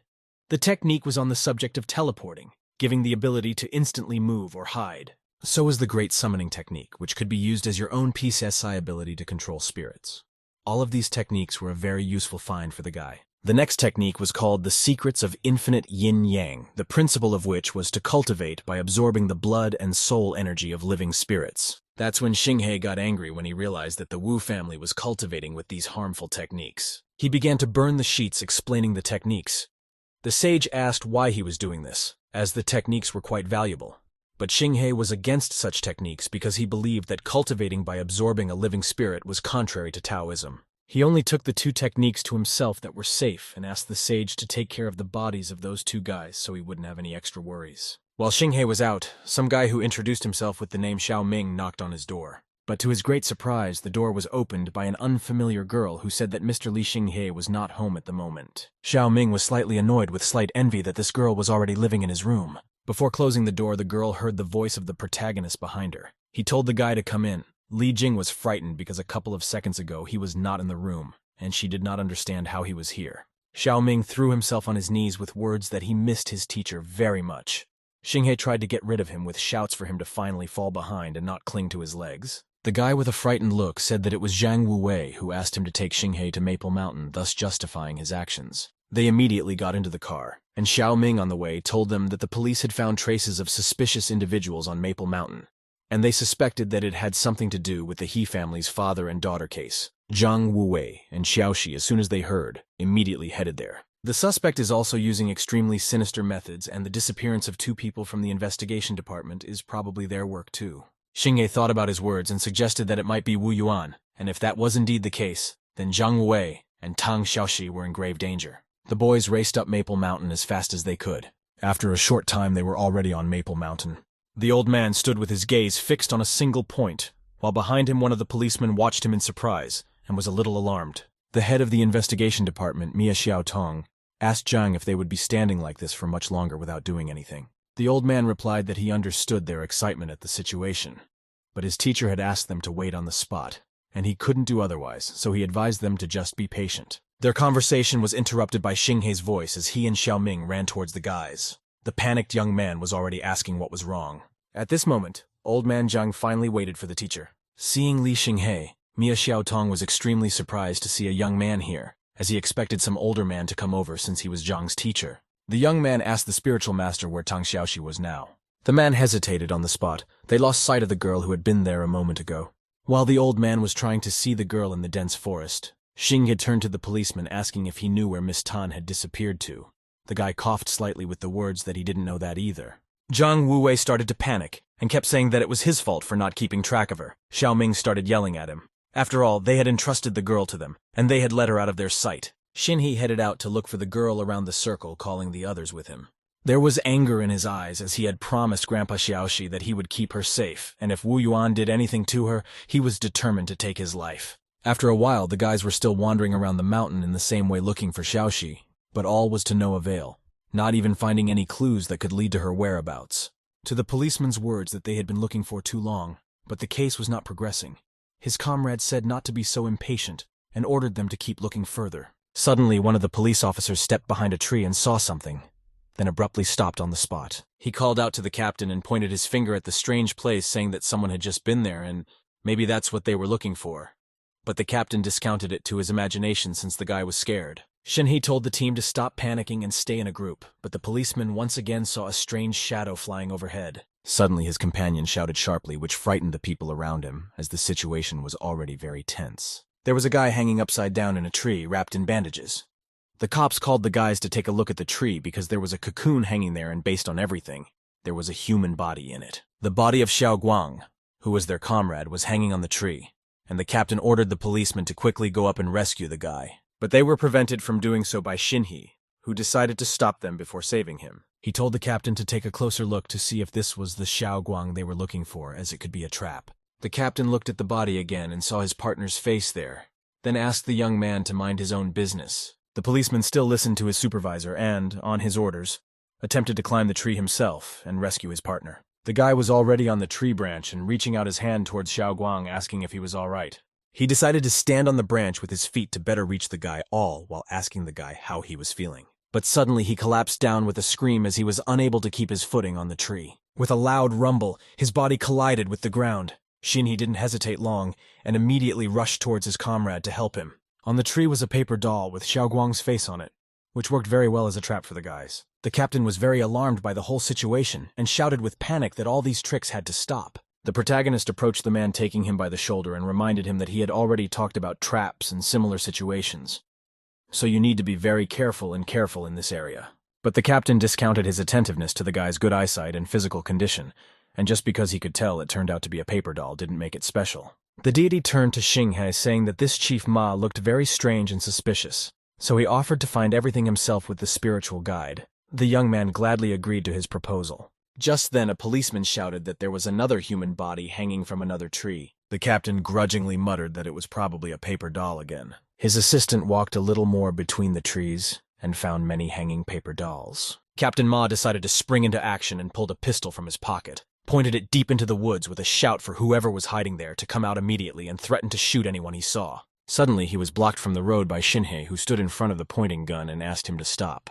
The policeman yelled for the young man to get out of the way and not interfere with his task. But the young man with a stern look said that if he shot, this man would really say goodbye to his life because of him. There was the body of the real Xiao Guang hanging on the tree, which the policeman hadn't noticed and was already ready to shoot. Suddenly, Xinhe cut the rope the guy was tied to. A frightened policeman stood behind him, The young man said that Xiao Guang could barely feel a pulse. Captain Ma immediately sincerely apologized to Xinghe for his reckless attitude towards him and asked if his partner could be saved, to which the protagonist replied that the guy's life was in no danger, but his condition was not good.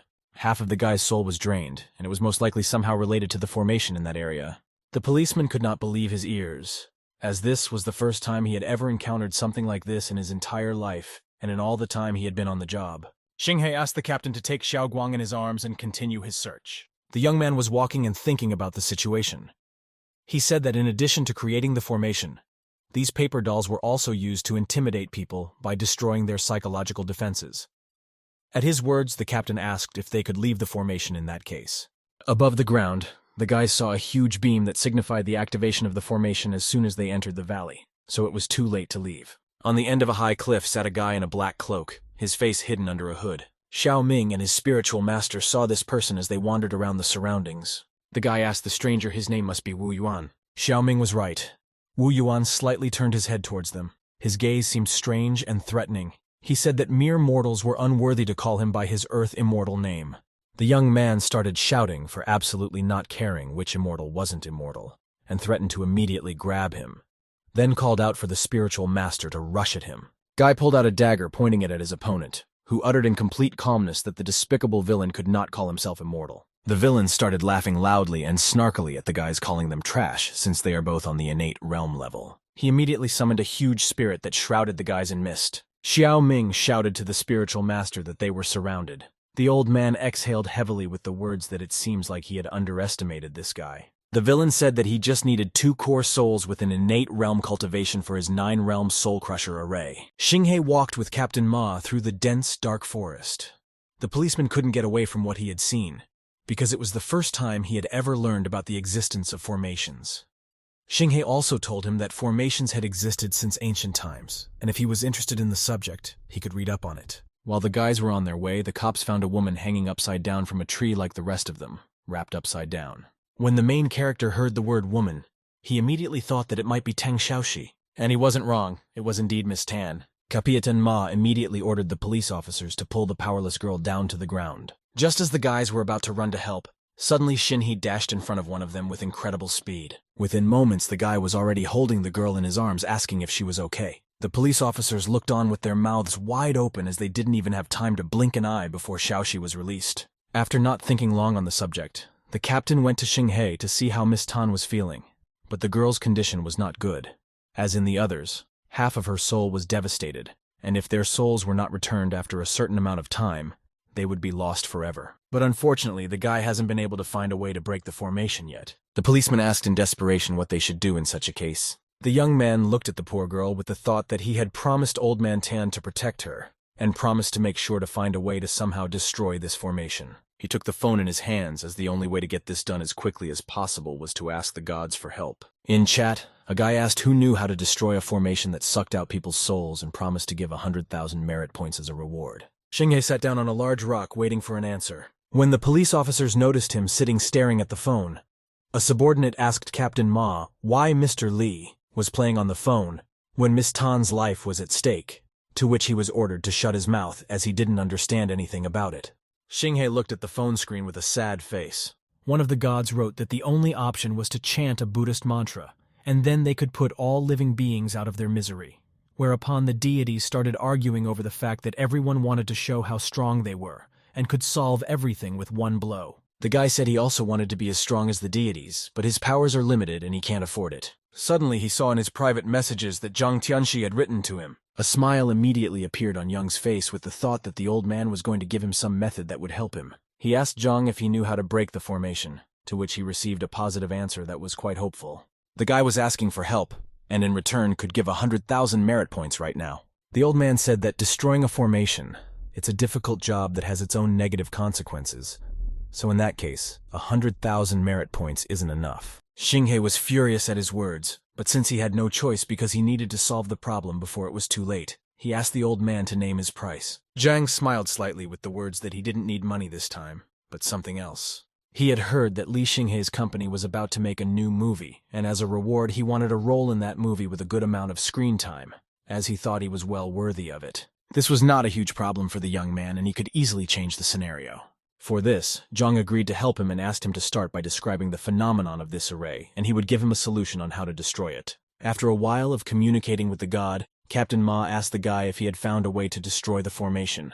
He stepped closer and said that if they couldn't do it soon, the others might leave them forever, but his thought was interrupted by the guy saying in a rush that he had almost found a solution. Just like that, a joyful smile appeared on his face. According to Xinghei's description, this formation must be an attribute of pure yin, and to destroy it, one must attack it with an object of pure yang, and when yin and yang collide, the formation will immediately collapse. The guy began to think through all the options of what object could be considered to possess the attribute of pure yang. Suddenly to the cops, he questioned which of the neither had slept with the girl yet. The captain turned to Xiaolei to ask that he had kind of always been single, but it turned out that he had been in a relationship for like a month now.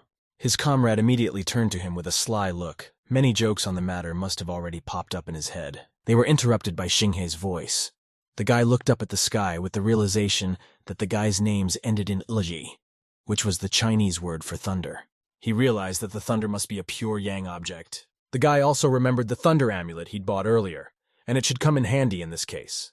At this time, the two deities were standing behind Wu Yuan, who didn't seem to be paying attention to them at all, only concentrating on himself. The spiritual master couldn't help himself, and shouted at the boy that persisting in evil leads to self-destruction, and promised that he would get the credit for his actions from Li Xinghei. But that didn't scare him at all. He was confident that he could merge the guy's souls into his formation, and after that, Xinghei wouldn't be in this world, which made it impossible to take revenge. Xiao Ming confidently said that their teacher had many ways to destroy this formation. But Wu Yuan only laughed at him, asking him that did he really think that someone like Li Xinghei would be able to break his almighty formation. But then he was startled by sudden thunder and lightning. He abruptly turned around, shouting why there was thunder in his formation, since it couldn't be. Wu Yuan began to get madly angry as the guys invaded his space. Xiao Ming let out a winning laugh, after which he once again tried to convince his enemy that his teacher would completely break his formation very soon. The guy asked ominously if he thought a few rumbles of thunder could scare him into surrendering. Xinghei at this time placed the thunder amulet in front of him, thanks to which he was able to break the formation a little at a time.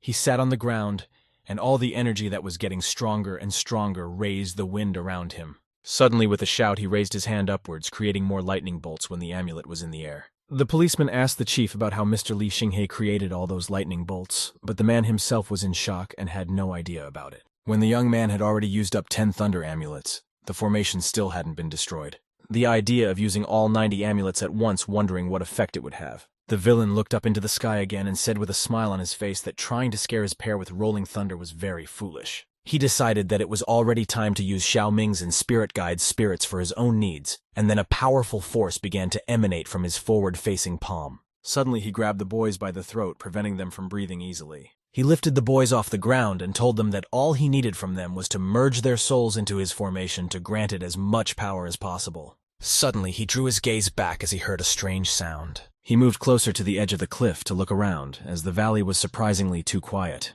as if something was about to happen. And then black clouds descended over his head, accompanied by thunder and a lot of lightning. Fear immediately appeared on the guy's face, after which he turned around and looked angrily at what was happening. Just then, a huge bolt of lightning struck the ground, causing a wall of smoke to appear. Around Xinghei were many of the spirits he had created. According to his plan, when the formation was already destroyed, these spirits should return back to their bodies from which they had been pulled. The young man found himself in the valley of his rival and spoke his name with anger. He pronounced for Wu Yuan to stay in this place for his own good. The guy didn't expect to see Li Xinghei here, and was surprised to ask if it was him. Xinghei's appearance began to dissolve into thin air with words that his opponent could forget about catching him. A strange sign began to appear in the area of the guy's chest that signified compression. Suddenly he went from human to wasp. Xiao Ming pointed his finger at the teacher, showing Teacher Zhang, but he didn't understand how he became so small. But Zhang explained that he used the Heart's Desire amulet, giving him the ability to change his appearance at will. Wu Yuan flew away from the rock to a more enclosed place. He coughed a little, but he was glad that he had escaped in time, and now he needed a few days to recover, after which he planned to take revenge. Suddenly, he saw Xinghei in the form of a wasp in front of his face, scolding him for not obeying him and staying put. And now he looked bad because he was very tired after running around. Wu Yuan looked at the guy in horror and asked how he managed to transform. The guy, without answering his question, immediately offered his rival a deal with a smile. The latter immediately inquired what kind of deal we were talking about. After that, Xinghei regained his human form once again. He suggested that he would give Wu Yuan some amulets if he told him about the immortal land, immortal realm. Legends say that the immortal realm of the land is completely hidden from outsiders, and after 10,000 years of development, it became the fourth realm in addition to the three main realms. Wu Yuan told the guy that he was looking down on him since he had only offered a couple amulets for such secret information. But the guy did not want to give this information as it should not be known by any outsider, and otherwise the whole family will be destroyed. Xinghe said that there was no problem, that he didn't get the information from Wu Yuan's mouth and decided to just dig into his memories. But the guy replied that he could only dream of information about the immortal realm. Suddenly, a large explosion occurred in front of the protagonist at the spot where his rival was standing. It turned out that Wu Yuan had actually self-destructed out of fear, and after all, Xinghe doesn't really know how to dig through memories, and was just bluffing to convince him to tell the secret. A spirit appearance appeared in the sky, from which Wu Yuan could be heard shouting that he would never forgive the guy. Xinghe started to get even angrier, as this Wu Yuan turned out to be another clone as well. It pissed him off that the immortal realm held many secrets that he had no way of knowing. When Tang Xiaoxi's girlfriend woke up, she didn't expect to see Xinghe and was surprised to ask when he had made it. She was in bad shape and looked exhausted, but still thanked the guy sincerely for saving her life. Suddenly, the young man's cell phone, which was in his pocket, began to vibrate with an incoming call. On the screen, he saw a call from Grandpa Xiaoxi. The old man said in a panic that he had just arrived in the capital, but there was no way he could reach Xiaoxi, so he called to find out where she was. Xinghe promised to bring her over right away. The next morning, they talked about what had happened during the night.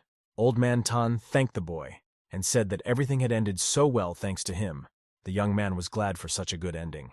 But he also mentioned the help of the spiritual master, who was also very helpful. The man addressed the spiritual master, saying that it was a great honor to know such a great master and to be personally acquainted with him.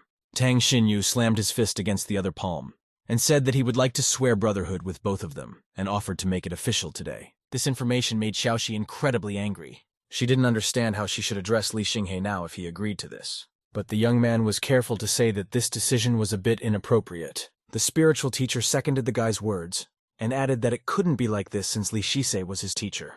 The old man immediately realized his guilt and a sad expression appeared on his face. The man immediately said he had another idea. The young man looked at him in incomprehension as he didn't want to hear another stupid idea. He said that his granddaughter Xiaoxi is already quite mature, hinting at another relationship.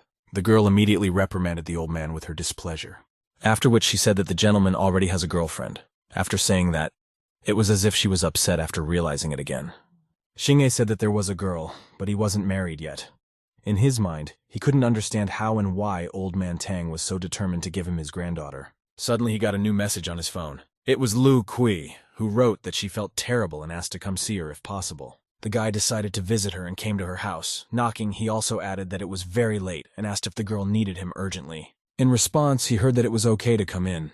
The guy opened the door and was very surprised at this sight. On the floor sat Dukui in a short dress with a filled wine glass, but there was a look of displeasure on her face, even though the guy had come for her needs. When Shin saw the girl up close, he was shocked that she looked so good, since it was dark and impossible to see anything in the car that day. The girl jabbed her finger at the young man with words to stop him from thinking that he was special to her, just because there was something between them.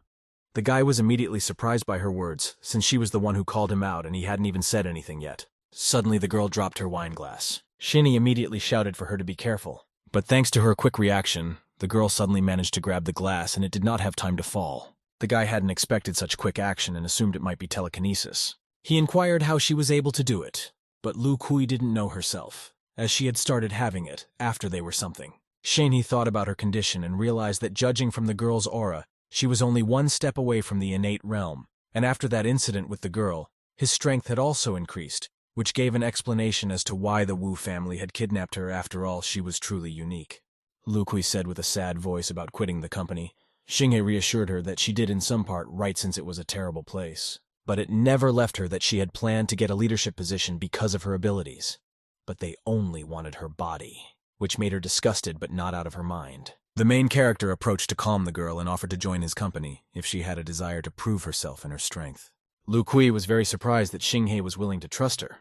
The guy lightly coughed and repeated several times that he believed in her abilities. After which he said that if that was all she had called him for, he would go home. But suddenly he felt the embrace of a girl who asked him to stay and keep her company. The young man released himself from the girl's embrace and headed for the door with the words that he didn't want to make any more mistakes. The girl offered him to cultivate together, and then he realized that it was a good idea since she had a very rare physique that was just right for cultivation.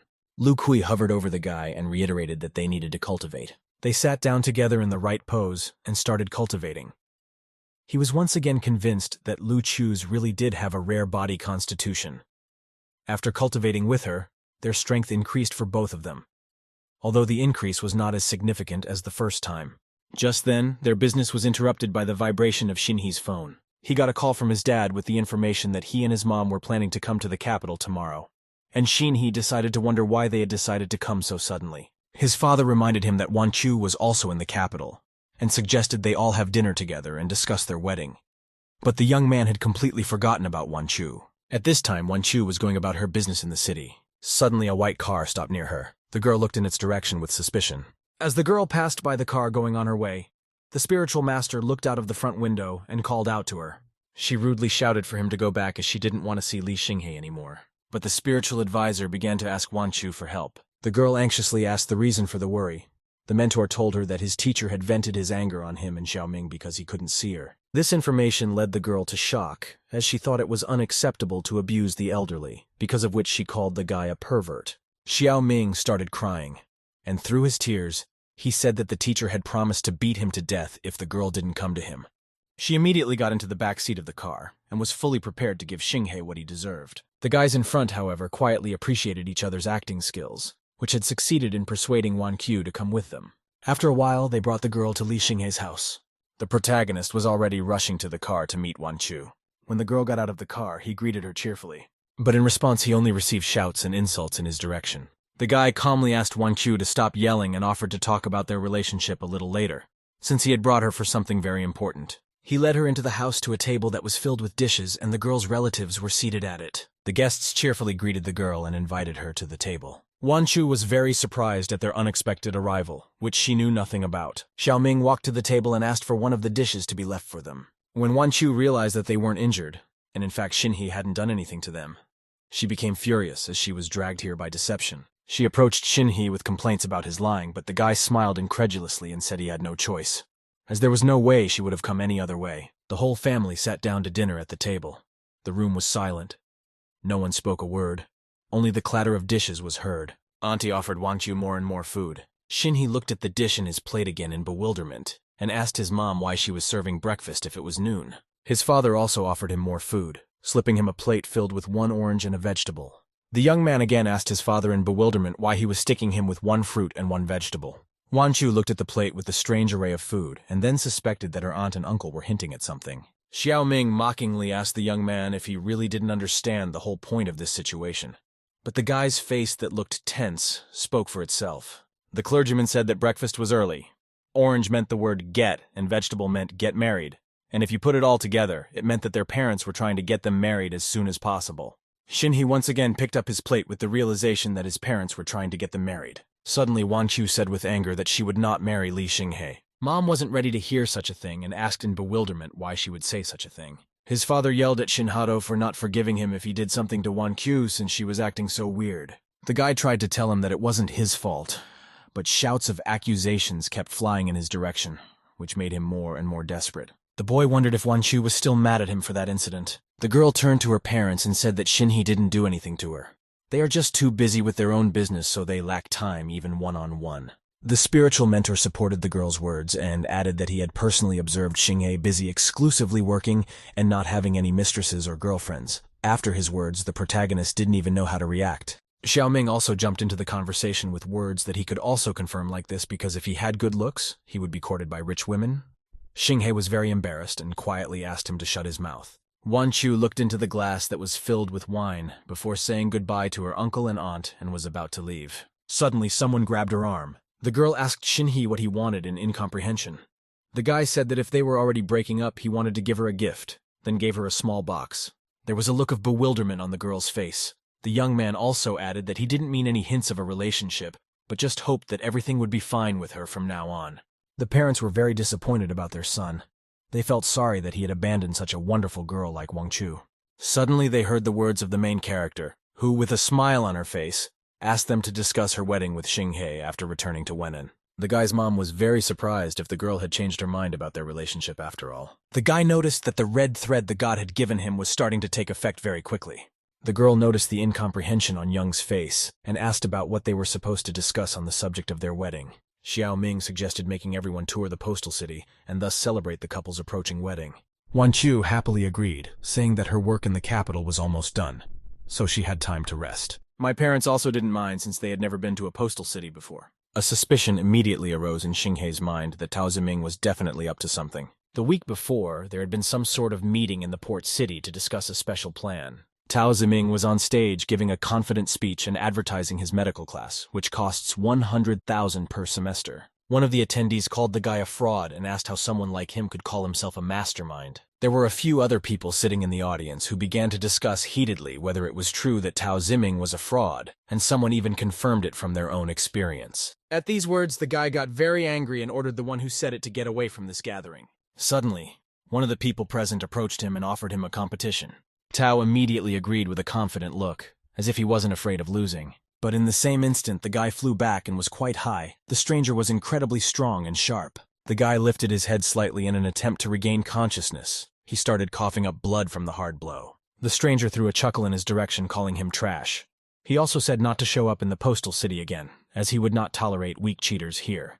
The people rioted in his direction, shouting that he was a real crook and demanded their money back. The guy told Xingyi the whole situation. He said that he never believed these two taoists in China, one of whom defeated him with a single blow despite his innate realm cultivation. And then the protagonist realized that the guy's true plan to invite him to the port city, he just wanted Xingyi to avenge him. Tao made an innocent face and barely squeezed out a couple of tears with words for the teacher to take pity on him. Otherwise, he wouldn't be able to live in the port city. Xinghe didn't mind helping his student, but he had traveled such a long way to the city, and so he also needed to make time for his parents and Wan Chu.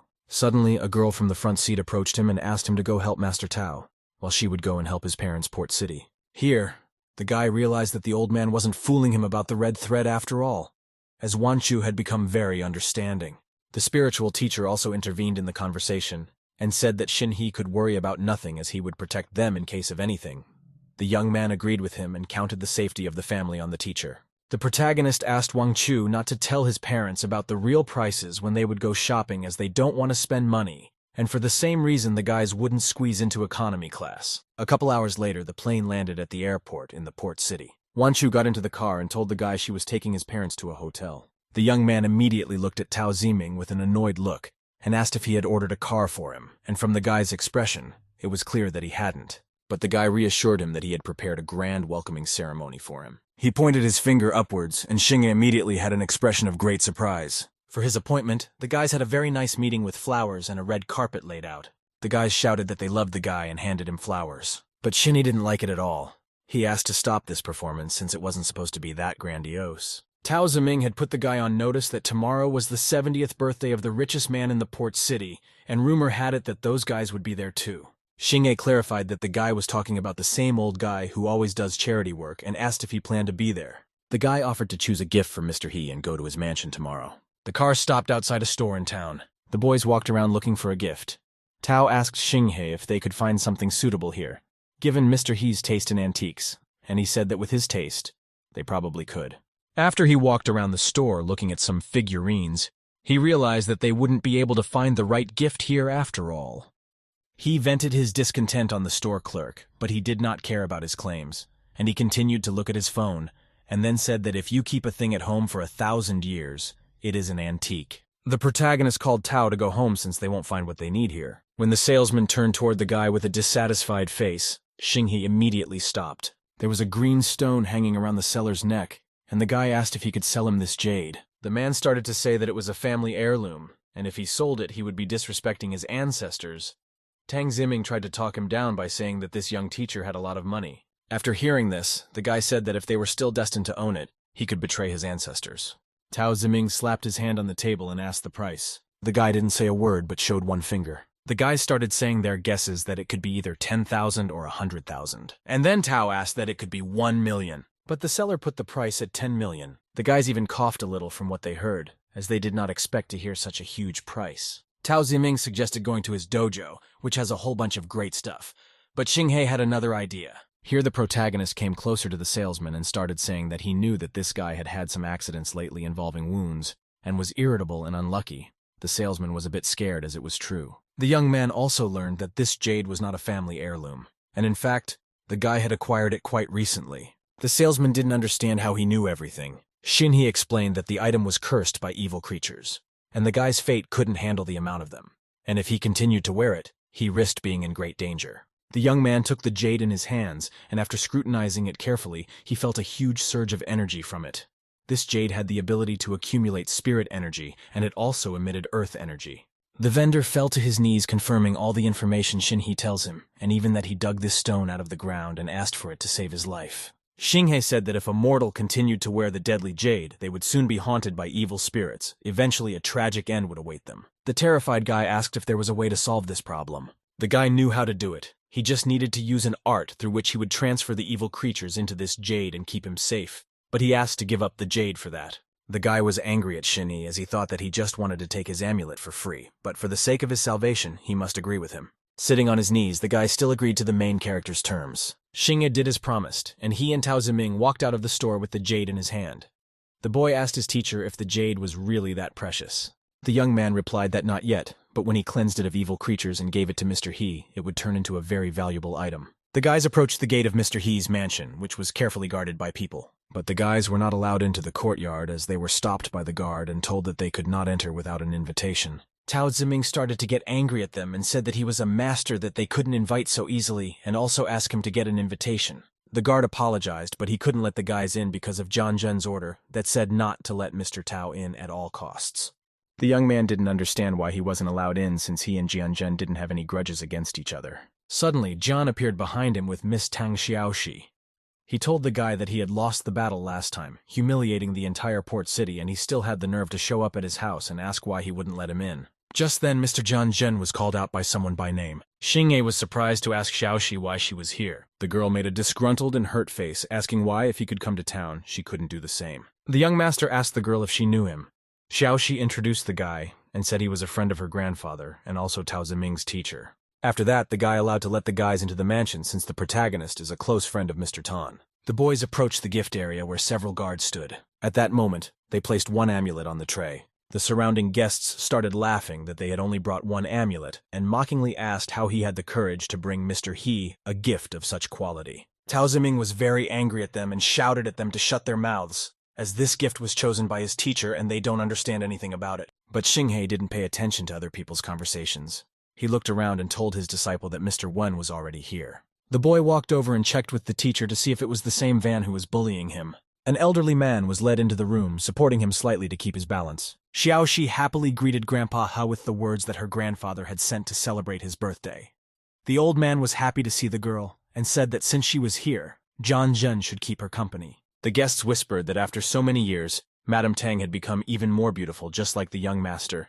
They thought they were a great couple. But the girl was very angry when she heard these phrases, as she was not going to get married, and thought that she shouldn't have come to this party after all. The young man called out to his grandfather as Mr. Wen arrived. The boy sat down on the sofa opposite Xiaoxi and Grandpa He.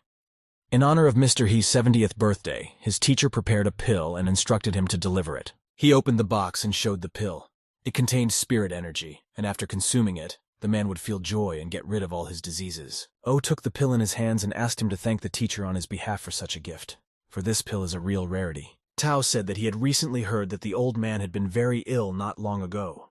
So much so that he had almost left this world. He had only recovered after taking a pill made by Mr. Wei's master, so he had decided to celebrate his birthday since he had survived. Shinhei carefully looked at the pill that the guy handed to Old Man He, and said that mortals consuming it would absolutely benefit. But then the young man noticed that the last layer of the pill contained something else that was displayed in black, and it was definitely not spirit energy. A plan of action immediately emerged in his mind. When the old man was about to swallow the pill, the guy immediately rushed toward him, shouting at him not to take it in his mouth. Fortunately, Shinhei's speed was very good, and he snatched the pill out of the man's hands in a flash with the words that he shouldn't drink it. Xiaoxi started yelling at the guy, asking what he was doing. Judgmental words were heard from the side as well. Mr. He asked the girl knows, and she knows this guy, she said with a little guilty look on her face that a friend of her grandfather. Mr. He immediately smiled as he was sure that if it was Mr. Tang's friend, he definitely wouldn't harm him, and calmly asked the guy why he didn't let him eat the pill. The young man revealed that there is some other strange substance on it, and he suspects that this ingredient controls consciousness. Wei started to get very angry and yelled for Shin he can't know what's in there, and also dare not talk so badly about his teacher's pill. He asked Mr. He not to listen to his nonsense. The old man was confident in his master as he cultivates and helps the weak, creating pills solely to save people. It also betrayed his confidence that Mr. Wei had already saved him once, so he definitely wouldn't give him another pill. He assumed that Mr. Li Xinghe might be wrong. The guy said they will only know if the pill is really safe when they test it. The old man inquired how he was going to do it. The young man suggested feeding the pill to a random cat or dog, and was sure the results wouldn't be long in coming. At this point, the old man became very angry at his ideas. Wei started shouting that he couldn't just take a pill prepared by a first-class master and feed it to him. But the young man reassured that the piece of jade stone he gave Mr. He had enough for 100 such pills, so there was nothing to worry about. Mr. He gave permission to execute his plan. The deputies have already prepared the dog for the experiment. The dog was named Eddie. The dog obviously didn't want to do it. Shinhee decided to see how supervised the dog was and gave the command to sit. But Eddie didn't follow through with what the guy told him to do. Wei didn't understand what he was doing and asked the young man about it, at the same time insulting him. The protagonist explained that everyone present was witnessing that he and Eddie didn't know each other at all, so the dog shouldn't listen to his commands. He gave the pill to one of the assistants and asked him to feed it to Eddie. The guy first petted the dog to induce trust and calmness, after which Eddie ate the pill. John Jun immediately noticed that nothing was happening to the dog and advised him that Xinghe should start thinking about how he was going to make up for the loss. But the young man reassured them, as you have to wait a few minutes at first before you can see the result. After 5 minutes, Xiaoxi asked the guy why nothing was happening.